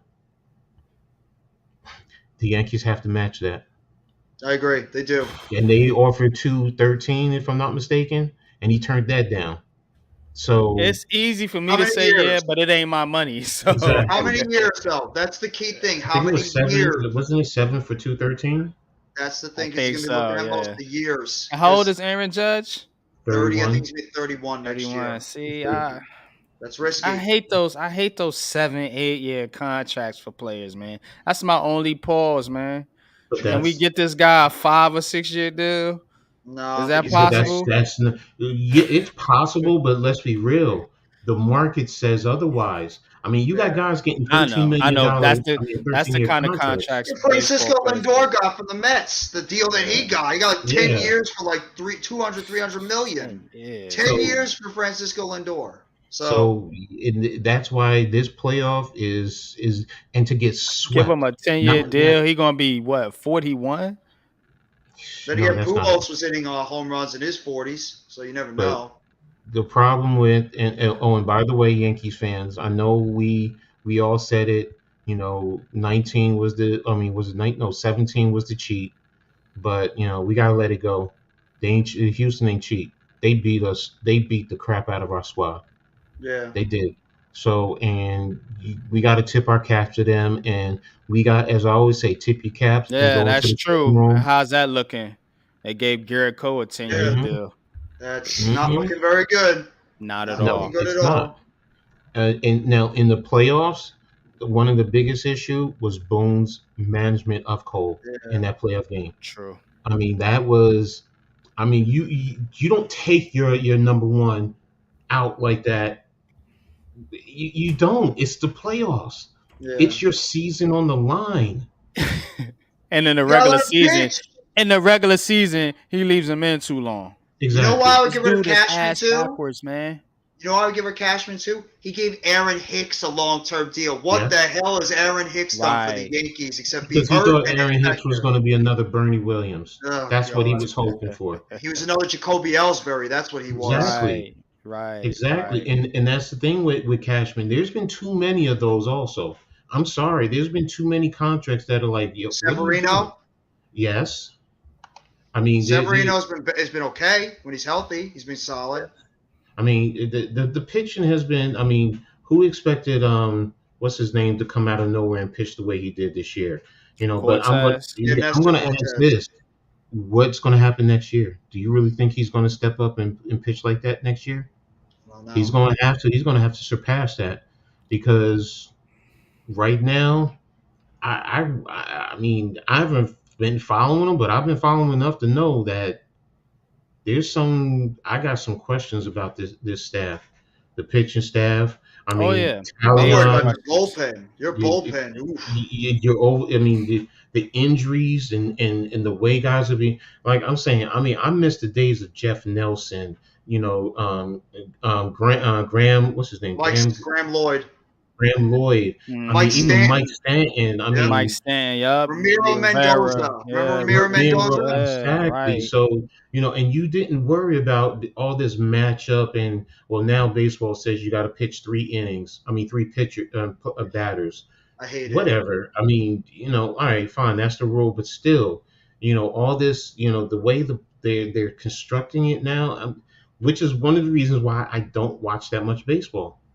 I don't. It's not the way I grew up and how I loved it. It's not. It's either the long ball or you're pitching 100 miles an hour. I mean, I remember Jimmy Key coming in and, the Oh, Jimmy control, Key. and what's his name from Baltimore? Mike Mussina. Yep. When he came, I mean, Mike Mussina, yeah, I remember these Mike guys, I Mussina. He was mean, good. what happened to control? That's where arms are not getting blown out. Remember I R.A. mean, Dickey? yes. Mm-hmm. I Reinvented mean, himself into a knuckleball pitcher? but That that's the thing. knuckleball. That knuckleball is so deadly. It's like, what happened to everyone wants I to don't, throw a not a lot hundred? of pitchers throw it. They want to throw Because fastballs. that's it. Everybody wants Because to throw everybody fastballs. wants to go light up the radar gun. They want to blow Right. people Exactly. away.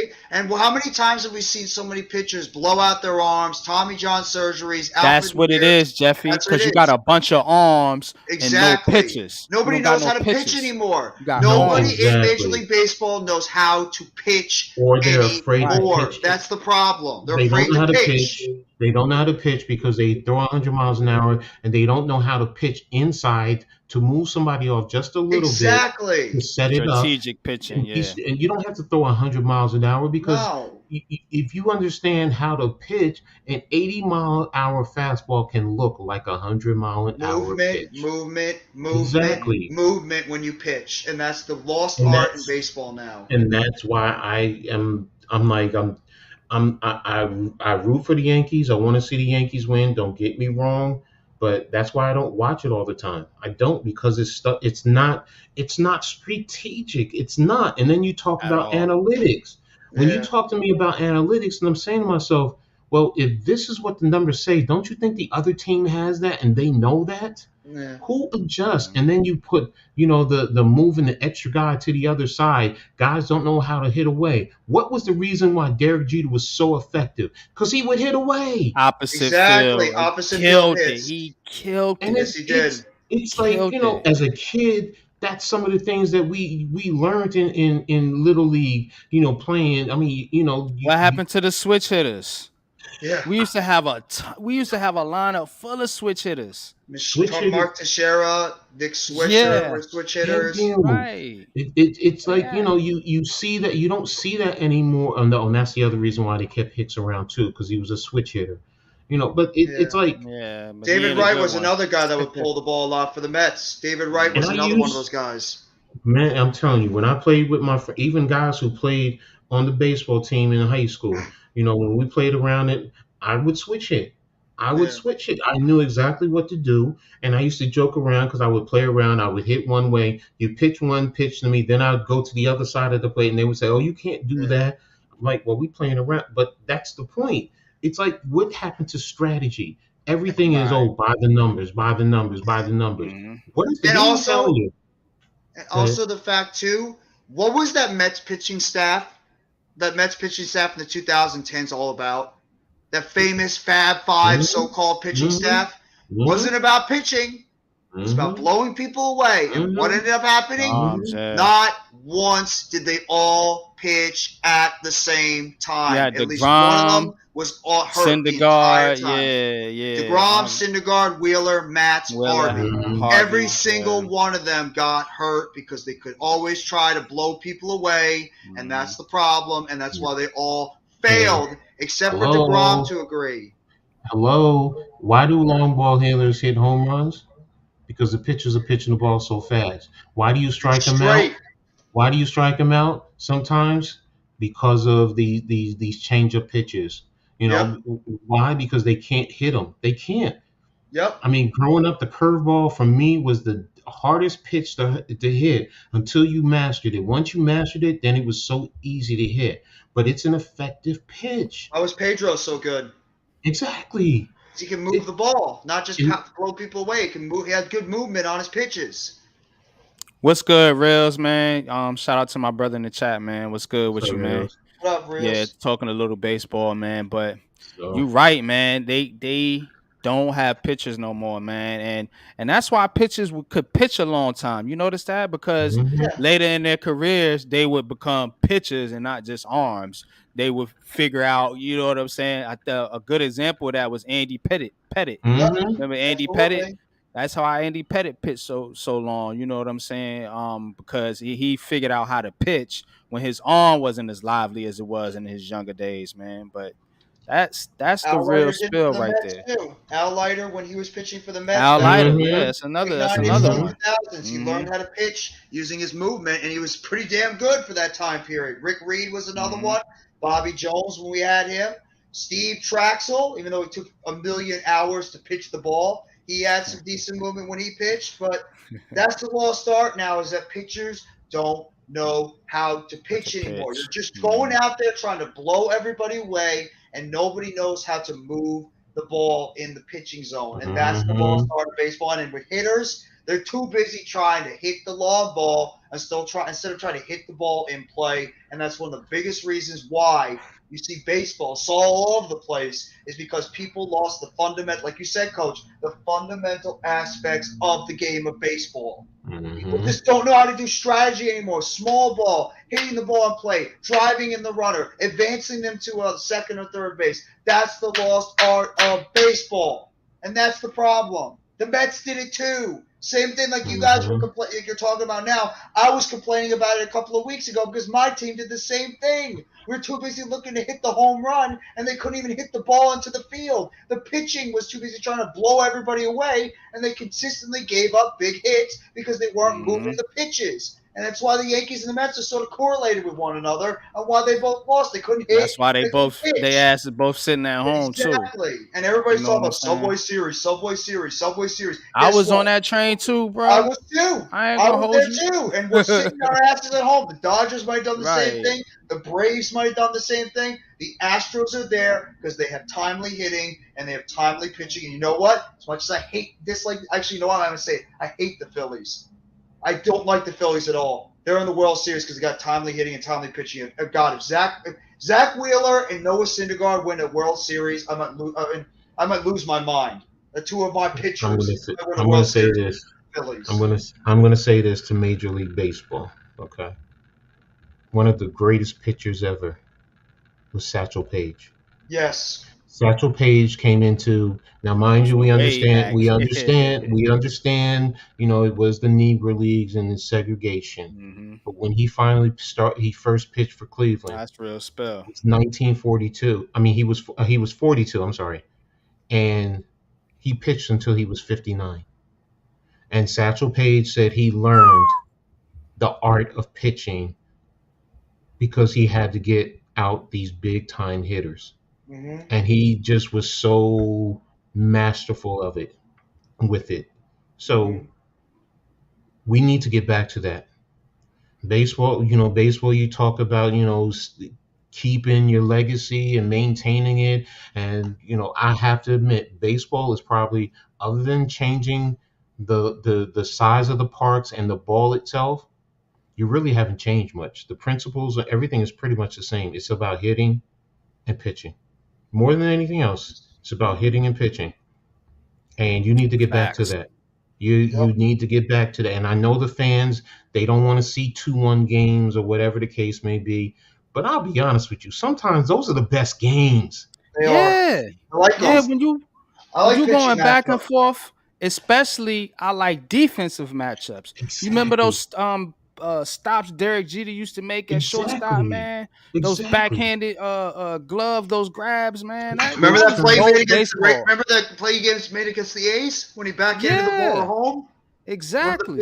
the biggest play of why that Yankees team went to the World Series was that Jeter You know what I'm play saying? when he threw out Those when he got peace Exactly. Jeremy outfielders Giambi right out. now jogging to the baseball, man, not Yeah, running full speed, making diving catches that you used to see out of players like, Ken Griffey Jr. and yeah. even like we Oh, talked about Bernie Andrew Williams Jones, in center Andrew Jones field. from the Braves when Andrew Andrew Jones was Jones the was a epitome of killer, that. man. He was so good defensively. hmm That guy was Right. a Reels, you're monster. so right. It is fading. It It is is. fading. Reels asked a good question here too. The Yankees may never be the 90s Yankees we experienced, but Mm-mm. can they ever be the team to beat again? Right now, no. No. Their kryptonite is Houston. Yeah. They They can't solve that can't team. beat Houston Like we for can't beat the jack Braves. shit. Like we can't beat the Braves. We can never solve the Braves. You guys can't solve the Astros, and that's why the Yankees and the Mets are sitting at home It was. because who did It it to was. It them? was. We I'm lost the sorry. Braves, and you guys lost the Astros. They It did was it the to us again. Astros, and it was Tampa Bay for a while. Yes, It that's was true. Tampa Bay for a while. Yeah, man. They always been a pesky team, man. But Yeah, they're So. annoying. the Like the Marlins Astros for is the us. main team, yeah. Hmm. Um Hmm. Sport is stressful on the body, but people don't talk about that. It is, man. It Hmm. It is. is Yeah. stressful on the body, man. Shortstop position is fading. Yes. Hmm. Yes. Hmm. It's not what it used to be, man. They got these shifts now that they That's do. what I'm It's talking just about. It's like, yeah, man. to me, I'd like to see, hitting away sometimes, because I'm saying to myself, well, if you got that big ass gap, why are you not hitting the ball in there? The other way. They don't know how to Yeah. do it, Because coach. they're too busy trying to hit the ball over the field, the fence. That's it. Because They're too that's busy what trying to hit the baseball home wants. You run. know why? Because baseball feels like it needs excitement. If It the can't audiences are compete not watching with the anymore because it's too NBA and slow. the NFL right now. Yep. They can't compete. There's other So ways they're to come up. There's other way. I'm sorry. There's other ways to come up with I know, gaining No, coach, you're excitement. right. There but is. that's how baseball thinks. They feel like they need to get excitement, and to younger fans of baseball, Yeah, not true, myself, true, true. they No, you're prefer right. to You're right. watch the home run. You're You right. know, You're I'd right. I rather mean, watch, like you said, a 3-2 pitching matchup. Yeah. You know what I'm man, saying? Something like that. What's But Garrett not Cole these go like eight, fans. nine you don't innings? They understand, man. want I'm they want to telling see you. home runs. They want to I see home just, runs, and that's I the just, conundrum I still baseball remember. is in. I remember Ken Griffey Jr. I was there when I saw it when he ran and went and got the ball and ran up on the Right. what you call Exactly. it. On the Bo wall, Jackson. yeah. Bo Jackson did the same thing. You Devon know. White did it. Remember Devon White with the Yes. Blue Jays? When he did, he Yes. ran up the wall hmm multiple times. That guy was a wizard in center field when he Most was cats playing. don't even realize Deion Sanders was such an elite baseball player, He and hmm was. he was Yes, he so was. fast going around the bases. It's Hmm. like, I mean, like I said, I Seen grew the up with. seen the stats. It was said Deion Sanders was the only player ever to play in a Mhm. baseball and a football game in the same In the day. The same day. same In the day. same Yeah. day. Yup, he did. And Damn. it's just, Crazy, yo. and that's why it's like, to me, baseball has lost. I get it, the entertainment purposes. It's Everyone, lost its fans, luster. it's It the Has. has. fans. I get it. The younger generation, they want to see the long ball. Where me, I don't want to. I want We to see old school strategy. baseball fans though. And baseball, like you said, coach, marketing from a marketing standpoint. They No, trying I to get it. I get market it. to the younger generation, And and those they people don't they have patience to sit there and sit through they like don't a want to one, watch. Their two No, attention pitching span is matchup. this freaking small, yo. It is. They can't no, sit no. there and You're right. watch You're a, right. a You're nine right. inning baseball They'll game, so turn it they off and gotta they'll go watch something else. They'll go watch a right. TikTok video or something. I Pretty mean, This I much. is get what it. it I is, get you it. know. It's just like chess. They don't even like chess, and to me, No. Mm-mm. that's the beauty of sports because it's the strategy. It's Yeah. strategy. It's Strategy. for me. It's the thinking. It's not the playing alone. It's the thinking. Why do you think I love football so much? Because And everyone else speaking, talks. Go ahead. nah, go ahead, finish your point. No, I'm saying everyone talks about the football and the touchdowns and all this, but do you really watch the strategy? Do you watch what's going on, how they adjust, what is the defense doing, how are they rolling coverages? But then again, you're watching the TV angle, you're not watching film to really Right. see it. But I can see that I can actually see it on the TV angle. I know how to read it, so it's and that's where, I can appreciate you guys watching film because you guys are starting to pick up on that. You're Yeah. now able to see that on the Yeah. TV angle where, you don't need the film half the I was time just to. getting into my Giants film before we Hmm. started the show. Yeah. So, Yeah, but. and the film looks good. It looks really good for Jones. Made some really good decisions, but Hmm. we'll talk about that later. Let's get into Yeah. the basketball, man. All right. We're gonna get Uh, into the basketball, and then We're gonna round out the show with Coach's Corner, man, and then if we still popping, man, because it's been 5, 6, 7 in the chat or podcast, man. Well, appreciate Appreciate y'all. y'all, man, in the chat, Thank man. you. Those commenting and those not commenting, just listening in, man, because this is going to transition to a radio show. So we're gonna give y'all some good content now. Nets, man. Breezy. Ben, yeah, perfect person. You know what I'm saying? Ben Simmons. You say Nets, man. He pop up, man, like Candyman, yo. Yeah. Candyman, like Breezy. Nets, There he is. Nets. Poof. Get on here, Breezy. Come on, bro. Get on here, man. Talk about Cam Thomas. Wow, genius head coach is not putting Cam Thomas link. in. I sent you the link in Twitter, but let me put it in the chat real quick. Oh my gosh, Emmanuel Acho, really? What?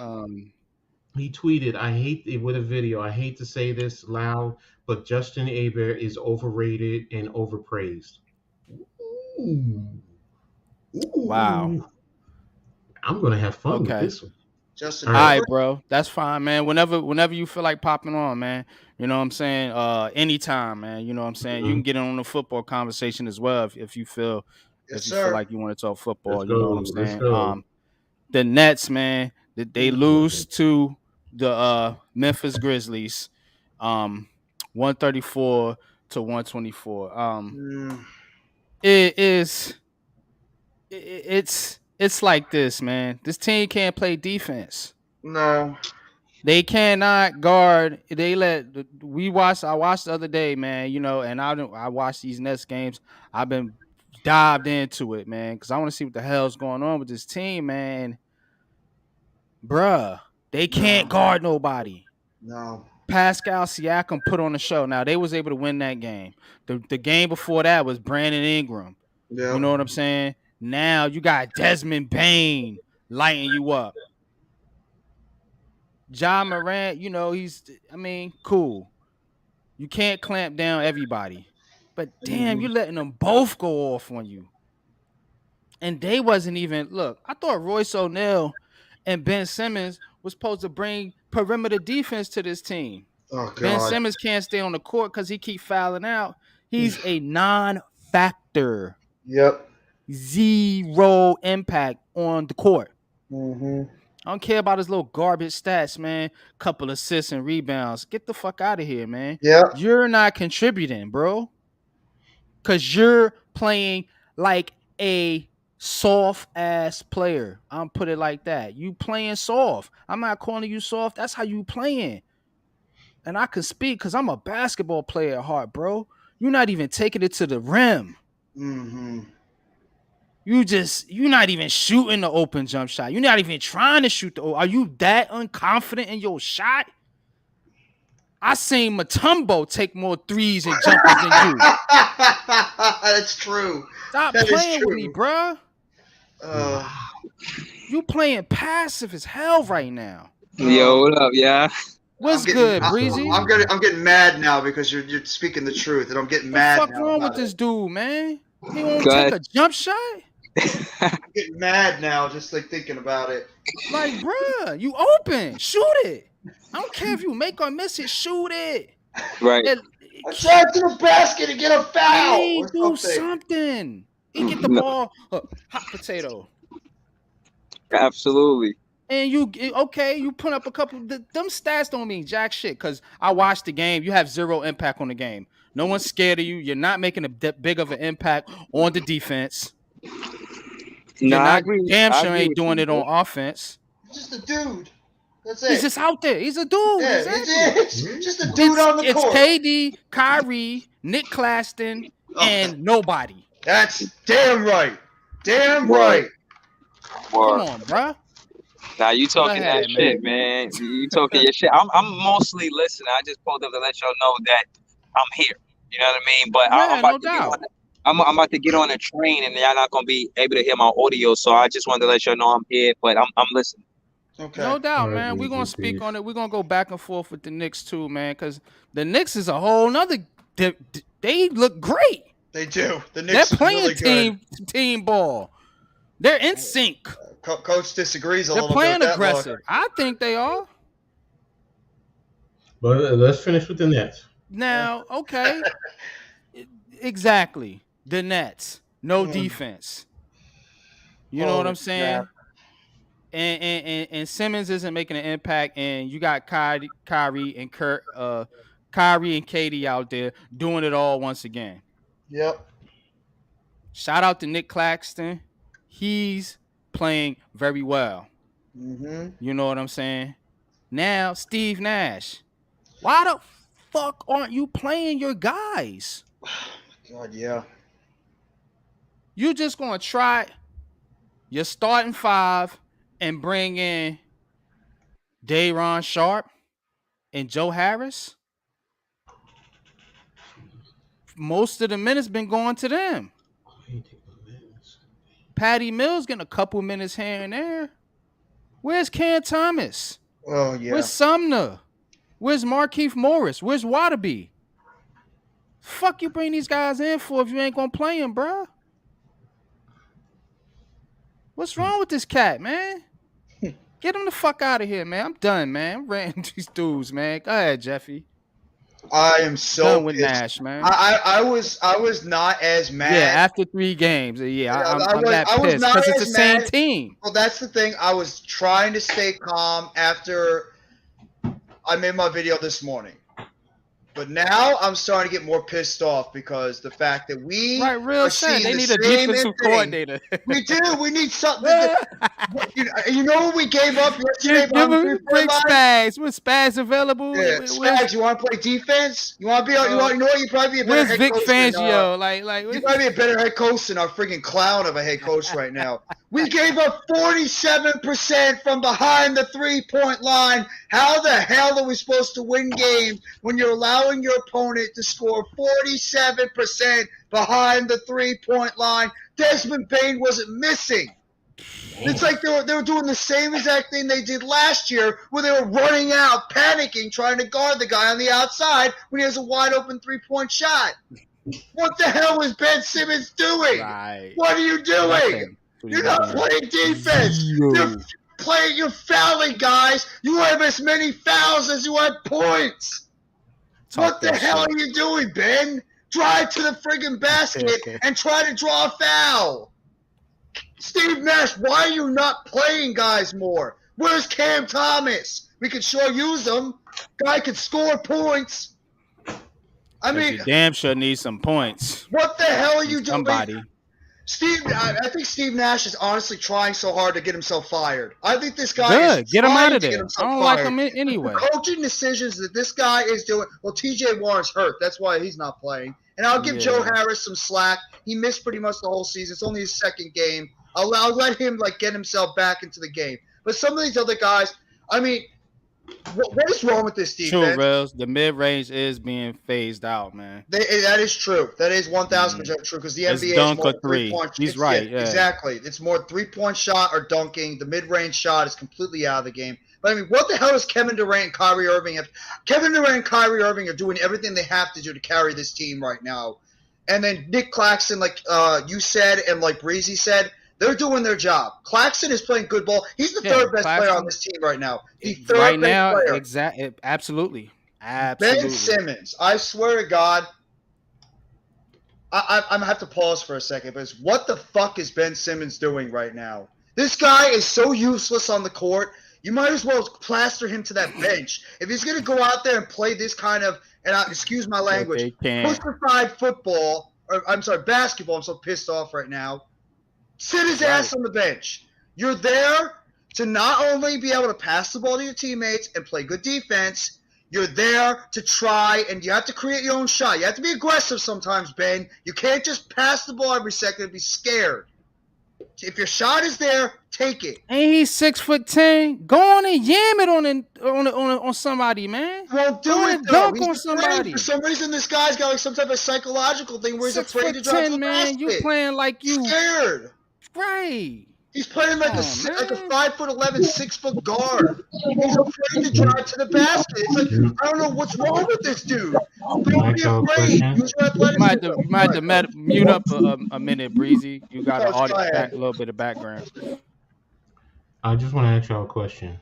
Go ahead. With Simmons, because he's fouling out and everything, is it because he's feeling the pressure to be that defensive stopper because this team doesn't play good Absolutely defense? not. Okay, I just wanted to know because I haven't There's other watched it. guys that So can play defense too. Royce okay. O'Neal's Right. here to play defense. Right. Claxton's a defender.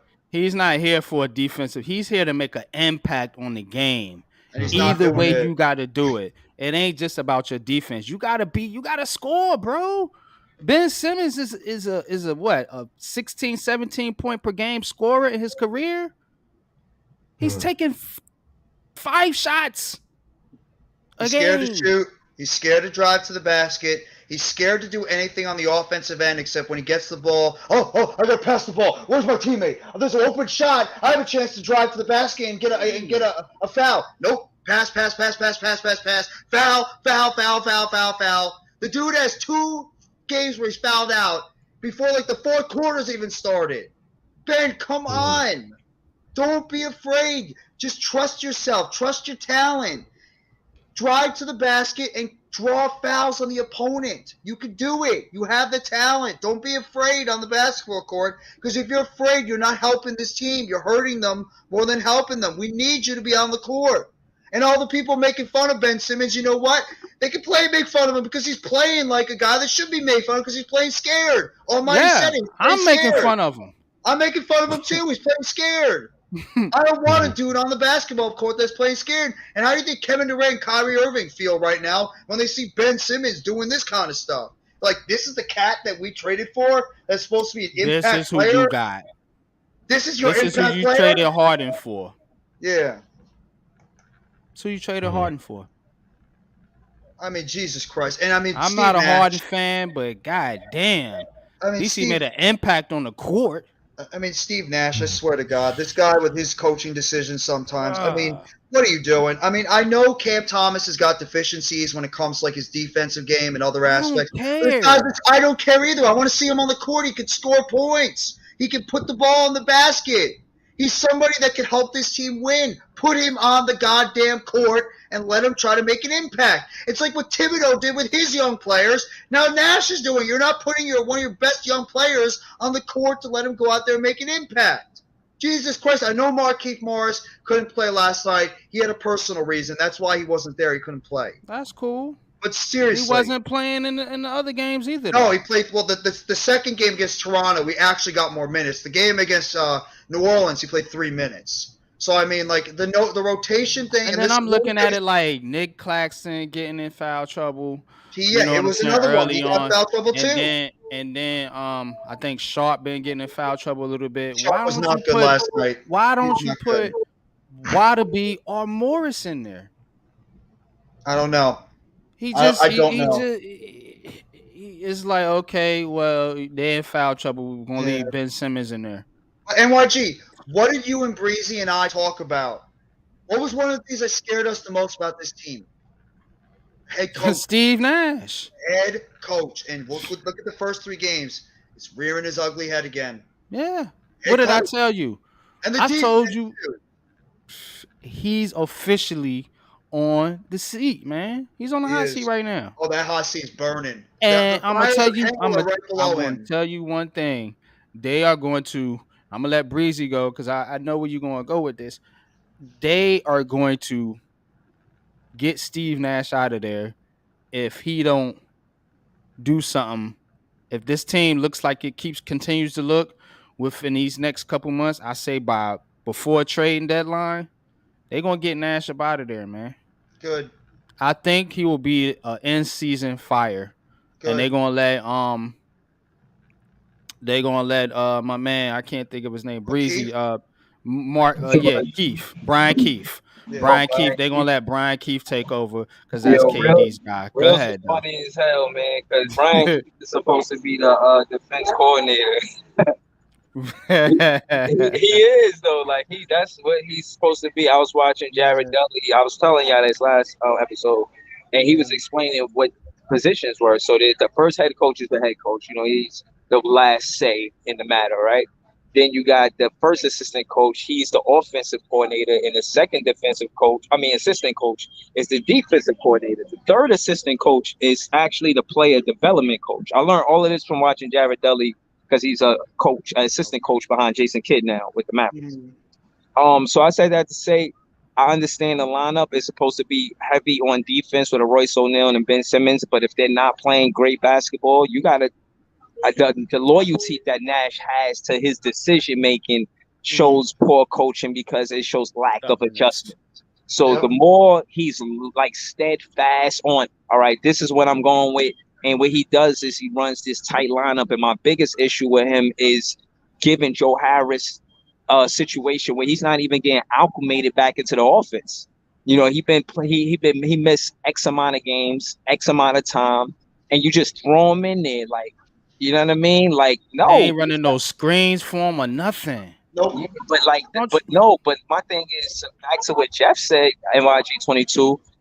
Cam Thomas deserved the minutes over Ed Sumner, over Joe Harris, in my opinion. I know you're pissed about that, Breezy. That's your boy, and they're not playing him. No, but it's what you said. It's not necessary, and that's the thing. I don't want people to start thinking that I'm Cam Thomas fanboy.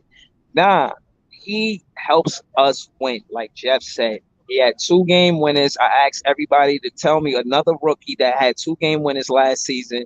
Nobody said anything. Case in point is I don't see how Nash can overlook him. I mean, he's sitting right on the bench, and he stays healthy. So what Nash did was run a tight 9-man rotation. Problem is putting Day'Ron Sharpe in situations where he isn't getting help from Ben Simmons. Even if Ben Simmons is not 100% because of his back, he can definitely box out. You don't even have to jump. You can just box out, and it goes back to what y'all was saying before I pulled up prior about him playing scared. You know what I'm saying? About him playing scared. He can't be out there playing intimidated. I've seen the frustration on Kevin Durant's face. Ain't no way in the world that Kevin Durant and Kyrie Irving should be taking rhetoric about not being great at what they do when they score 74 points between the 2 of them. That should be enough for us to bring it home. You know, but we couldn't stop them. They scored 45 points in the third quarter. That might be the best third quarter the whole season. The NBA sees the whole season. It's crazy, bro. We gave up 130 plus points in 2 out of the first 3 games. How the hell are we supposed Unacceptable. to win? How are we supposed to win games if we're giving up 130 plus points? Seriously. I think you're right, Reels. I think Mark Jackson should be the coach of a basketball team, but he's obviously being blackballed by the league. So but I don't know why. They couldn't blackball them entirely. That's why they gave him the announcer job. Right. You know what I'm saying? We know stuff work behind the scenes and how shit go down, man. I think that's more of a I guess you want to call it a behind the scenes political issue or whatever with Mark Jackson. I don't know. IQ and personal connection, man. Yeah, man. IQ, man. Basketball IQ. I think Ben Simmons got the basketball IQ, but he's not applying himself. You got to apply yourself, Smokey. Like, bruh. You're not doing it, man. I remember NYG 22 on the NBA joint we did, which is fire, man. Check that out. He said, I asked him straight up, what you think coaching percentage-wise contributes to winning? He said 50%. And then you look at all of these ball clubs that are winning, right? You know, people always say, oh, you know, Mark Jackson and, you know, Steve Kerr, he you know, took Mark Jackson's system. And that's true, right? But Steve Kerr had a plethora of experience with Chicago Bulls. Play under Phil Jackson. Just being a player under Phil Jackson, you can learn how to coach. You know what I'm saying? He was under Coach Pop. So he was under arguably two of the greatest coaches at some capacity before he became a head coach, with Phil Jack and Coach Pop. And I'm saying all of that is necessary. The same way Ime came and with NYG 22, I keep hearing him say, make an impact. And that's what it's about. It's not about just being on the team. It's about making an impact. He made an impact to the Celtics. You know, Cam Thomas last season, I felt he made an impact to the Nets. And reason why I always want him to get minutes. You know, case in point is Joe Harris. He just got back in. Before he left, he didn't prove that he deserved the minutes. He was heating up, but shit, he played 12 games last season. Stop me if I'm wrong, right? I 12. think so. Wait, Joey missed like a good fucking 70 games, and you just put him in it, and you put him in a lineup and give him 22 minutes, and Cam Thomas got 0, Kessler got 0. So you basically giving Joe Harris the minutes back. And the truth is that Patty took Joe Harris' job, bro. And Patty's even Yeah. Patty ain't. I get like I like Patty, but I'd rather him come off of the bench. And my thing is, if Royce O'Neal ain't gonna be a lockdown defender on a Desmond Bain or John Morant, Not feeling Royce O'Neal right now. Sorry. scoring, put I Cam. feel bad because I'm the one that's been hyping him up the entire I'm offseason. not I look like feeling an him at idiot. all. I look I don't like know an why he's idiot now for starting. saying that. No, Why is Royce O'Neal starting? Can somebody answer that? because Why is Joe he in the Harris starting is lineup? not ready and Seth Curry's not there. That's why. It would be Curry or Then Harris that Cam they starting Thomas at need to 2. be in the starting lineup or I somebody don't else. think Nash trusts him. I think what Breezy said, I don't think Nash trusts this kid to go out there and play all these minutes. That's why he's on If the he don't bench. trust Cam Thomas, then we shouldn't trust him as a coach. No. Because if guys ain't performing, you need a spark, man. That's Right. what a 6-man is for. And that A kid's a six spark. man is supposed to give you a spark. We don't have no spark at all because No. our starters outside of 3 people aren't giving us a spark, and you're getting no spark from your bench because your bench has been shortened because you don't want to play certain guys. Yeah. Absolutely. Absolutely. And the problem is that these good teams that we they playing their rookies, man. You know, Yeah. they playing your second year Look at the guys, man. Knicks. Everybody harped on the Knicks. I see Quickly out there. I seen Toppin out there. Yeah. Yeah, they definitely getting their minutes, and they structured that roster. Well, when you look at the roster, look at the minutes and who's getting them. You know, you're gonna see them actually getting valuable minutes to actually contribute, and again, what the NYG said, impact the game. You know, Mm. you if you want to give them an opportunity to actually impact the game, you got to give them minutes. And the only reason why I go at Nash like this because the way he's doing it, it's not working. You know, No. it's not like he's doing it, it's working. I will fall back to keep it real with you. I will fall back Right. off of Cam Nash and be Reddish like, out there. Yeah. Yeah. he They he playing their It's players. counterproductive right now the way he's coaching this rotation on the Nets. It's counterproductive. It's not helping the team. And there's He no said, "Yo, spark. we gave up a first round pick for Royce O'Neal." Yes, we did. We did. We gave up Oh a first my round pick for Royce god! O'Neal. Was it a first? It was a it first. was a It first. was Oh a my Yeah. first. I god! think Yep. Philly first round pick. It was Yep. Philly. Oh man! I really think I wonder if they're. I would put Cam Thomas in there, but I wonder if they're waiting for Seth Curry to get back healthy, or if they're going to see they want to ramp up Harris eventually to put him back at that 2 guard spot. Because Nash loves Harris. Nash really loves Joe Harris. He trusts that dude out there on the court. But I mean, this is getting ridiculous. What's the worst Cam Thomas can do? The team already can't play defense, let alone. And we know Right. Cam Thomas is not great on defense, but the So team's already not playing defense. Put the right, kid out there and let him give a spark at least on offense. Give him another option on offense to put consistent scoring. Because besides Durant, besides Irving, and besides Claxton, who the hell else on this team right now is putting up offense? Nobody. And I'm not even going to I'm not going to harp on Harris because he is just coming back from a serious injury. So That's I'll give fair. him a little bit of play. Everybody else, no play at all, and that's including Mr. Ben Simmons, Mr. I'm going to be afraid to drive to the basket because I'm playing too scared on the court, and I'd rather just sit there and try to play hot potato with the basketball instead of actually trying to drive the basket and draw a goddamn foul. If that's too harsh, I'm sorry. Yeah. Nah, I agree, man. Real says when Mark Jackson it was about hand developing the team, not so much of Steve Nash or his ability to coach the team, Mark with the team together. Yeah, man. Steve Nash to me is not an NBA coach. No, he's He not. ain't. He's not an NBA coach to me. He's not a leader of men. He doesn't know NBA strategy as a team together. Like you said, real, it's about blending the team together. You know what I'm saying? You can work with certain players, but can you work with an entire team? Can you lead an entire team of men and younger players mixed with older players and veterans? You know Yep. what I'm saying? Steve Nash doesn't have that ability. Steve Nash don't have the coaching cachet. You know what I'm saying? he don't scream to me like a leader of men, like somebody that like I'm ready to go out there and put my all and my effort into. And as a player, as a ball player, I'm speaking from a player standpoint now because I played basketball. Yep. You know what I'm saying? As a player, if your vibe ain't there, if as a coach, if you can't command the huddle, who's going out there, especially these paid players? They will respect you. KD, they don't respect this dude. And why should you? He's not giving you a reason to. Yeah.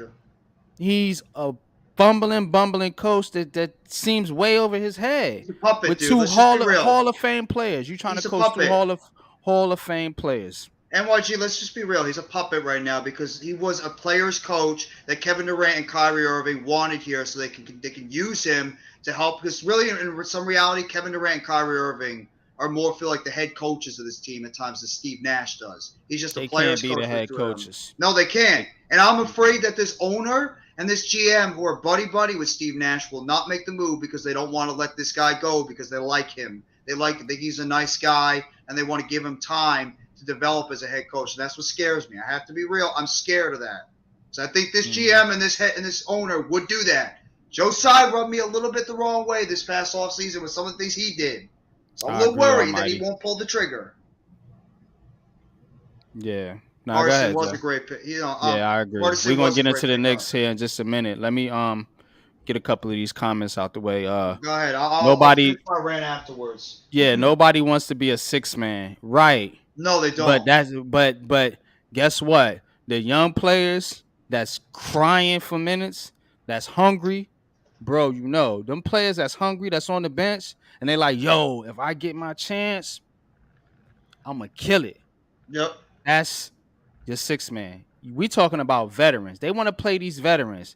Them the players that they got their money. They established in the league.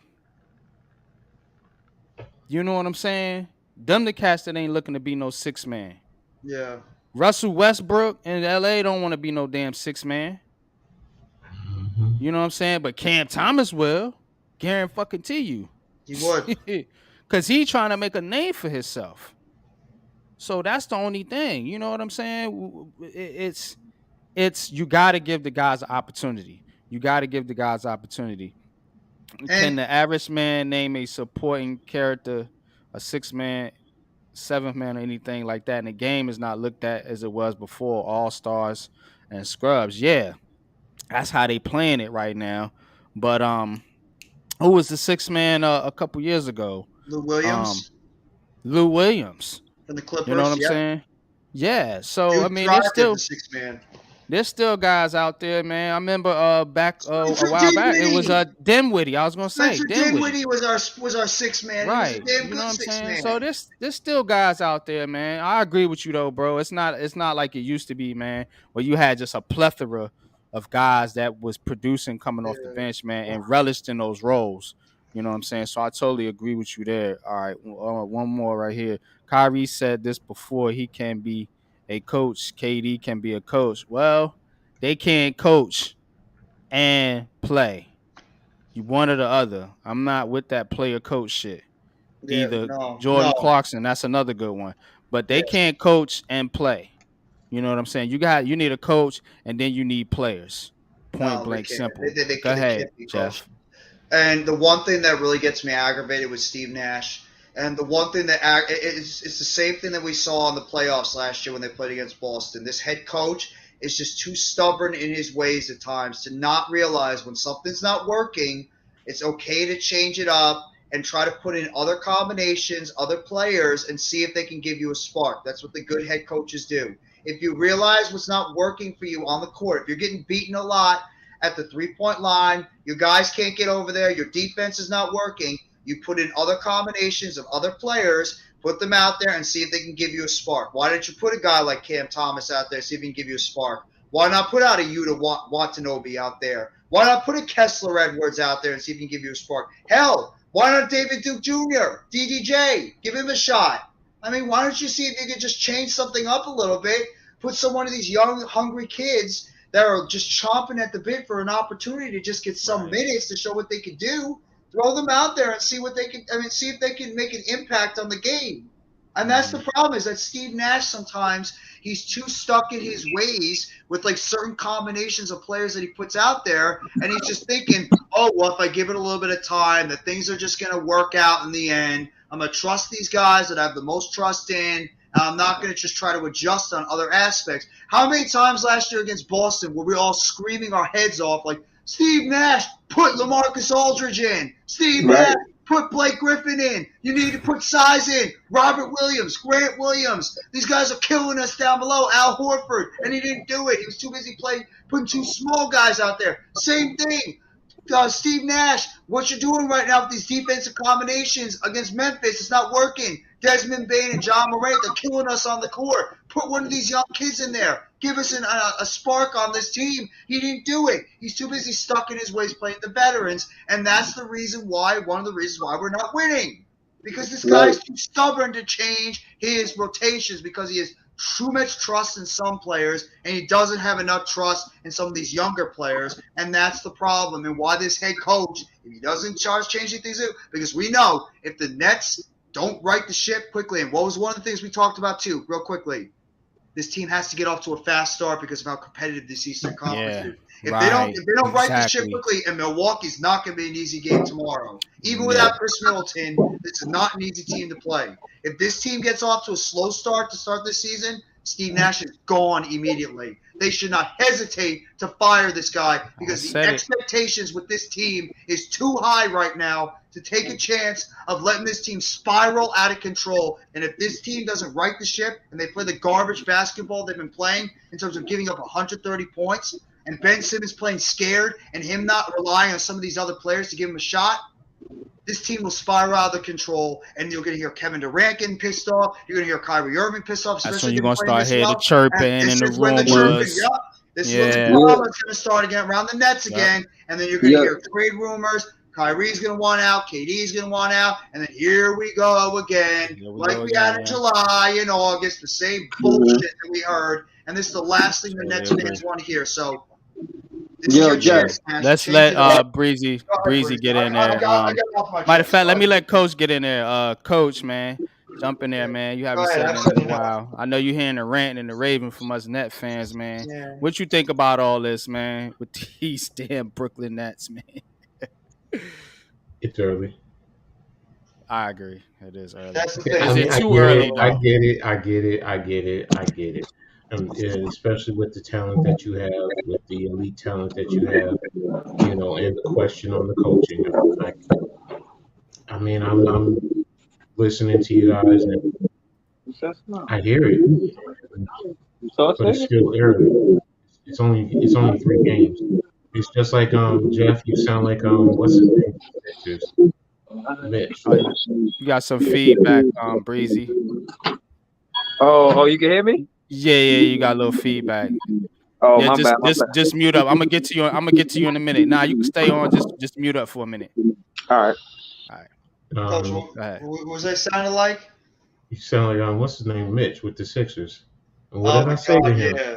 What did I say to him? I'm like, it's only 3 games. Relax. He's been talking about Doc Rivers wanting to fire him. The Sixers they looking worse than us. I mean, I get it though. I get it. You want to win every game as best you can, and I get it. And you want to see some semblance of a coach who has some type of a system, and an effective system. So I get it. I just don't want to see y'all jump off the ledge, man. It's, I would say, if you want to see, 15, 20 games in, and you're seeing the same thing, then you have a right, But you 3 games, and the next thing you know, he runs off 20 in a row, then y'all gonna be loving him. I don't know if I ever really loved Steve Nash as a coach. You know what I mean? I'm not saying that. Yeah, the noise will calm down. I get it. Yeah, that's true. That's true. Be critical. Yes, be critical. Don't get me wrong. Speak your voice. Speak. What does Pat say? Talk your talk. Yeah. Talk your talk. Just relax, bro. You know me. I'm always tell you that, Jeff. Right. No, you're right. It's just The difference between them and the Giants is I'm so passionate about both these teams, but the Giants came out of nowhere, and I wasn't expecting a whole lot from them. I'm expecting a lot from the Nets because they have talent and they should get it done. So my expectations for the Nets are a lot higher than the Giants. That's why, I get more crazy with this team because it's there, the talent is there, but when you see these little things, like these little coaching mishaps and this team not playing defense, the adjustments and everything, Ben Simmons, it drives Nets fans nuts because we see the talent here and we're just afraid it's going to slip away like it did last year. That's what we're afraid of. We're afraid of what we see in the first 3 years with KD and Kyrie here. Fair. Right. Just relax. All right, go ahead, Breezy. Go ahead, Breeze. Get in there. I think Cam Thomas should run the second unit. Period. I think when Cam Thomas come in the game, you put him alongside Wasabi Watanabe, Kessler Elwich, Day'Ron Sharp, and throw Big in there, throw Morris in there, throw Ben Simmons in there. Because you put him in the second unit, for one, he's going to kind of run it the same way Kyrie do. He might not be an explosive scorer like a Kyrie, but he's definitely going to attack the basket. And I've seen him add the facilitating to his game. He's shy to the three-pointer, but if he's open, he'll take the three. I think as far as shot selection, that's something that he needs to work on. But what I will say is 3 games went past and he didn't play any minutes. And it's no excuse for that. There's absolutely no excuse. Nash is not off the hook. He's on the hot seat. I've listened to him in the post-game interviews. And again, he talks about having patience. What patience? You know what I mean? I hear the coach saying, it's too soon, but the fans, rightfully so, want to see results immediately. We've been waiting for this for 3 years for Kyrie and KD to be on the floor at the same time. And granted, they are a good team. It's scoring 74 points together. I seen when Kyrie, he went off in the fourth quarter scoring 19. KD scored 15 in the second quarter to keep us in the game. That's what we need. We need that, but we need stops. And if Ben Simmons is not there going to give us stops, I've seen a little glimmer of hope with Cam Thomas defense. He's not terrible. You know what I mean? But case in point is, if y'all letting Bane get 38, you might as well play him. You know what I'm saying? Right. And Ben Simmons, I really just feel like he's a non-factor instead of an X factor because it's his courage, bro. Right. I said he was the X factor. I think the difference between players sometimes is their competitive level and their mindset. You know what I mean? To be the best, you got to want to play versus the best and beat the best. Ben Simmons it's like, I want him to tap into everything he loved about basketball before he got paid. These young guys, they get paid and they just look at it like, basketball is only 3 hours of my life. I don't know to say that's his mindset, but I definitely want to see him a little more zoned in. You know what I'm saying? I feel like he's just going with the motion sometimes. And and the refs is tough on him. I don't see how you could. I never seen another player in 3 games get fouled out twice. I mean, am I bugging? Like, does that happen? Nah, there's some ticky tacky fouls going on there. I do agree with that. But Ben Simmons got to get that respect back, man. Yeah. You know what I'm saying? And he got to be aggressive in order to get the calls on the defensive end. You see what I'm saying? When you aggressive on offense, when you play defense, it's one of those things where I think the officials look at it like, okay, it go both ways. Now he's just trying to be this defensive stopper, and it ain't working. You got to be aggressive on the offensive end and get the guy that's guarding you in some foul trouble, so it make him play less aggressive on the offensive end to get you in foul trouble. That's how basketball work, man. You got to be aggressive in order to receive that type of treatment. You playing passive, and then all of a sudden you want to jump in somebody's face and try to steal the ball. What you doing, bro? Who is you? You're nobody. You haven't earned your stripes back yet, bro. Yeah, no, definitely. I think he could give more effort, though. I see, watching the highlights, kind of like what y'all do with Big Pat. Y'all watch the film and y'all go through it, like y'all comb through it play by play. I do that with the Nets. You know what I'm saying? And I comb through it, and I'm looking, and I be like, yo, he could have did this, he could have did that, and I'm looking, and I'm just like, yo, you could see everything in Nick Claxton that we wanted from Ben Simmons. I mean, let's cut to the chase. You know what I'm saying? We need 2 Nick Claxtons at this point. You know what I mean? We need like 8 or 9 Nick Claxtons at this point. Yeah, man. We need effort. Yeah, scrappy. Gritty. I think Ben Simmons is a lot of pretty with him. He gotta add some grittiness to him. He gotta add some toughness. Like, send him some butters, man. Send him some Tims. You know what I'm saying? I tweeted him the other day too. And on my vlog, I was saying he should just walk to the Brooklyn Bridge, walk to the middle of it, and just like take in the air. You know what I'm saying? Like, Well, he needs some soul searching or something, bro. He needs to go out night on the town with Markieff Morris. Markieff Morris like, can for get real. that kid out. I would put him with Morris. Get this dude to start playing aggressive out there on the court. That's the guy I would put him with. Like, Markieff, do your job. Make this kid start playing aggressive on the court now. Yeah, like tell him that he want to fuck your girl or something. Like, he needs somebody like Penny Garnett. Like, yo, like yo, Ben. Like, what does Ben Simmons care about? You know what I'm saying? Like, again, I'm asking this to the coach because he's a coach. I was listening to John Moran. You said, I learned early from my pops that some of the game is mental. And if you could trash talk your opponent to get him off his game, I got that advantage. That's what Moran was saying. So I'm asking the coach, how much you think is mental when it comes down to being competitive, you know what I'm saying, as an athlete in the NBA, not the NFL? Doesn't matter what sport. In the pros, it's 90%. 90%, that's a lot. It's always the same because it says football is 10%. It's 90% mental, 10% physical. It is because everyone has the same. For the most part, they're all elite athletes. Right. When you make it to the pros, so what sets you apart is your mentality. Yeah. That's really all it is. It's just like you said trash talking.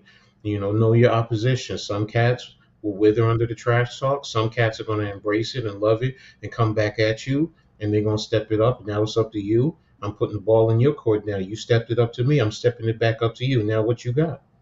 Yeah. I mean, I'll be honest with you. When I played, there was one line I always use. And I always said to my opposition, don't make me be Bubba in the jail cell with you. Plain and simple. And either he came back nasty with me or he was intimidated. And if he came back nasty with me, I'm like, all right, now I got to really amp it up. But if he was intimidated, I would bitch slap his ass. That's really how I thought about it. And that's the whole point. It's like, it's a mental thing. It really is. Guys get so caught up into, oh, he beat me. What's Shorty gonna look like? Is she gonna give me some tonight? Or, nowadays with Twitter, they gonna trash me on Twitter or on Facebook or whatever, it gets to them. I mean, and we're in a day and age now. I mean, I'm not What's trying good, to. Tommy? What's good, man? Thank you for pulling up, bro. You know what I'm saying? I'm not trying to belittle it, because it's real, but we're in a mental health crisis, and it's easy to break some people's wills. That's the truth. I mean, it Wow. is. Some cats are, whatever, and look. I call myself fat, and I got a boy who, I've known him for like 30 years. We coach together and everything, and he'll call me like, yo, what's up, fat boy? I'm like, yo, what's up, fat boy? But people around us, well, why are you calling each other fat? Because we are fat. What's the matter with the truth? But it's like, oh, you shouldn't say that. That's tearing each other down. And it's like, no, it's not. It's the truth. But there are people that cannot handle that. Yep. And that's the reality. The same thing transitions into sports. Some cats can't handle it. Not being funny, Ben Simmons, what did he go through? Philly was brutal with him. They tore him a new Look at Kadarius Toney. He can't handle some of the heat he's hearing on social media. Tony's fighting with fans at times. So, and So that's the whole thing. It's you think about Michael Jordan. Appreciate you, bro. Salute to you, Tommy. What's up, Shout out to Tommy? Tommy. You think about Michael thank Jordan. you. We go talk to him or whatever when he was playing. You know what he gonna do? He gonna amp his game up, and then you know Reggie Miller. What he do with Spike? What the hell did he do with Spike? You talk trash to him, then he looking at Right. you, and he giving you the choke sign. Yeah. You Yeah. know, I mean, that's the difference between back then, even in the '90s, till now. You know, cats can't handle that. They can't handle it. Yeah, right. It's the mentality. It's guys crack under it, and that's you got to get them therapists, and you got to do everything you can do, and you know, as a coach, you got to know who you can baby and who you can kick up their ass. I mean, well, let me rephrase it. Who you can? No, I I just know always what you mean. I know what you're No, trying to don't say. change it. You're right. no. But see, You're that's the right, point. It's coach. like you also getting a point where everybody pause, and it's like it. I'm like, well, damn, y'all gonna say pause, but me, it's like, yo, it's not meant to be like that. It's just, yo, I bitch slap your ass. I put my foot up your ass. Growing up, my father used to tell me, you act up, I'm gonna put my foot up your ass. It wasn't meant. It was meant to motivate, Yeah, and just like Breeze said, how much is it mental? That's it. It's 90%. 50%. Yeah, but it speaks, but your answer speaks to the legend of Michael Jordan, the legend of Kobe Bryant. I seen a clip with Tony Parker, and he said that Kobe Bryant went and learned French just so he could talk Mm-hmm. shit to him. Mm-hmm. Like that's a Mamba mentality yeah, motherfucker, right? I mean, dude, right there. You know what I'm saying? Like, shall rest in peace, Kobe Bryant. But case in point is the greatest players. They always knew it was meant to, and always want to know that it was somebody else that I was listening to. Alonzo And Mourning did that stuff a lot too back in the day. yeah, I Yeah, remember Alonzo so yeah. Mourning. Jeez. Yeah, and that's the whole thing is you want to get into your opposition's mind because, in a sense, if you get into your opposition minds, it makes your job that much easier. To Yep. be brutally honest, most athletes, I'm gonna be, yeah, we like competition, but some nights we just want to take it easy. And if we know that we can get into such and such head, we're gonna talk to them, and so we can break them, so we can make it a little bit easier. Just a Yeah, no, little Okay. bit. I'm sorry. Go ahead. no, Nah, I'm with nah. you. I'm with you. So I hear what y'all that saying. that's. I mean, Breeze, you make an excellent point. It's mentally. What is this guy? He's coming to a new team. Don't. You have to factor that in, and he's playing with two of the elite scorers in the game. Yep. Yeah, he may play with Embiid, but KD and Kyrie they got jewelry to back up their game. Right. Embiid don't. So, now you got to step up your game. So, is he putting pressure on himself to really, like y'all are saying, he got to do this, he got to do that. Sometimes guys also put pressure on themselves. That's true. I can tell you, I am the hardest critic on myself. When I coach, when I play, can't nobody come at me worse than me. And sometimes it's like, yo, you got to let it go and just play or just coach. And that's why I just say, yo, relax, let it go, let's see what's going. Give it some games, see where it is in a few, because I just want. I mean, everything he's been through. I'm gonna give Just it 10 games. Right. 10 games. If it look the same, yeah, make a change. I I'm wanna I sorry. wanna do a 10 game I'm breakdown. only impatient because look, man, like you said, there's expectations for this team. You when can't you say, you can't piss away a season. You Fourth can't. year. You're Fourth in the are year you for this fourth talking guy. year. about are you talking about Nash or are you talking about Simmons? When you I'm say talking about both. you're gonna give Simmons only 10 games, he's already played I'm three, giving so you him to giving him look, 7 more coach, games. coach. He shot 13 field goals and he has 14 fouls. I And he can't. also I didn't play can't. last year because of his back. Yeah, I mean, you I gotta get it, factor but that in. you got to be aggressive. Look, they did an alley oop to him the other day that I saw in the highlight. He didn't get no He elevation. he missed it. He Yeah. didn't get any elevation. That's back. Then why is he playing? Wiseman, that kid No, Wiseman at well, okay, Golden no, State, no. and he played for Yes, you're 2 right. years, and he's putting up points. But He's wait a minute, pretty wait a minute, impressive. wait a minute, wait a minute, wait a minute. You're asking why is he playing? Because you got to Mhm. play yourself into shape. Yeah. Okay. But if he's not in shape, then he should be playing less minutes then, and he shouldn't be How else starting. he going to get in shape then if he don't play his way into playing into shape? Hey, we got a long season. You got 82 games. You can't afford to blow half a season waiting for Ben Simmons to get in shape.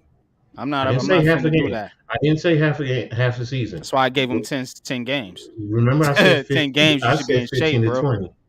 I said 15 to 20. Mm-mm. I mean, I, We I, disagree on that. I might yeah. give 50 and 20, but it's pushing it because I'm sort of on the same 10 realm. I get games. it. I get it. Y'all are impatient. You know, y'all want the. It's year 4. It's time now. We've been Right. patient enough with this organization. You It's said, time oh, now. wait, see, that's the thing. And I'm talking about, see, remember what I always say, I'm compartmentalizing everything. I'm only talking about Ben Simmons. Breezy asked me about the mentality of the players. And that's Coaching why is I'm the focused on. problem. I agree with Okay. Tommy. True, Yeah. Oh, Tommy. you're talking about Tommy. Yeah. That's right. Yeah, That's yeah, true, yeah, yeah. Tommy. Yeah. It's a twofold problem. That's what I'm saying. It's Yeah. Simmons and it's Nash. But Yeah. But maybe Simmons if you is replace Nash, you get more there out of you go. Simmons. I don't know. That's possible. I give you that. You know what I'm saying? Maybe if you replace Nash, you get more out of Simmons. I But mean, Right. clearly, go ahead. Nash has been a problem and is going to continue to be a problem in my opinion. And I think That they I'm not gotta going to. really start thinking about, okay, what we gonna do with this guy? Yeah. Hey, Because Yo, you're but Wanda going doesn't then, know how to to you're coach gonna basketball. Can we call Wink and see if he can do a part-time job coaching basketball on defense? Because he's doing a hell of a job facts. with the Giants. If he can help out with Right. the Nets defense, why Right. right. the hell not? So They Wink, need a defensive coordinator, like Real said. They need a defensive coordinator. yo, Word. Wink, can you go do this job over here? Help get the most out of that kid Ben Simmons. We need you over here down at the Barclays Center in Brooklyn. Can you roll up over here? All right. Like we need to have something 15 like that. We need to games. help out. but I That's think pushing it, but right. I think Ben Simmons, what they doing wrong with Ben Simmons, coaching wise, Nash to Ben Simmons is having him bring the ball up the floor. The Yes. problem with yes, I don't the like that. problem with that is that the defense is going to sag off, and even if Ben Simmons get past the key to the paint, they know he's going to pass it. So automatically, Thank defense is going you. to be able to adjust to what Ben Simmons does because he's not a threat. So the Yep. fact that he's not keeping the defense honest, Your I mean, point guard gotta be a threat to shoot. right, and he's not that. And Even Cam Rajon Thomas, Rondo shot the ball. right, Yes. right, He and ain't Exactly. Cam make them Thomas, all, but he shot. right, Cam Thomas is that. You gotta have Cam Thomas bring the ball up. Now, I'm not saying play Cam Thomas over Ben Simmons. I'm saying play Ben Simmons at the 4. Put Just him in have that. Kyrie bring the ball up. No, I'm saying when Kyrie not on the floor. When Kyrie not on the floor, because again, we can't. Oh, This is your the Patty problem Mills with could do it. Nash too. We can't be winning these games early in the season with KD and Kyrie playing 40 minutes. No. You want to burn your veterans out again? Do you see what happened to Patty? After the All-Star break, everybody want to blame him, but he never played that many minutes in his NBA life No. up until he got to the Brooklyn Nets. Yeah. You know, It's not Right. cool. Pat, they burned Patty Alright. Mills out, and that kid Let's was doing way too much.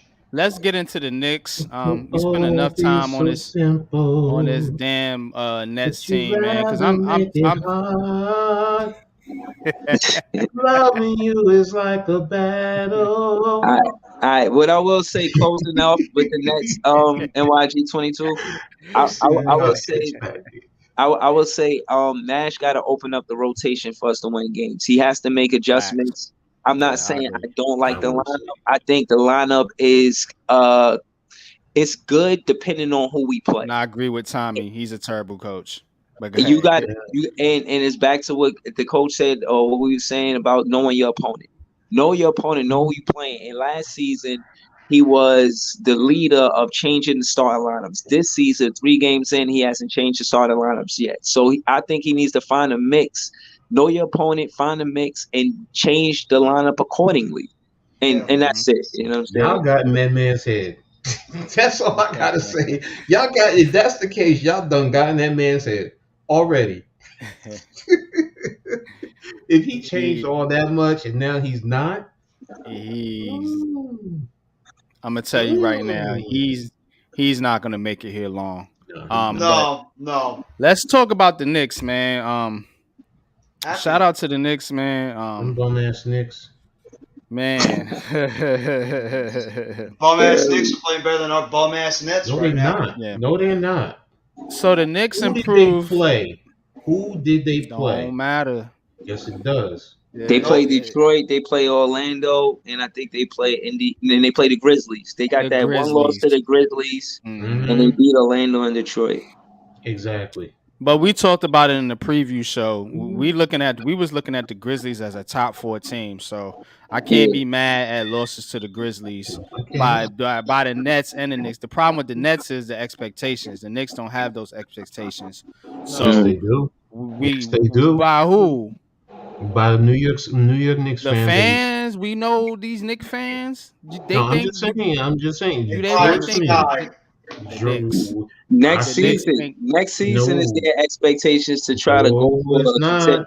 No, it's I don't not. know who was picking the Knicks to be a top 4 or top 16 There's a in this. lot. I go on Twitter and they go between 4 and 8.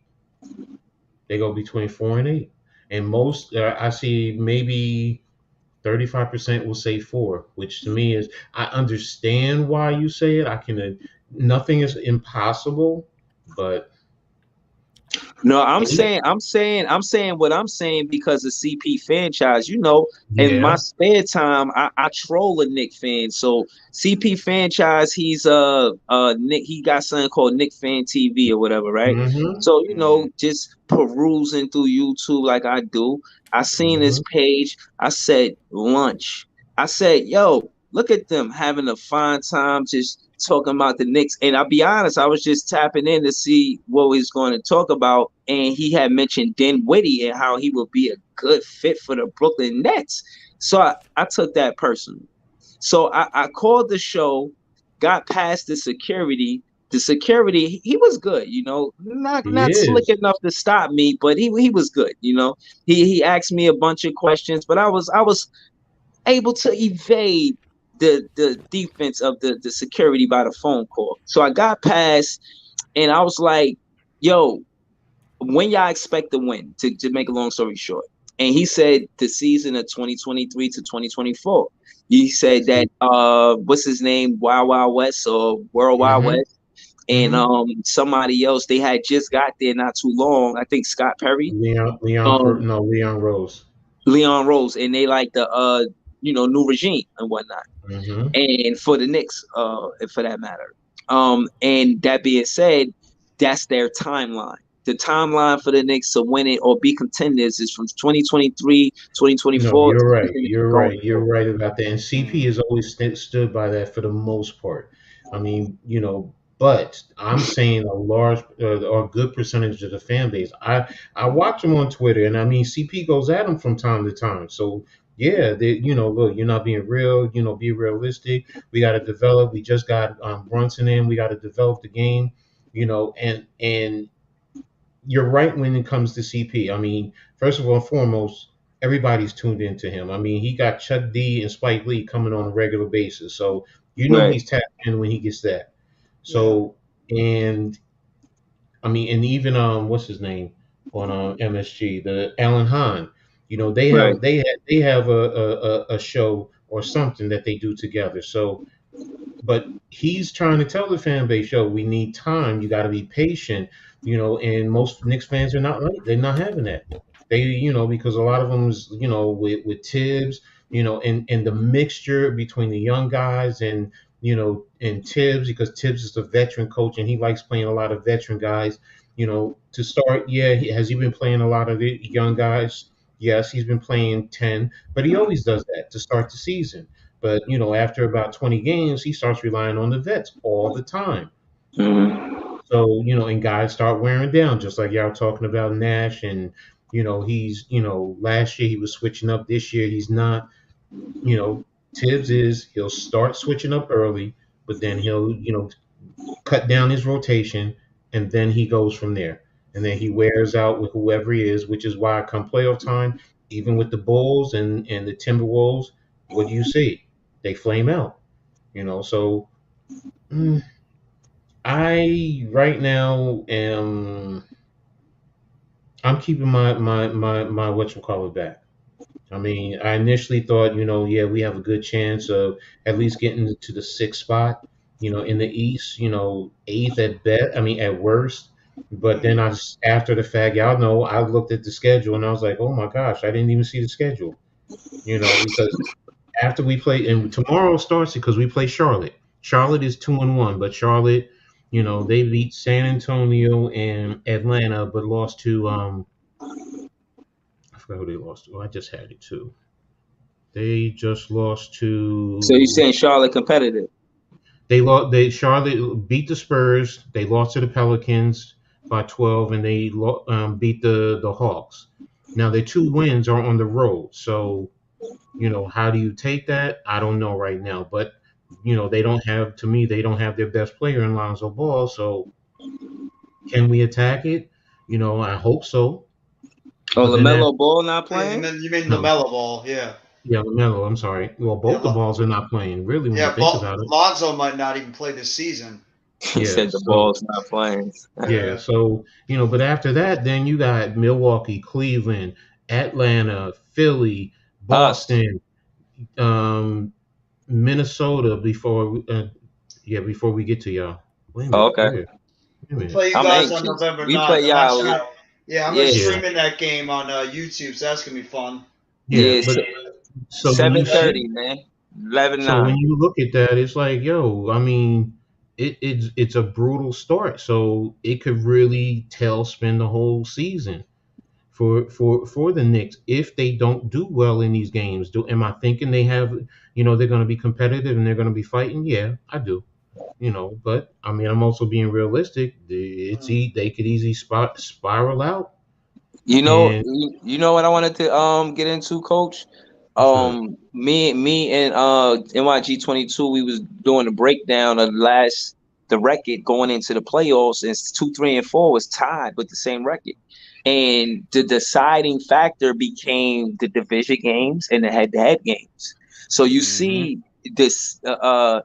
Yeah, I think that losing the games on a road to the West Coast is bad. But like I was saying, like I'm reiterating, winning the division usually shows that you're going to make the playoffs. 9 times out of 10, when you're the first or second in your division, you make the playoffs. Statistically. And I'm saying that to say, when you look at the Knicks record last season, they did poorly. They lost 4 times to us. I think their record was 6-10 to be exact. We were 10. We were 10-6. And I'm saying that to say that you play each team in your division 4 times. So that's 5 teams 4 times. That's 20 games.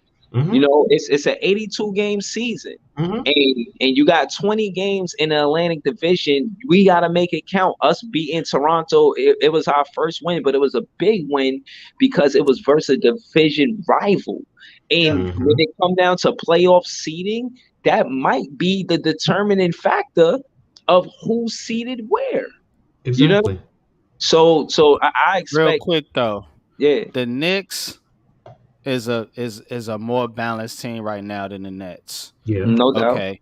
So I'm just looking at this game with Orlando. RJ Barrett, 38 minutes, 20 points.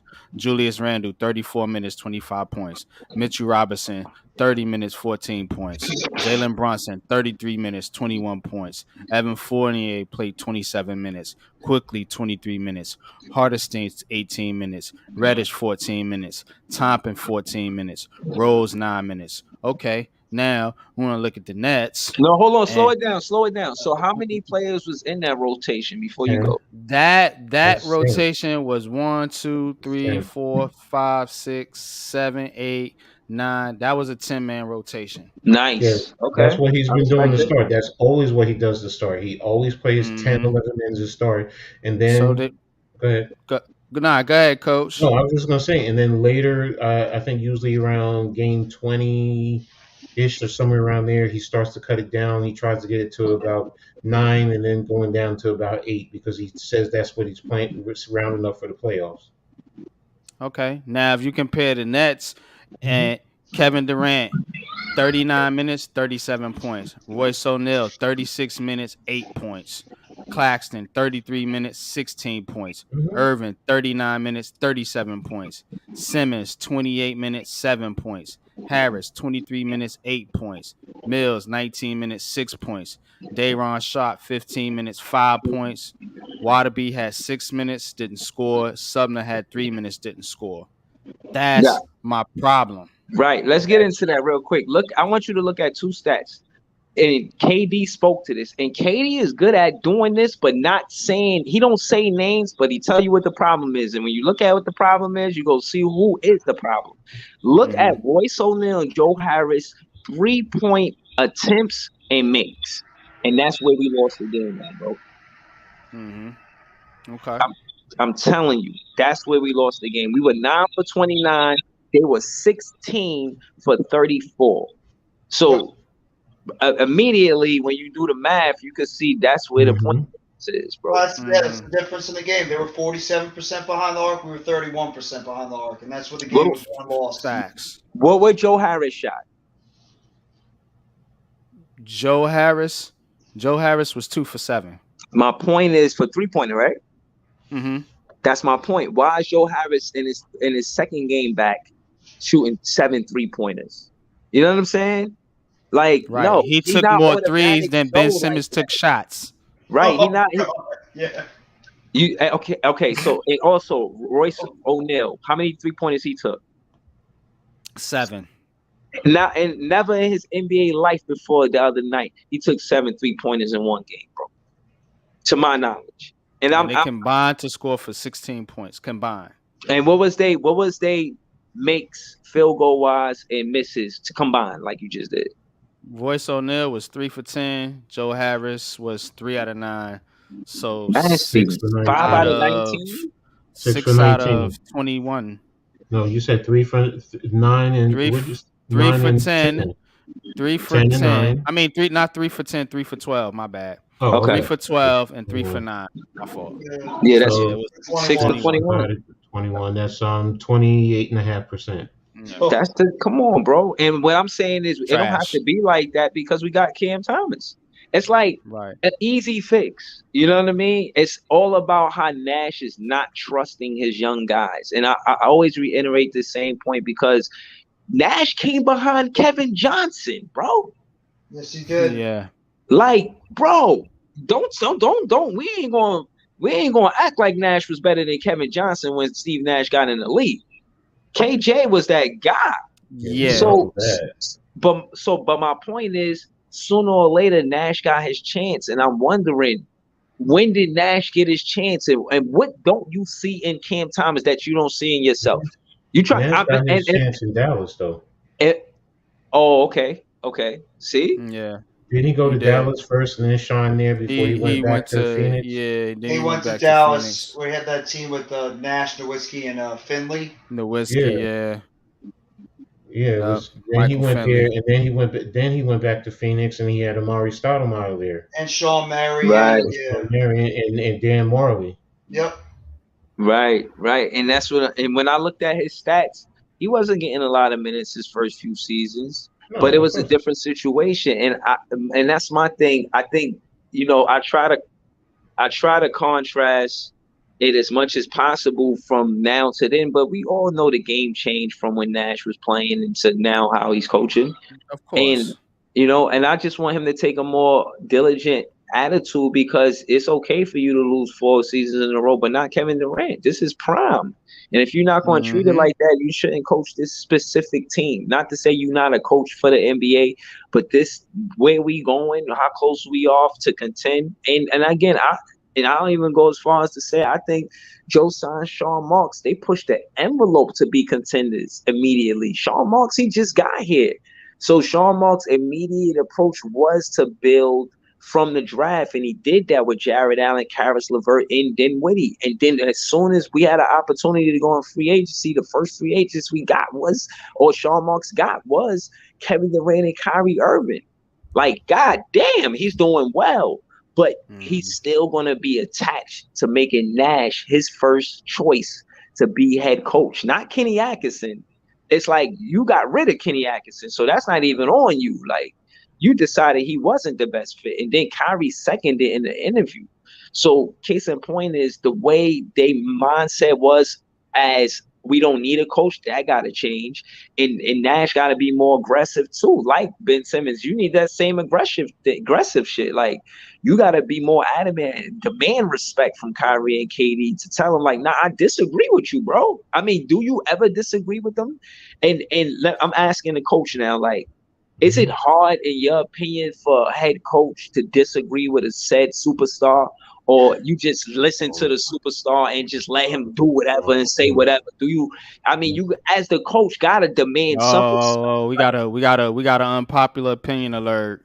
We got an unpopular opinion alert. Tommy, for one, Tommy, man. Shout out to bro Tommy, man. You know what I'm saying? Member of the Big Blue Crew, man. Nets need to trade Kyrie for DeRozan. He a Knicks fan? Yo, is he a Knicks fan? He gotta be trolling with that. Hell to the no, and I like DeRozan. No, he means us harm, man. He don't mean us no good as Nets fans. yeah. He don't. What is that? Yeah, why don't you trade R.J. Barrett for Russell Westbrook? How about you guys do that? Don't you live in Houston? Yeah, man. Tommy said, "Yo, screw the Nets, man. We need to make them as bad as possible." Yeah, man. That would be. Hey, look, man. It's unpopular opinion, man. I'm not gonna knock nobody's that's a hell of an unpopular opinion. You know what I'm saying? So that's why I highlighted it, man, because that's what we about over here. So, now if you was talking about trading him for Simmons, I don't know. How was DeRozan? I didn't attain that, but not for Kyrie. I got an unpopular opinion. I want Mo Bamba on the team. Dead ass. I'll take a big man that could just help with rebounds and defense. You ain't got to score. That's what Ben Simmons is supposed to do. Let me ask y'all this real quick. Do y'all, because not to make it about the Nets, do y'all feel like he 100 his back? Oh no. No, I don't think he's 100% because you're coming from a back and he was down literally for 2 seasons. Man, what about you, NYG? What's the thing? I don't think so, man, and I don't think he should be playing, man. Look, man, Ben Simmons, okay, in 2021, he played 58 games, all right, 32 minutes per game. Did not play at all in 21-22 last season. Played 3 games so far this season. He had back surgery, am I correct? Yes. Yeah. If he's not ready to play, you're hurting your team by having him out there. Facts. You just are. You know what I'm saying? And this is where I disagree with Coach. You can't just put him out there to get him in game shape if the guy is not ready to physically play basketball. Let me clarify something to NYG. I'm not saying put him out there just to put him out there. When I say put him out there to get him in game shape, all right, he has to be at a certain plateau before he gets on there. And because he hasn't played in literally almost 2 years, he has to play himself into shape. He just has to. It does. The only other way you can do that is to send him to the G League and let him play down there. Because he's coming from his back. Check his stats. Kyrie barely plays. Well, Kyrie's playing this season, so until he ain't out there, I'm counting on Kyrie. You know what I'm saying? And he ain't shown me nothing this season for me not to want to count on him. Because hey, let's be honest, man. Him and Kevin Durant is the offense right now. You're not getting in Claxton. You know what I'm saying? But Claxton is still developing. Yeah. You know, we need KG on the team, man. We need KG as an assistant coach. Could you imagine KG as an assistant coach? He'll be balking on players. KD really, Yeah. I don't think players can handle that seriously. I don't know either, man. I He's don't pretty think they can handle intense. that. Yeah, You know what I'm saying? that's what I'm No, But talking these kids about. would not be able to handle Yeah, Kevin the level Garnett. of mental abuse, and that's the way you have to put it, because they're not strong enough to handle that seriously. You're You right. know, Nah, I hear and you. and that's just to be brutally honest. The players today are soft, You're right. and that's all that's sports. facts. That's all sports. They're soft. They can't handle criticism. KD is one of the biggest ones. I'm sorry. When you got to go back and forth on Twitter with fans, yo, no, you are playing in the NBA. You are the elite of the elite. They want to say whatever, let them clap, whatever. You know what? I got my money, I got my millions, whatever. You over there, you buying tickets and buying my merchandise for me and putting money in my pocket. Ha ha ha ha ha. That's my mentality. That's how I think about it if I was KD. Yep. Cats today, they can't handle it. They want to go back because they have freedom of speech and all this and that. And yes, you have the right of freedom of speech, but be very tactical about your approach. Because you're then in essence what you're doing is bringing yourself down to their level of mentality as opposed to being above it. And you want to say that's arrogant? Yeah, it's arrogant. But you know what? Where are you in your life? And that's all athletes. I say that to all athletes. Yeah. You know what? You ain't got. You ain't. Yeah, I'm gonna tweet about you, whatever. I'm Joe Boo Hoo. That's it. I'm nobody. Yeah. You want You to don't come want to back at stoop me? down to the fans' level. That's why when Kadarius Tony was fighting with fans on Twitter, I'm like, dude, don't pay attention. We're fans. We're only going to speak out of our mouth because we're frustrated, but we're coming from a fan's perspective. Don't go Exactly. back and forth with us. You got to be you got to be Right. better than that because we're not out there on the field, but we're just fans that are just spouting out our opinions on social media because that's where we can do it. But it's not like we hate you or anything. We're just frustrated because we don't see you on the field. We don't see you on the Jeff, I court. will You're not say this. producing, I will etc. say this. Oh, no disrespect. Fans are nasty in the way they go at No, athletes. that's true. That's and true. and it's easy for an athlete. I Some understand. fans. I understand an athlete getting defensive. That's where I'm saying, you know what? You also have the ability to block them, but you know what? Yeah. Just don't pay them no damn mind. No, I know. I Some fans It's are mean, like hard to that. do Not for all these fans. athletes, yeah, but these Yeah. that's days, my man. point. They're so dialed into social media, man. They are Social so media dialed is such a into it, big man. thing I'm nowadays. That's dialed It's that's a big into. caused them to thing, do Look, man. that. look, That's look, how look, they look, develop look, their look. brands and all that stuff. I get you on that. I understand that, and I understand the business side. All right. In my world for minor league semi-pro football, they're big on Facebook. There's so many different chat rooms or whatever. Do you know how many cats used to criticize my coaching? Did I ever go back at them? No, I ain't paying no mind.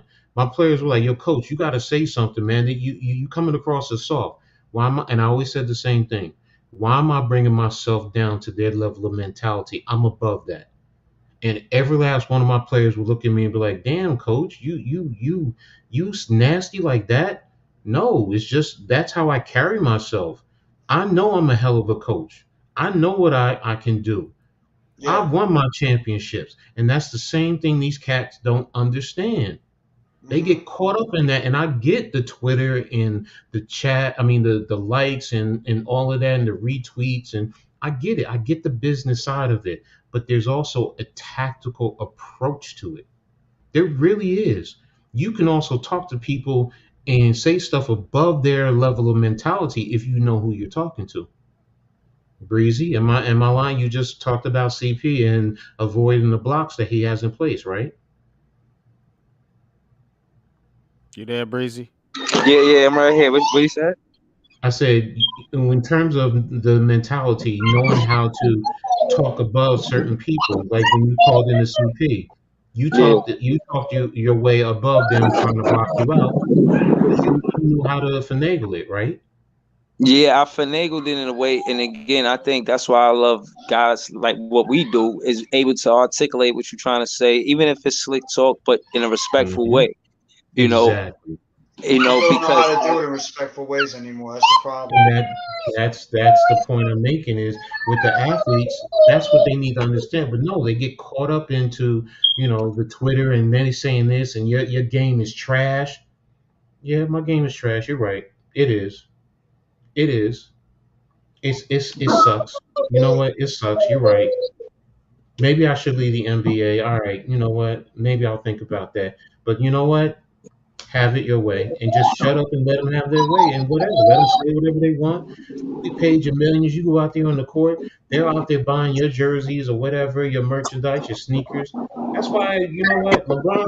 Trust me. He don't. He don't. Do you realize that he does not care what people thinks? He Yeah. doesn't. He Yo, goes out there. Go ahead. Coach, you know who a good example? Tim Duncan. Exactly. Absolutely. It's a Exactly. great name. Him Great name. doesn't Absolutely. care what you say, whatever. You know, he just goes out, he plays his game. He ain't got to trash talk. He ain't got to do nothing, whatever. He goes, plays. He got his championship. He going into the Hall of Fame. He's living his life. He's made his money, and that's the Right. whole But thing. but mentally, I'm just getting into what you said. Mhm. Mentally, KG, I heard him, on All the Smoke. He was like, yo, he's the one player I couldn't talk shit to. Well, Ex- impact that didn't work. He said he wouldn't talk shit to me the whole game. The whole game, like he was quiet, he was Exactly. silent. Tim Duncan was a silent killer. He was a Right, and silent he killer Yeah. on the court. right, and KG said, yo, it worked the other way around because he's like, yo, damn, I can't get in here. Exactly. Exactly. And Like it's some this is mind games. yeah. And that's He why said, Tim Duncan was as good as he was too. Not just his talent, but the dude would not succumb to trash talking. He wouldn't have to talk anything. He would just go out there and let his play But on the court do the talking. yeah, he also learned from um, Robinson, The and Admiral. even Yep. watching Elijah one. Elijah one didn't talk, and they were, they went against you. He learned Hakeem that. chirped a little bit. He did. I Mm, see it a couple A times little where bit, yeah. he Not a chirped a lot. little bit. I don't But recall him Tim ever. Duncan, Tim Duncan didn't. Yeah, He didn't at all. Yeah, No. and he that's kept the Patrick quiet. point. Ewing torch Oh, threw a lot. yeah, they He was a did. They little used to go quiet back and too. forth morning, and Lonzo talked a lot. Oh my Yeah, God, But Lonzo would never shut the yeah, hell but up. He see, was a that's the loud point. talker. And do you hear what you're saying? They used to talk back and forth, but they also played their game, and they also right. knew the talk would also amp them up. Because what Yeah. I say mhm, earlier, you're gonna find out who you can crack and who you can say, all right, they a baller. Let me amp my game up, and that's Yep. all it is, guys. facts. Today, don't you said about KG? KG's. That's why I just said you put them on the coaches' F. Now these guys wouldn't, they wouldn't be able to handle it. They won't. Yeah, he They talk tough. He tell Could never Carmelo, handle him. yeah, he be saying wild shit. Yeah. Exactly, and that's the whole thing. You asked me about the mentality, and that's the point. I always will say, sports is 90% mentality and 10% being physically able to play the game. Yeah, and to just to let you know I'm on the same I'm picking up what you're putting down. I think that's why they named Kobe Mama mentality. Mm-hmm. Like he is the one player where they're not talking about his skill, his talent. They talking about his mentality. They talking about like he's him because of his Mamba mentality. And I Mhm. think it speaks volumes. I think Guess it where he says got that from? Guess where he actually got that from? Jordan. Exactly. Jordan was the Yep. same way. Yup. Jordan was the same way. Jordan AI was a was the killer same on the way. court. Yup. AI as That's Yeah. well. and he learned that from all of them. Exactly. It's just what, and they listen, they hear guys chirping, and they use that as motivation. The bulletin board material. I love that. You want to talk trash about whatever. I'm gonna put it on the bulletin board, and I'm gonna have it right up there, and I'm gonna use that. All right, I Except if you're remember Reggie that. Miller. He would just Hey, talk Reggie trash Miller. all the time. And you know what? He could back it up because he did it to both of us in the playoffs. Both of exactly. us, he made plays. Coach, you probably still have that nightmare of those, what, 8 points in about 12 seconds from Reggie Oh Miller I in man. don't have that game? nightmares, but yeah, it lingers. But I don't have nightmares. And he They did it just to us too. Remember in that playoff Mhm. that one year where he was just really went off on us and we almost lost that series when they're number one seed? I mean, that guy was Exactly. the epitome of a trash talker, but he always backed it up on the court. And Players that's can't the do that. They're beauty. afraid to do that now. Too busy worried about social media. Bro, I'm telling you, they can't handle it. No. It's an art. It's an art form, and I admit I'm not the greatest at trash talking, but I learned how to at least hold my own. And for the most part, yeah, there's times when what I'm gonna come at you, but for the most part, yo, if you, and that's the other thing, if you a buster, man, I ain't paying you no damn mind. Right. You just not on my level, and Facts. It's yes, I'm arrogant. When it comes to sports, I'm arrogant with certain things. It's just certain people that are not on my level. They're just not, And I'm gonna be brutally honest. There's even coaches in the NFL that are not on my level. They just had great opportunities. They're lucky. I just never wanted to coach in the NFL.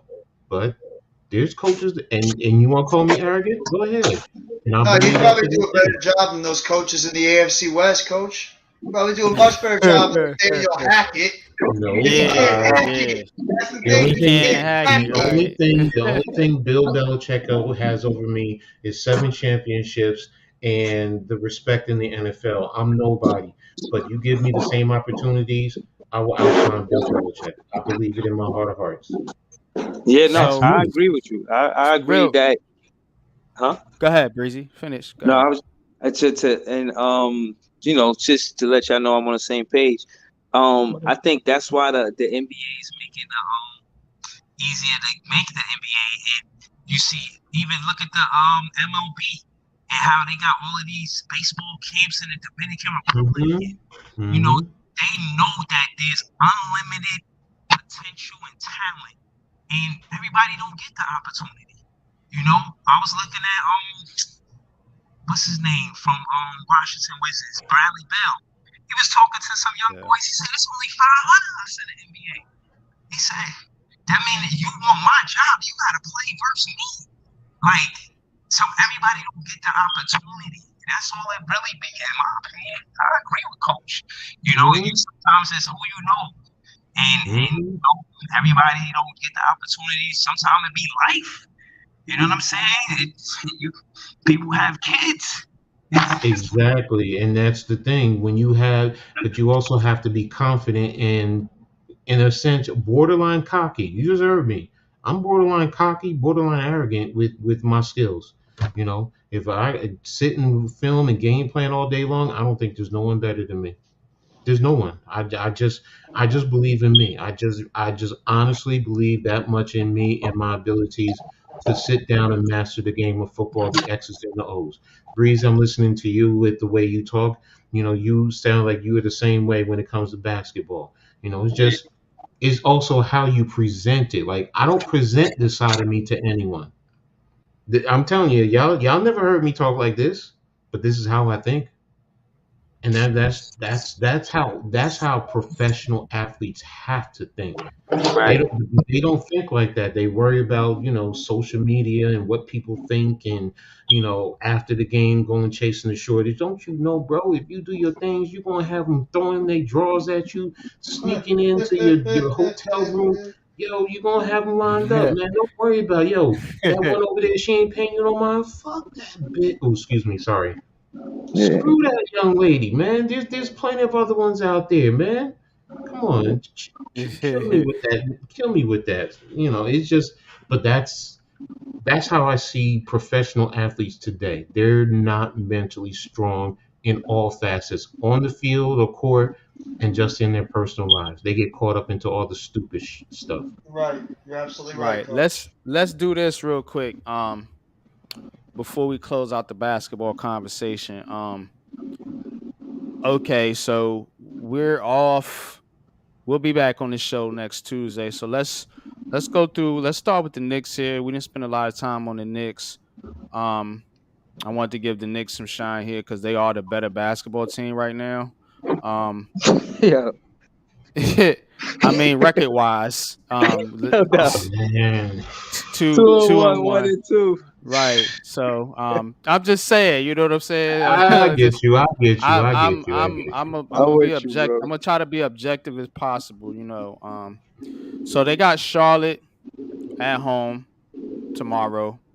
Hmm. Milwaukee on the road Friday, and then Sunday they'll be at Cleveland. Cleveland. Hmm. Um, Give me what y'all think the Knicks do in the next 3 games and what they gonna be looking like as we come back to this conversation Tuesday. At best, 2-1. Realistically, 1-2.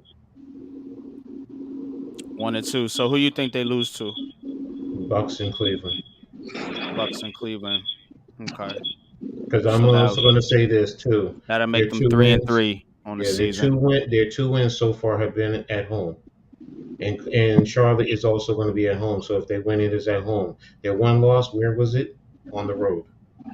Mm-hmm. So until they win on the road,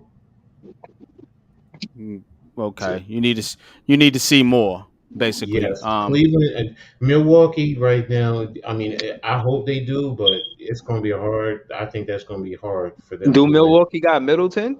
No, he's No, out for No, the first week or two of the season. yeah, Come back from wrist surgery. but they still have depth on that town on their They roster. do. They have a lot of talent on that team. So I'm not sleeping on Milwaukee. And plain and simple, they have the better player across the realistically the Greek Freak. Other than his outside game, it's going to be hard for us to check him. It has to be a complete team effort to check him and control him. And when he starts penetrating and getting into the lane, his 3-point shooters sit outside, even Brooke Lopez, and they kill you. So I love Brooke yeah. Lopez. I got a soft so spot for that dude. it's and they play a hell of a defensive game, a hell of a They do. defensive game. So Yes. that's Yo, who the hell this guy think he talking to, man? Oh, he always does this. He always does. Yeah. You'll get used to this. He does it all the time. Yo, man. Yo, don't I bite the can't wait cheese. neither. I'm gonna be in the building. I'm gonna Listen, be listen, at Breezy, the Breezy, Barclays. Breezy, don't do it. Don't do Breezy, it, Breezy. do not bite the cheese. He just does it. Just does it. Let him talk. Just let him talk. What did I just say? What did I just say about trash talking? Yo, man, I talk trash too, man. We gonna whoop your ass, man. So That ass, man. He also says he's confident they could beat the Cavs. no, we What y'all could think beat about the anyone. Cavs? I mean, don't get me wrong. We could beat anyone, but I'm just saying, Cleveland is going to be tough. They are. And the Bucks are going to be tough, and that's my point. It's not like it's not playing Detroit and Orlando. I'm sorry, it's not. Yeah. Mm-hmm. That's Now, true. They only lost by 3 to Memphis. Give them that credit. yes, In and Julius overtime, Randle we don't fell do down. more wins, but they still didn't get No. waxed like the Nets did. But No, I get you. I understand, and the thing we have that we haven't had in years is a point guard. We finally have a point guard Brunson. in That's Brunson. the difference. When I watch the tape. That's the difference I see in the Knicks is Brunson. Yes. Is No, Jalen Brunson is a real deal point guard. Yes, and I agree with that. I just need to see more. I mean, because I'm also used to the Knicks playing with our emotions. I mean, the year before I last, still do worry about Julius Randle. I think I think he get a little. He get out of control sometimes. Remember when I was talking about players breaking? What was he doing last year? Oh, he was breaking. That's what he has to earn back from me, to be brutally honest. Because I don't trust him. I don't trust he's mentally able to handle himself. And I hope I'm wrong. I really do. Because the kid is talented. He's definitely talented. But what you think about Fournier? Fournier, he just doesn't fit. Especially with teams wanting to have a defensive presence. I mean, he's the liability. Teams are just going to ISO him and take him, and he can't guard anyone. He's a bench spot up 3-point shooter who comes in, just gives you some 3-point shots, a little bit of offense, and then you put him back on the bench. But we also don't have Grimes. Grimes is out right now, so that's true. So now if Grimes was here, I would think Grimes would be starting. I would feel a little bit more confident with our starting 5, and I think that's where Fournier fits better on the bench. The second unit, just coming in, just to be an offensive spark, because then he can fit in with that, and that unit will run. Quickly. D Rose. Is McBride playing or is he not playing? He's on the main roster, but he hasn't been playing. He ain't been getting no minutes. I figured they're playing for some defensive aspects. So I mean, and I can't forget my boy whatchamacallit, the other boy from Duke. Cam Reddish. Yeah, Cam Reddish. Now he's inconsistent, but some days he's good, some days he's not. So he's streaky shooter. So I mean, Fournier just needs to. Yeah, you're right. We need to trade him for Anunoby. OG Anunoby. Yeah, we definitely. I agree with you, Almighty. Good call right there, bro. Go ask Randy about that. Our buddy Mhm. next shift, Randy. I'm sure he'd be Mhm. excited about that trade. So Evan Fournier for OG Anobi. So right now, I told you before. Talk to me by the end of the year, beginning of New Year, and I'll tell you what I think about the Knicks, and that's a big sample size because okay. their roster, I mean their schedule, to me is tough. It's tougher than I really realized. I think given what I'm looking at, I think they can beat Charlotte. Hmm. Um, I think Milwaukee's gonna be tough. Hmm. Honestly, I think they can beat Cleveland. Possibilities there. They can beat the Hawks. The Sixers in So Philly is going to be tough. The Celtics, Philly and Sixers, yeah. the Timberwolves are going to Boston, be tough because the Timberwolves have those twin towers. So how do we right? match up with that? You guys are by You then. I got think of Brooklyn, yeah, it's going to be so I tough. mean, yeah, but still, given And the that's just outlook for this team, I think I think they can beat the Hawks. You yes. I'm know, not saying they I, can't. Philly might be tough, but they Hmm. struggling. They a little bit in disarray at the beginning of the season, but that's expected. Hmm. Um, Boston, that's always a tough out, regardless of Hmm. who's coaching. We'll see about Minnesota. I don't, It's in I'm not. Minnesota, and like I said, Mm, they have that twin towers, man. mm, And Does that Edwards and Russell. you have to put yeah. Julius on whatchamacallit then Mm, on Towns probably. Towns, and he could take mm, Julius down low and he can foul him out. Yeah. So that's why I'm like, yo, that's going to be a tough one, and it's a 10-15 start after playing Philly. You know that to me is tough, and then turn around and come back and play the Nets at 8:30. So mm-hmm. that's why I'm like, yo, do I think we can maybe be at about maybe 555%? Yeah, if we do that, then I'm going to be feel a lot confident. But if we're at around 45%, 40%, it's going to be a long season. Sorry, for me it is. Okay. Well, I got a little bit better outlook on the Knicks. Let's get to a couple comments. We still got a good 5, 6 strong in the chat, man. Shout out to the chat, man. Appreciate Oh all y'all yeah, for rocking with Lance. us Shout out to the chat. tonight, man. For real, man. Oh, This Lance has wants to go there. He been a wants to great go there. show. I'm gonna say it. I'm gonna say it. Go ahead. I'm sorry. Go ahead. College basketball season right around the corner, yo. Jim Boeheim, year number 48 as head coach. All right. Here's something that has never happened this early. Hey Jeff, you'll like this. Season tickets for Rutgers Scarlet Knight have been sold out already. There you Wow. go. Oh wow. That's what's And up, man. that hasn't happened. That has not Yeah. happened. So Let's yeah, go, Ruckus. That's what I it's gonna love to be on and hear. popping Yeah, when it man. comes basketball season between St. John's, Syracuse, And Rutgers, Rutgers, right. Seton Hall, Seton Hall and too as well. Monmouth has always been tough. And they're playing in the CAA, I think now. So yeah, It says, I love that I can go to the bar, come back, lit. Y'all still streaming. Yeah. Yeah, we do go a long time in yeah. streams, but it's good content, man. We want to make sure we do what we say we're gonna do, and that's go around the city, man. I think we do an awesome job of doing that, man. Taking you around the city, hitting all New York area sports. You know what I'm Yep. saying? Yep. Um, Hmm. Facts though, man. But let's flip it over to the Nets now. Okay, we talked Hold, about. hold Oh, you on. want to let y'all want to pop in on the convo? What y'all think? Yeah, let me let y'all go. What y'all think the Knicks is going to be? I'm just going to go after the next 3 games. When we Until come we back come on the back. show.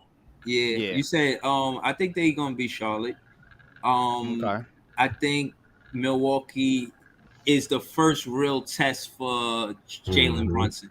You know, the Yeah. Knicks, they've been real heavy about needing a point guard, and seeing him versus Drew Holiday, Mm.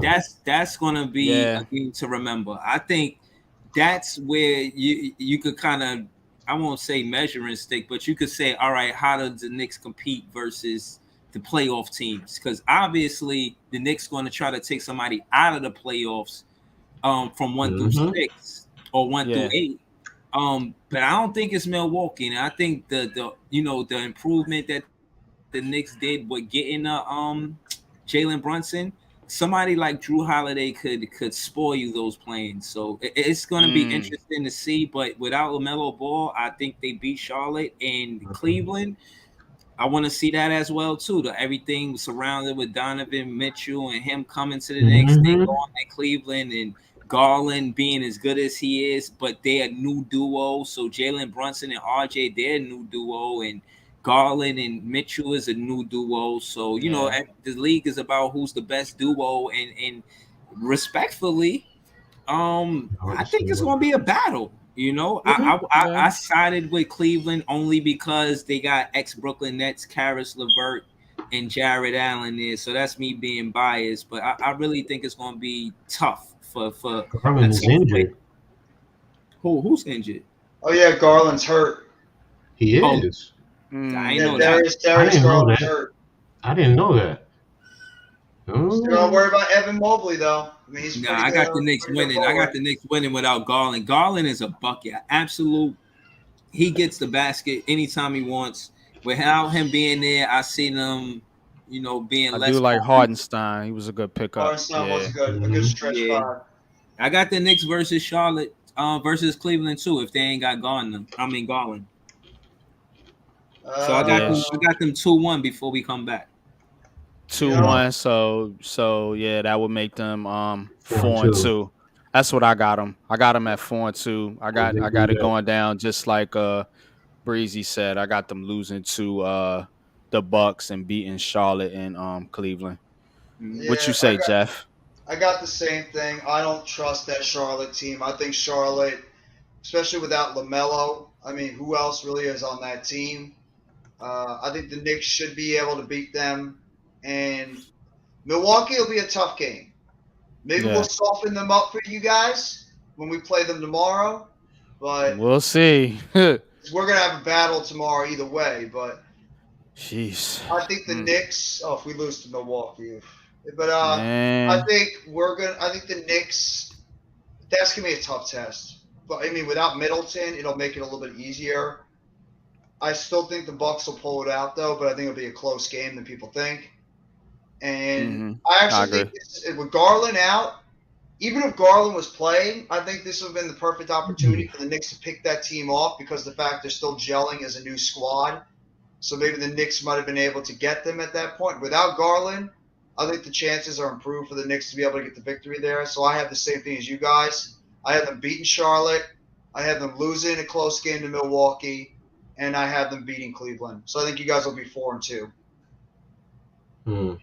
Yeah, I agree, man. I think when I watch the Knicks, man, they play like a team in sync, man. And I think they play, you know what I'm saying? It seems like they play off each other better than the Nets do. And I'm looking at this, man, and I'm seeing it, man, and it's Brunson, man. I think Mm-hmm. Brunson is the biggest difference, man, in this squad right now, man. I think that was an excellent pickup.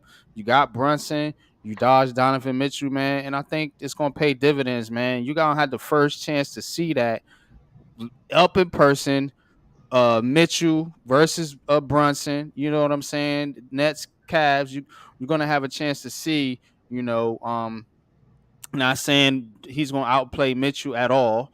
You know, Mitchell is a walking bucket, man. But you're gonna see as a team if Brunson is that difference, man. You know what I'm saying? And Mitchell if also has to play on the defensive end, and that's where he's weak, and that means he has yeah, to guard RJ because he's the right, two guard. right. So, So I yeah, mean, I get you. So, now that Garland is not there, I don't know. Maybe mm-hmm. 4-2 is an illegitimate, opportunity. I mean, chance. I You know, think that's how it goes down, Coach. To be honest with you, let's Unless flip it Evan over to Mobley the plays to the well. true. Let's flip it over to the Nets. They got the Nets actually got oh shit. They got 4 games. Oh boy, this is not all right. So they got Milwaukee, hmm home to Dallas, and mm. then home twice to the Pacers. Is that right? I think it Yeah, is. they doing a Yeah, lot of that's back to right. backs nowadays. That's exactly right. We got 4 games because we got a back-to-back from Wednesday to Thursday. And then Saturday you play at home against the Pacers, and you play at home again against Hmm. the same team. Yeah, they're doing that. I mean, we do Chicago back to back on the road. Uh, okay. All That's the right. first time I've seen that to add to that MIG Yeah, 22. I The haven't first time seen that before. Yeah, they added that new Yeah, thing they this added year that. compared to what they do before. I Interesting. actually like that. I actually like Well, that I they're think not it's gonna be good for the utilizing. Nets in this situation. Yeah, Because we I should be don't able to think beat the the Pacers Pacers twice. is a good team. I mean, if you can't beat them, I mean, whoa, boy, you talking about? You think I was fired up tonight? I'm Oh, gonna it's gonna really get go in on ugly. I this play fucking the Bulls squad, man. on Tuesday. If they can't beat that, if they can't go get, they can't Mhm. get out of there at least 2-2, 3-1. It's gonna be a problem for me, man. You know what I'm saying? You I should agree. beat Milwaukee. Dallas, we'll see. That might be tough. No, Um, no, no, no, no, no, no. We should beat them. should beat you We think should should beat beat Dallas Dallas. too? Yes, I think we Okay. should beat Then Dallas. they should go 4-0 because I think they should beat Milwaukee as well. Yeah, You know what I'm saying? And definitely should beat the Pacers twice. yeah. Um, and if you want to take it up until Tuesday, it's Chicago. Mhm. So they got Chicago on Tuesday. They got another back to back Oh, you say versus they that got fifth game? 4 straight home games. Dallas, Indiana, Chicago. Gotta win those games. Yeah, win I at could home, take you losing please. to Wait a Milwaukee. minute. When do y'all play Indiana twice? Unless I'm looking at the wrong schedule. Because I see Indiana plays the Wizards on Friday the 28th before they come to y'all. Am I looking at the right schedule? Saturday, October 29th and Monday the 31st. Oh, Monday the 31st. I didn't look Yeah. at that. I was looking at Sunday. Sorry. Okay, yeah, you're right. You're right. Sorry. Mhm. Because I thought it was Sunday. Sorry. All right. Yeah, I mean, it's a strong possibility. So I'm saying that I'll give to y'all say four and one. 4-1 should be the record, which would put us at 5-3. You know what I'm F it, I'm saying? saying So 5-0. I think we Right. should beat every one of those teams on there. I don't care. Call it like confidence or whatever. We should be able to beat those teams. yeah, we should be able to beat all 5 teams. But given what we've seen from this team, are you confident that we're gonna do that? So I'll turn it over to you, Jeff and Breezy. What y'all think, man? You go ahead first, I Breezy. think they're gonna drop one of them. I'll go first. Well, I think the Nets should feel a sense of urgency being 1-2, and in the very next game we play, excuse me, I think is what Milwaukee, right? Mm-hmm. Yeah, So we'll walk you later today. tomorrow. Yeah, Oh, right. We today. play Yeah. Milwaukee Wednesday, and we play Dallas Thursday in the home game. I Hmm. think if anywhere Ben Simmons is confident, it's Milwaukee. We beat them in the preseason, so Okay. I expect Ben Simmons to do more what he did in the preseason versus the Bucks. They Mm. don't have Middleton. We need to use that to our advantage. Giannis is definitely going to get his numbers, but it's how he get his numbers. Last game in the preseason, he was playing his heart out. Like it was a preseason game, but he was playing hard, and we held him to 25. He had 12 points from the free throw line, and he shot 6 for 21. And that was partly because Ben Simmons played great defense on him.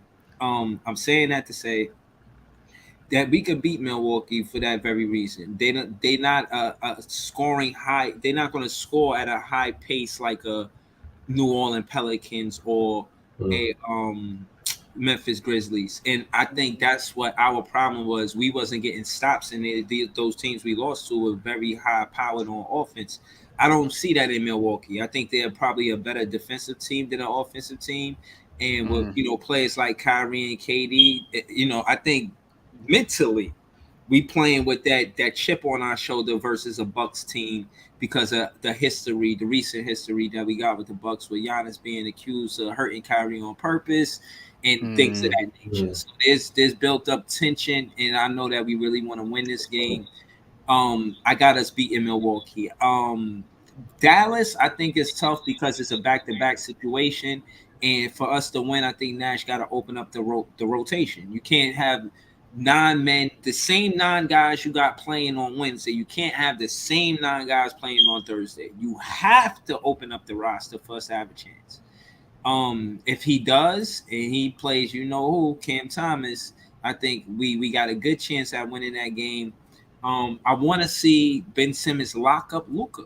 You know, I mean that's why he's here to right. Like even if he's not to locking him up, at least give him a hard Mm-hmm. time. There's no reason that Murray and Bain should score shy of 40 points. And I think this is for him to redeem himself. Like redeem yourself, bro. You know, get your confidence back. You know what I'm saying? Like, I don't know, eat some Buffalo Wild Wings, spicy or some shit, man. Do something.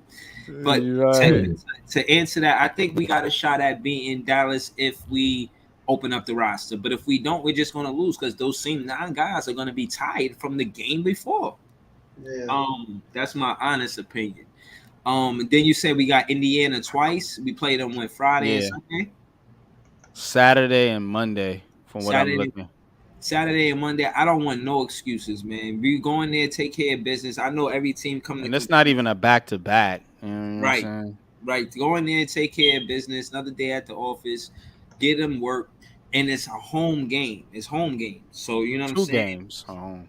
Right. And these you got a 4-game stretch at home. You got the Dallas game, the 2 Indiana games in Chicago. So. Right, but the Chicago is a back-to-back. You said it's a Tuesday game, right? Yeah, that is a back-to-back. So Chicago might be tough for that. Yeah, it's a TNT game.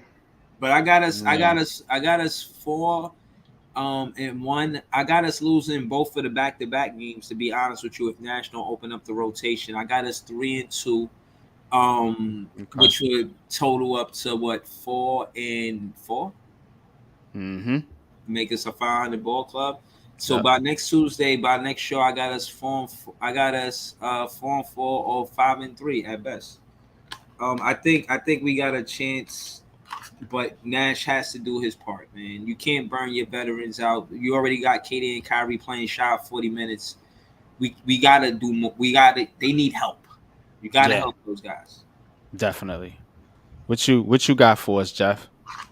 Well, first off, I mean, I want to know, is Seth Curry going to be back sometime soon? Because I think Seth Curry is going to be eligible to at least get back on the court after his ankle surgery he had off season. So if we can get him back, that's a boost to our offense because the kid can't score on the court when he's out there and also hit those threes.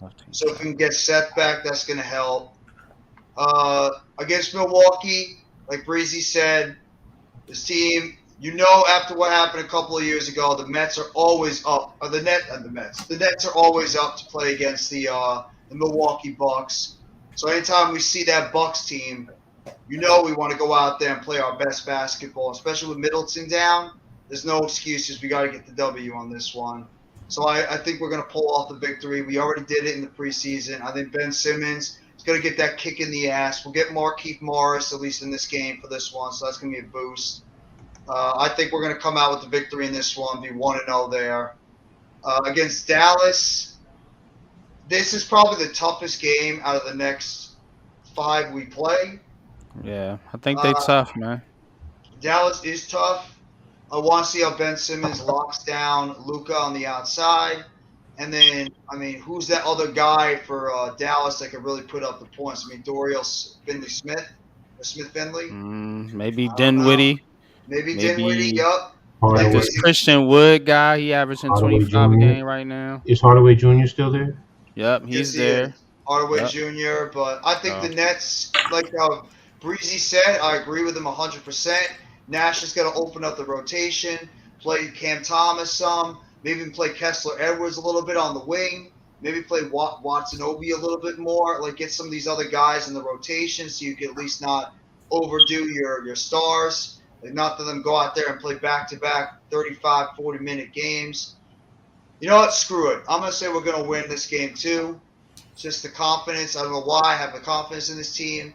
We should smash the Pacers twice. I don't even have to go into detail about this. We're better than the Pacers. We should smash them on both days.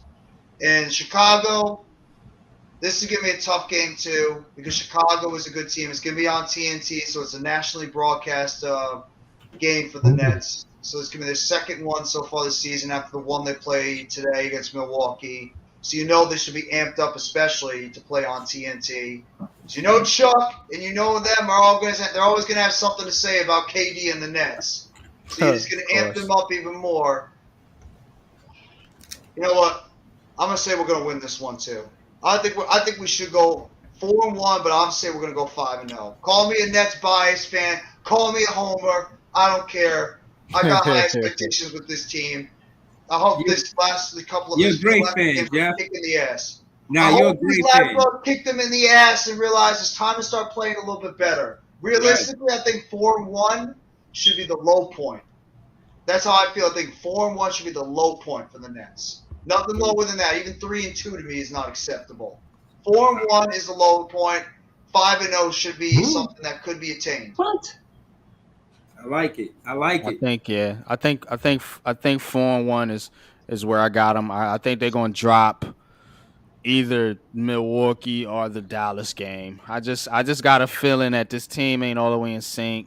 So I see more out of Ben Simmons. I can't say they're locks to really beat any of these teams. You know, maybe No, Indiana. they're not locks. But, I just think they're going to be. but yeah, they're better than Indiana for sure. Yeah. They can sleepwalk their way through those two games, but you're gonna have to get up to play Dallas and Milwaukee for damn sure, and definitely the Bulls. So I'm not 100% with the 5-0. I think more realistically, they drop one of those games, those next four, possibly to the Bulls as well, if you count in the fifth game.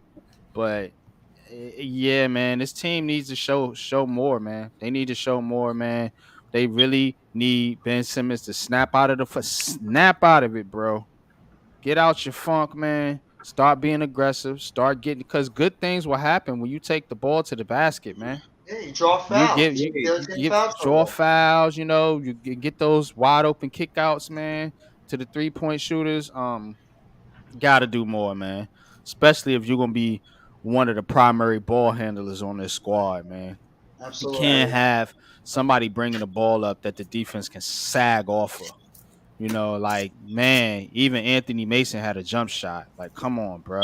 Exactly. Like, you just can't do it, man. And I'm sorry, man. You know what I'm saying? I can't give Ben Simmons a pass right now. I know he's coming off the injuries. I get it and all that, man. You know, I know he might have some mental things going on, man. But look, man, if you ain't got the desire to play ball, man, just walk away from the game, bro. Because that just seems to me like this cat ain't got the fire in him, man. You know what I'm saying? And you hurting his team right now, man, by just being out there because you're not contributing. So he had the fire when it was like his rookie year, when he was playing us in the playoffs. He had a little bit of fire. Yeah, right. I don't know what the hell happened to him. He just lost it with the whole his thing. His confidence got ruined in Philly with those fans, man. They destroyed him. Some people just ain't built like that, man. Yeah. They can't take the criticism, the heckling, and the shit talking, and they can't handle it, man. And they get out there, they get unconfident. Oh, I can't shoot because I'm gonna be a meme now, or I'm gonna be drug in the mud on social media. So I guess in his mindset, I'm just gonna play it safe, not shoot, and just get all my stats rebounding and playing defense. Man, get out of here, man. You got to be an offensive player as well as a defensive player. Got to play both ends of the court, man. Right. You are a top player on this team, are supposed to be. Yeah. You're supposed to be the third best player on the squad. You got to play like it. Don't worry about us. We're just people. Right. Don't worry about the fans, us. Man. I played ball, man. You know, fans used to talk shit. The players would talk shit to you. Yep. I can only imagine the shit they talking to Ben Simmons out there right now. That shit probably getting induced. Shoot the jet. Right. Yeah, you scared? Pussy. Shoot the range, Ben. I think that's what they did to Westbrook the other night, man. Westbrook shot a brick the other night, and I think that's what they did to him. He was wide open, and they would just dared him to shoot the ball, and he fucking missed. Right. I mean, shoot the brick, Westbrook. Shoot that brick. Right. Right. You know what I'm saying? But That's you a whole know, other mess over there in LA. right, you know what I'm saying? But with Russell Westbrook is on the backside of his career. He has been an established player, MVP in this league. Ben Simmons don't got that kind of clout. You know what I'm No. saying? So let's keep it a buck. You know what I'm saying? Russ, yeah, he gonna get destroyed by LA media and every other media. You know what I'm saying? Because he just ain't got it no more, man. But Ben Simmons, man, come on, man. You are still a young player in this league, man. You should still be in the prime. You should prime of your career, bro. You know what I'm saying? You haven't developed, man, at all with your shooting, and Right. now you don't want to be aggressive. So now that's even more of a knock on you. So Exactly. bottom line is I got to see more out of Ben Simmons, man. But I think at worst this team should be 5-3 coming back on this show. But let's get into the last part of the show, man. My personal, favorite part of the show, man. We'll give Coach the floor, man, and he takes us through around the college landscape. So turn it over to Coach.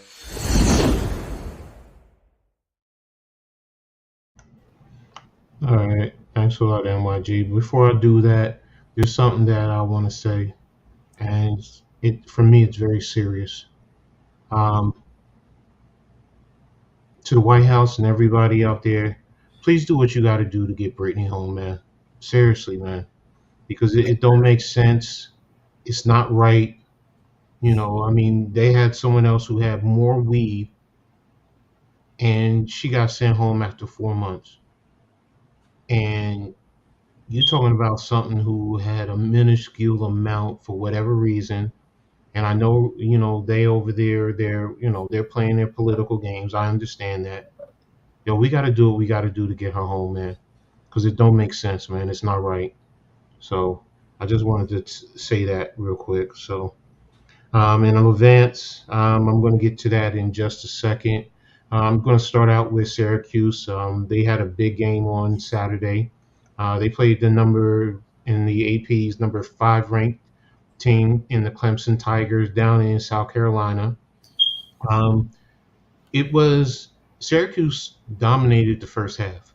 They went into halftime leading 21-10. They forced Clemson to take out their starting quarterback and put in a freshman quarterback. I mean, but in the second half they didn't score another point. They ended up losing 27-10. Clemson also scored all 17 of the points in the fourth quarter, so it was a battle in the third quarter. Um, the starting quarterback, Garrett Schrader, was 18 for 26 for 167, one touchdown, and an interception. He was also the leading rusher, 21 carries, 71 yards, and one touchdown, while Sean Tucker, their normal leading rusher, had 5 carries for 54 yards. And Oronde Gadsden, who's normally the leading receiver, had 6 receptions for 86 yards, an average of 14.3 yards. I mean, it was I watched some of the game, and Syracuse was playing with a lot of confidence in that first half, man. And when they were up 21-3, I can't lie, I know better, but I did start to think, oh, Syracuse has this. And I mean, I was flipping channels, watching a lot of other games, along with that. But the key point to this um, was in the fourth quarter. Syracuse was leading by 11 points, and they had Clemson third and 25. And on the play, the quarterback for Clemson was running out of bounds, basically, and he got bumped by one of the Syracuse defenders. Now, on the film, he was actually pushed, and it wasn't malicious in the hit, but the defender was pushed by one of the Clemson offensive linemen he went into the quarterback, and they received a personal foul, and it got him a new set of downs. Later, Clemson in turn took Syracuse's quarterback and literally rolled him out of bounds and pushed him out. And you could even hear the commentator say he rolled him out of bounds. There's no flag on that. And Syracuse was very upset about it. The head coach was belligerent in, attacking the officials because, the unfairness of that call. Now, there were questions about Dino Babers, play calling and wasting of timeouts, but ultimately that unsportsmanlike, that personal foul is what really changed the complexion of the game and kept Clemson in it. Now, they actually have a video of it. I'm going to show it to you guys so you can actually see exactly what I'm talking about. Share screen.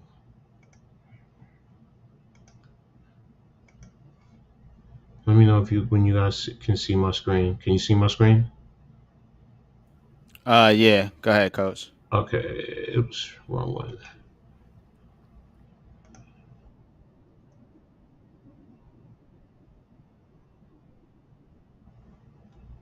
Sorry about that. This is the defender right here. That's the offensive lineman. See, the Mm-hmm. offensive lineman pushed him, and he went into him, Oh and there goes the wow. flags. Now here's Mm. and that's what really turned the complexion of the game Okay. um, in Clemson's favor. Now, I mean, Syracuse had the opportunity to control it. They could have stopped them. They could have played better defense and not let them score. But it did end up where Clemson went down to win the game. Now, the biggest issue for Clemson, though, I mean, if for Syracuse defensively, they let Will Shipley rush 27 carries for 172 yards and 2 touchdowns. And Ooh. that's big right there. You can't do that. You have to control you have to limit more than anything. You have to not let them score. I mean, if he's, like with our Giants, if you make getting yards in between the 20s, but come the red zone, we got to shut you down. And that's, Mm-hmm. where they didn't um, take advantage of their opportunity. So, that's their first loss of the season. So they have to rebound next week. They have Notre Dame coming to them on Saturday. I believe it's a 12 o'clock kickoff. So I don't know if it's going to be on the ACC network um, or a national feed. So I'll find that later. But I do think they're going to be angry. They're going to be hungry, and Notre Dame has had an up and down season. I mean, they've lost to teams that they shouldn't lose to. So I do think Syracuse wins, and I think they're going to win handily against Wow. Notre Okay. Dame. And that hurts me saying that because that's my second favorite college football team. So Mm. they'll rebound and they'll get back on the winning track to end up being 7-1 because right now they're 6-1. So that's the Syracuse report. Next up is Rutgers. Um, Rutgers played Indiana. It was their homecoming game. Um, I mean, I was into this game. It's a very, I'll put it like this.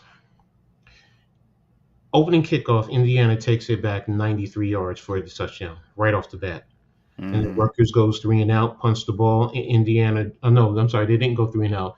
They got one first down and they got out to close to midfield and they punted. And Indiana drove down 91 yards on the play. Let me double check that. Yeah, it was 91 yards in 11 plays, and quarterback Connor Blazek scored on a 7-yard run. The returner was Jalen Lucas, who brought the ball back 93 yards. So in the first quarter, they were up 14-0 Indiana. Now, Indiana is the type of offense, which is what Rutgers was doing. They were trying to see and feel them out. Indiana is the number one team in terms of snapping the ball once it's put into play. They snap it between 15 to 18 seconds. And if you have a 40-second clock, that's fast. And Rutgers was getting a feel for that. They were really getting the feel from that. But once Indiana scored at the 7:05 mark in the first quarter, from there Rutgers shut them down completely. They only allowed them 3 more points. and that was late in the fourth quarter with like a little over a minute left in the game. But they shut them down and only allowed them 159 yards. I mean, the defense was phenomenal. They even had a pick six where defensive end Aaron Lewis was chasing the quarterback and had him in the grasp in the end zone. So they were going to score a safety, and the quarterback just threw the ball up, and cornerback Christian Brazos picked the ball off at the 12 and just walked right into the end zone. But to start, from there in the second quarter, Rutgers scored their first points on a 15-yard pass from Noah Vidal to Sean Ryan. Sean Ryan was, in that time frame, he was phenomenal, man. I mean, they were throwing the ball up, and he was, catching it, and he was going over people, over defenders, and it was just amazing to see him. I mean, I wish we could have more of that. He ended up the game 3 receptions, 59 yards, and 1 target, and that was all on that drive. And then from there, Rutgers turned to the running game, and it was freshman Sam Brown who pretty much dominated the game from there. He had 28 carries for 101 yards, 1 touchdown. Now, he did go out with an injury, and he didn't come back the rest of the game. But, I mean, for the most part, he's the one that really carried the team from there. So, let me see here. They scored the touchdown. They had a field goal in the third quarter, 2 field goal, Sean Brown's touchdown, Braswell's interception in the fourth quarter, and then the field goal, and then Rutgers recovered the onside kick to basically end the game. In terms of the stats, like I said, it gave you Noah Vidal was 12 of 24, 113 yards, 1 touchdown, no interceptions, and no sacks. But Connor Blazek was 24 of 42, 1 interception, 210 yards, and no touchdowns and 1 sack. And when I say they harassed him, even when he got the ball off, they were getting good, clean hits on him. So it was just a total, like I said, domination, and it pulled Rutgers to 4-3 right now. And then next week they have a big game going up against Minnesota in Minnesota, going up against one of Shiano's proteges.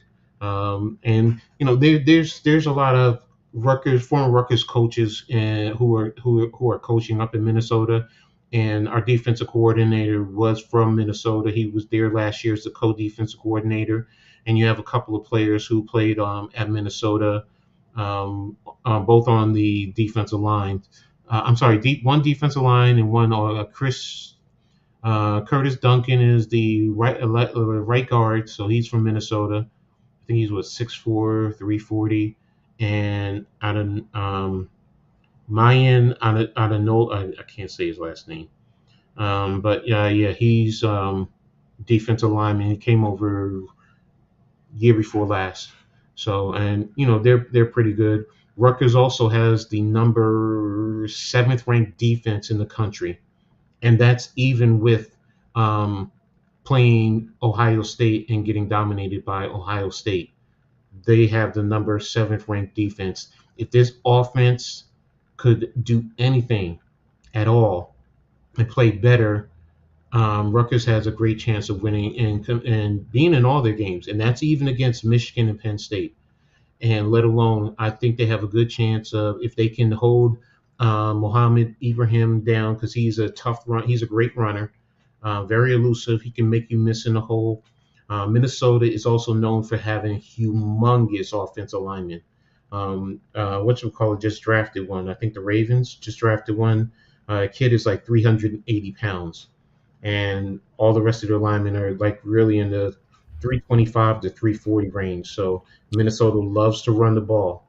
But Rutgers is great at stopping the run, except against Ohio State. So this is going to be a true testament to, what can we do defensively to hold them, shut them down offensively, and can our offense give us anything?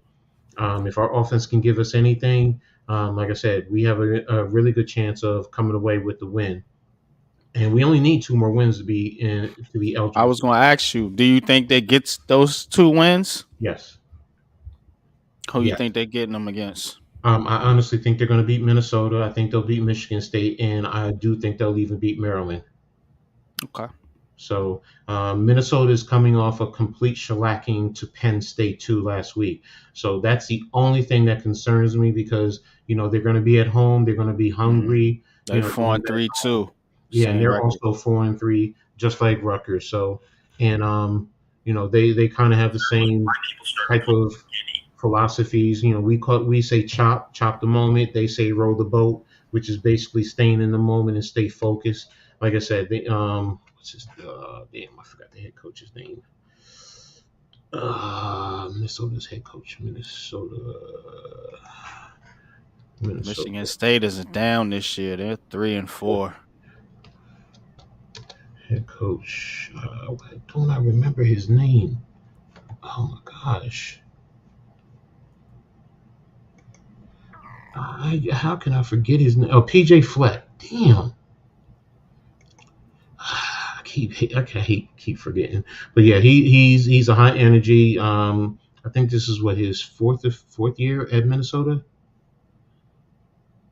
Mm. Yeah, I think this is his fourth year at Minnesota. He has an overall record of 39-26. So he's a good coach. So Mm-hmm. and it like I said, it's going to be a tough, but I think Rutgers is going to do what they need to do to win this game. Noah Verdell is getting better because he played the whole game. There was no rotation with the quarterbacks in with the offensive coordinator chain. Nunzio Campanello, while he changed the tenor of the offense. Like offensively, they were more spread offense, but Saturday they were under the gun. They were I formation Mm-hmm. under the gun, multiple tight ends, and they were being physical up front. And that's why this is going to be a real testament. It's going to be a pounded out type of a game because Minnesota likes to run. They run more out of the spread, but if Rutgers can sustain and maintain and be physical on those lines and not let those defensive linemen, take control. And to me, the key is Aaron Lewis. If he can be aggressive and really track down the ball carrier and then get good sacks whenever they drop back to pass, I think Rutgers will do what they need to do offensively. Um, and I'm sorry, defensively. That's where I say offensively, they definitely have to step up and they definitely have to make sure they take good shots downfield. And I feel confident that they will because using Sean Ryan as a big body receiver because he's like 6'4", 6'5", about 205, 210.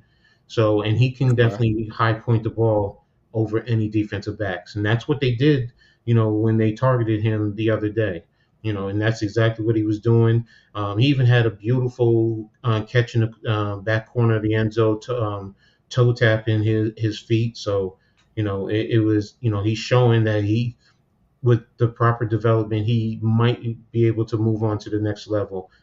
So and Okay. that's what I'm hoping for. And then, to me, the key is going to be Johnny Langan, making sure we get the ball to him properly, because he can definitely be the X factor. And then Aaron Cruikshank, because I do expect Minnesota to try and load the box to take away the run and force us to pass, because Noah doesn't have that strong of an arm. But I mean, Mm. plus he's coming back from a hand injury where he had surgery. But like I said, I mean, So are they finally settled on a guy at QB?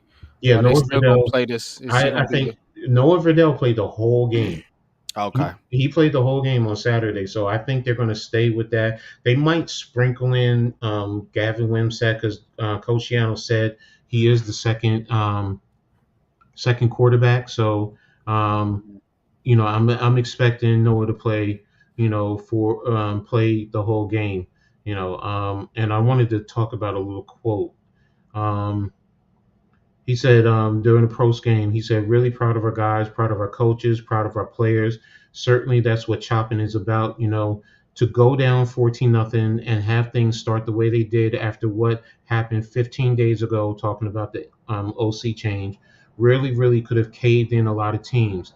I thought that they just stayed in the process of chop and believed and did it, and they were able to overcome some pretty substantial early adversity and find a way to win the game.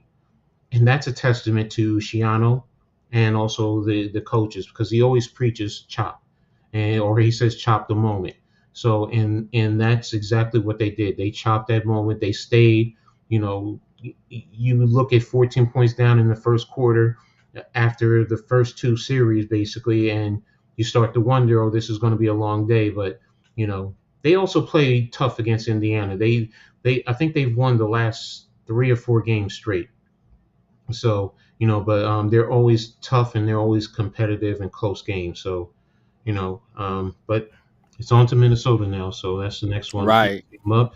And just to touch, Princeton won their game against Harvard, so they stay undefeated in the Ivies. So, and Monmouth lost to Rhode Island at home. So that's the local teams for you guys. Appreciate that, Coach, man. Well Excellent said, work, man. Coach. Excellent work.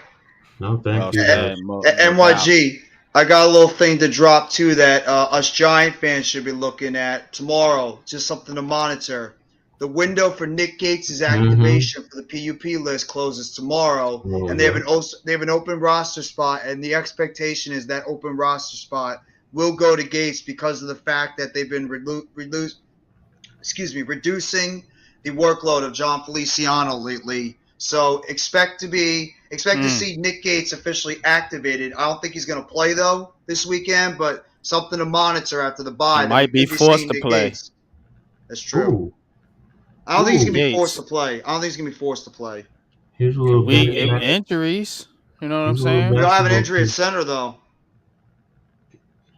Yeah, but could he fill in at a guard spot if we had an injury there or something? Remember, you got Lemieux eventually coming back too. Nah, true. So haven't heard anything on him. Have you? No, I haven't heard anything on Lemieux. And Sterling Shepard officially underwent ACL surgery today. So prayers out there to our guy Shep. Just underwent the surgery today. So hopefully he can make a 100% recovery. So just I got some basketball. I got some basketball tidbits for you guys, courtesy of Brutus Gorman on Twitter. He says calling out Atlantic point guards: Jalen Brunson, 18 points per game, 40% field goal, 42 from the three, 4 rebounds, 7 assists, 1 steal. Marcus Smart. There you go. 10 points per game, 38% field goal, 23% threes, 3 rebounds, 6 assists, 1 steal. Fred Van Fleet, 16 points per game, 42% field goal, 50% 3-point, 4 rebounds, 8 assists, 3 steals. Kyrie Irving, 27 points per game, 46 field goal, 28% 3-pointers, 4 rebounds, 6 assists, 1 steal. Tyrese Maxey, 7 points per game, 43% field goal, 33% 3 points, 2 rebounds, 3 assists, 1 steal. That's all the starting point guards in the Atlantic Division, and that's telling me it's going to be a battle all season long. Yeah. Oh, no doubt about it. Marcus Smart's a pain in the ass. That dude is such a pain in the ass every time we play against him. I don't know if we need our point guard scoring 27 points. Ben Simmons. Ben Simmons. Yeah, that's why. Yeah, there you go. But Kyrie's the one. He's a pretty passer too. I would think Kyrie and Ben Simmons could get along. That's what you would think. Yeah, but you need some offense, man, from Ben Simmons, man. He needs to be a threat on the offensive end at some point. I personally, and we talked about this, like, he needs to be, if you ain't gonna shoot jump shots, just get in the post. Like, you gotta do something, man. Post up. Get a post game. Who averaged the most assists out of those point guards you mentioned? Because I know Kyrie averaged the most points, but who averaged the most assists? Brunson has 7 assists. They might have been Brunson. No, Van Fleet, because it's Brunson 7, Smart 6, Van Fleet 8, Kyrie 6, and Tyrese Maxey 3. Okay. So It's a tough Tyrese division. Maxey's a weird one because I thought that dude was another one that could really take off this But year, like is it being a that third matter of option. Is it a matter of Harden? Could Harden be impacting him? Possibly. Harden I impacts think Maxey. everybody, man. Yeah, I think Maxey's Harden better is a too. team killer, man. Yeah, he Mm, is. He really Straight is. up, man. Let me mm-hmm. plug in the hockey real quick, man. Yeah, Um, no. because we got to touch on everything. Mm-hmm. The Rangers lost yesterday to the Avalanche 3-2. They are Shootout. now 3-2-2 on the season. Mm, So Rangers getting they started hot and then it seems like they tailing off, cooling off a little bit here. Devils won their game 6-2 over the Red Wings. mm, Um, they're 4-3, so um Right. they they're looking pretty good right now. Islanders were off. They last played Sunday and they lost to the Panthers mm. 3-2. And they are 2-4 on the season. So Ooh. um Islanders getting off to a little bit of a slow start. Rangers and Devils about average, 500 right now. Devils um seem like they hitting a little bit of a stride here. And these teams are tough, man. I will say this. I can't give you much analysis on hockey, but I will say that the Eastern Conference of hockey is tough, man. The Devils and the Islanders and the Rangers are always in a fight for those last couple spots Yeah. in the conference, man, as far as making the playoffs. So that's something to monitor right now. Both teams hovering around just above 500.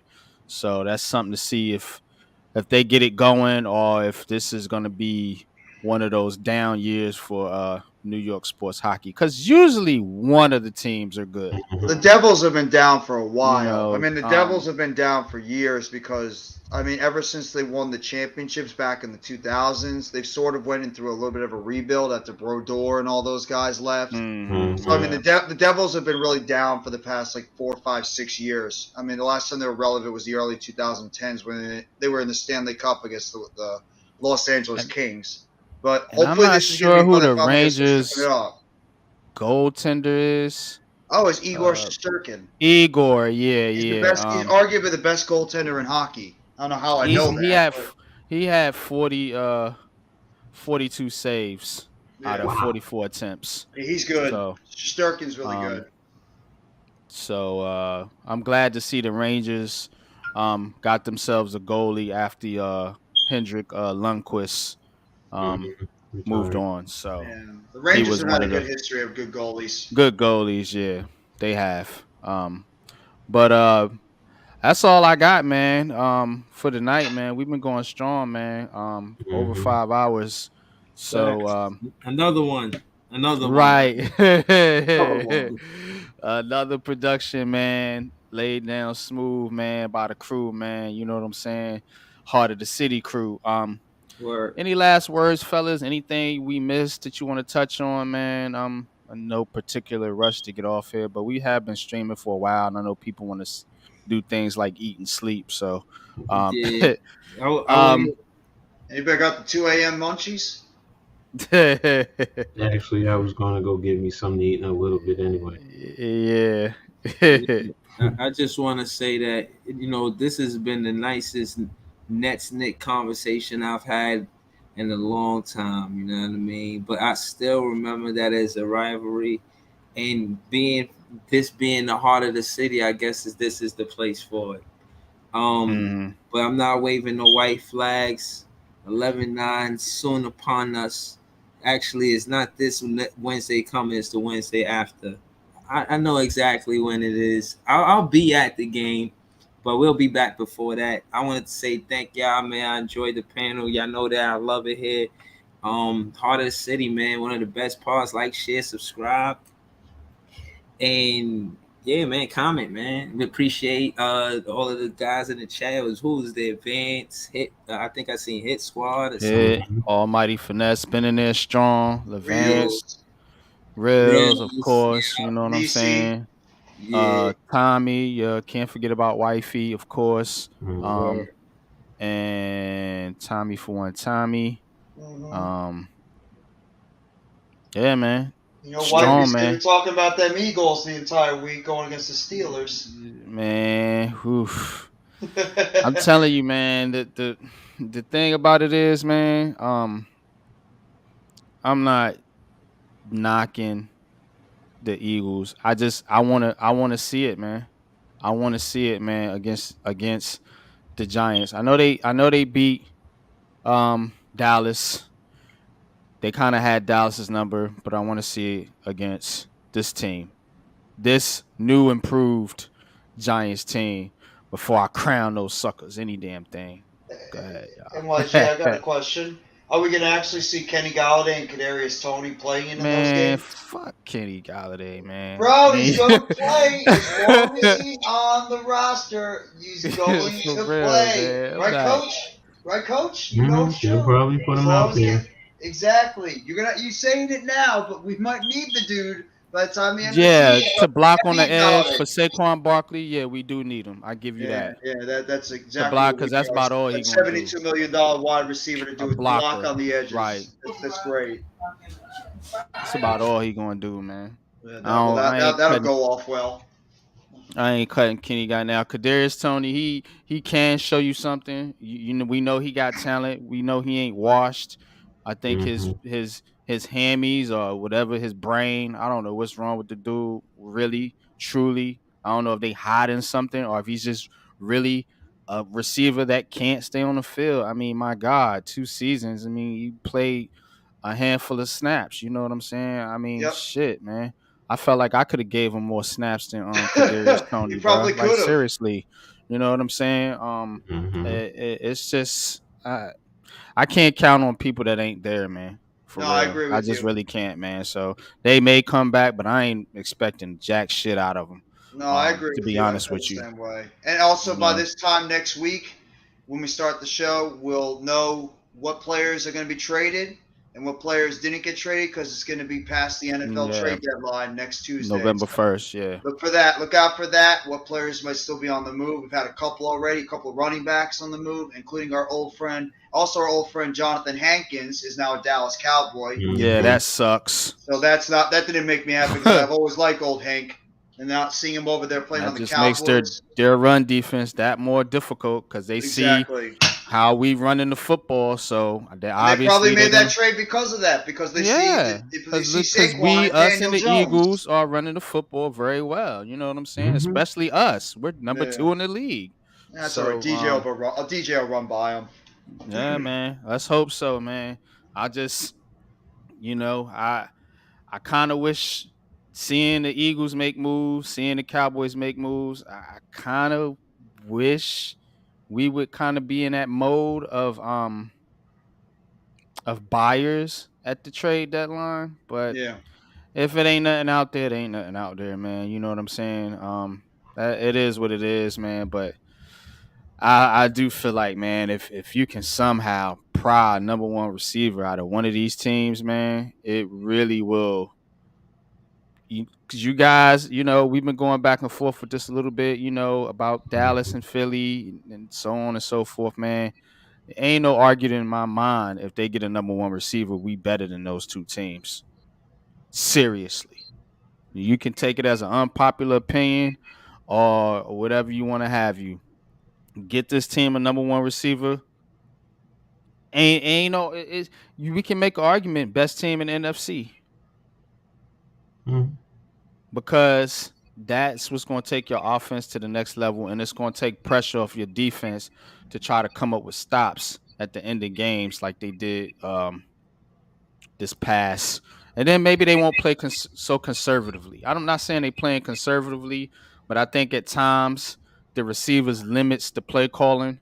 So oh, absolutely. When you have Marcus Johnson dropping passes all the oh time my over by the God, end get him zone, off the even field. even I thought Darius Sills Slayton, was bad, man. even Gee, this Darius dude. Slayton's bobbling the ball over the place. Thank God he caught that touchdown in the back end zone. He almost dropped it when he had to double clutch Right, it. And right. Wandale dropped some passes. I mean, you can't Mm-hmm. have that. You got to have these guys catch the ball when that's their only job is catching the football besides blocking, and they're having trouble catching the football. So please give your quarterback Facts. some help. catch the goddamn ball. Right, exactly, Mhm. man. But we're gonna get out of here, man. Breezy, man. Appreciate you, bro, man. You have a Thank good you, night, Breezy. man. Thank you. We're gonna get out of here, man. I got a little outro to end the show, man.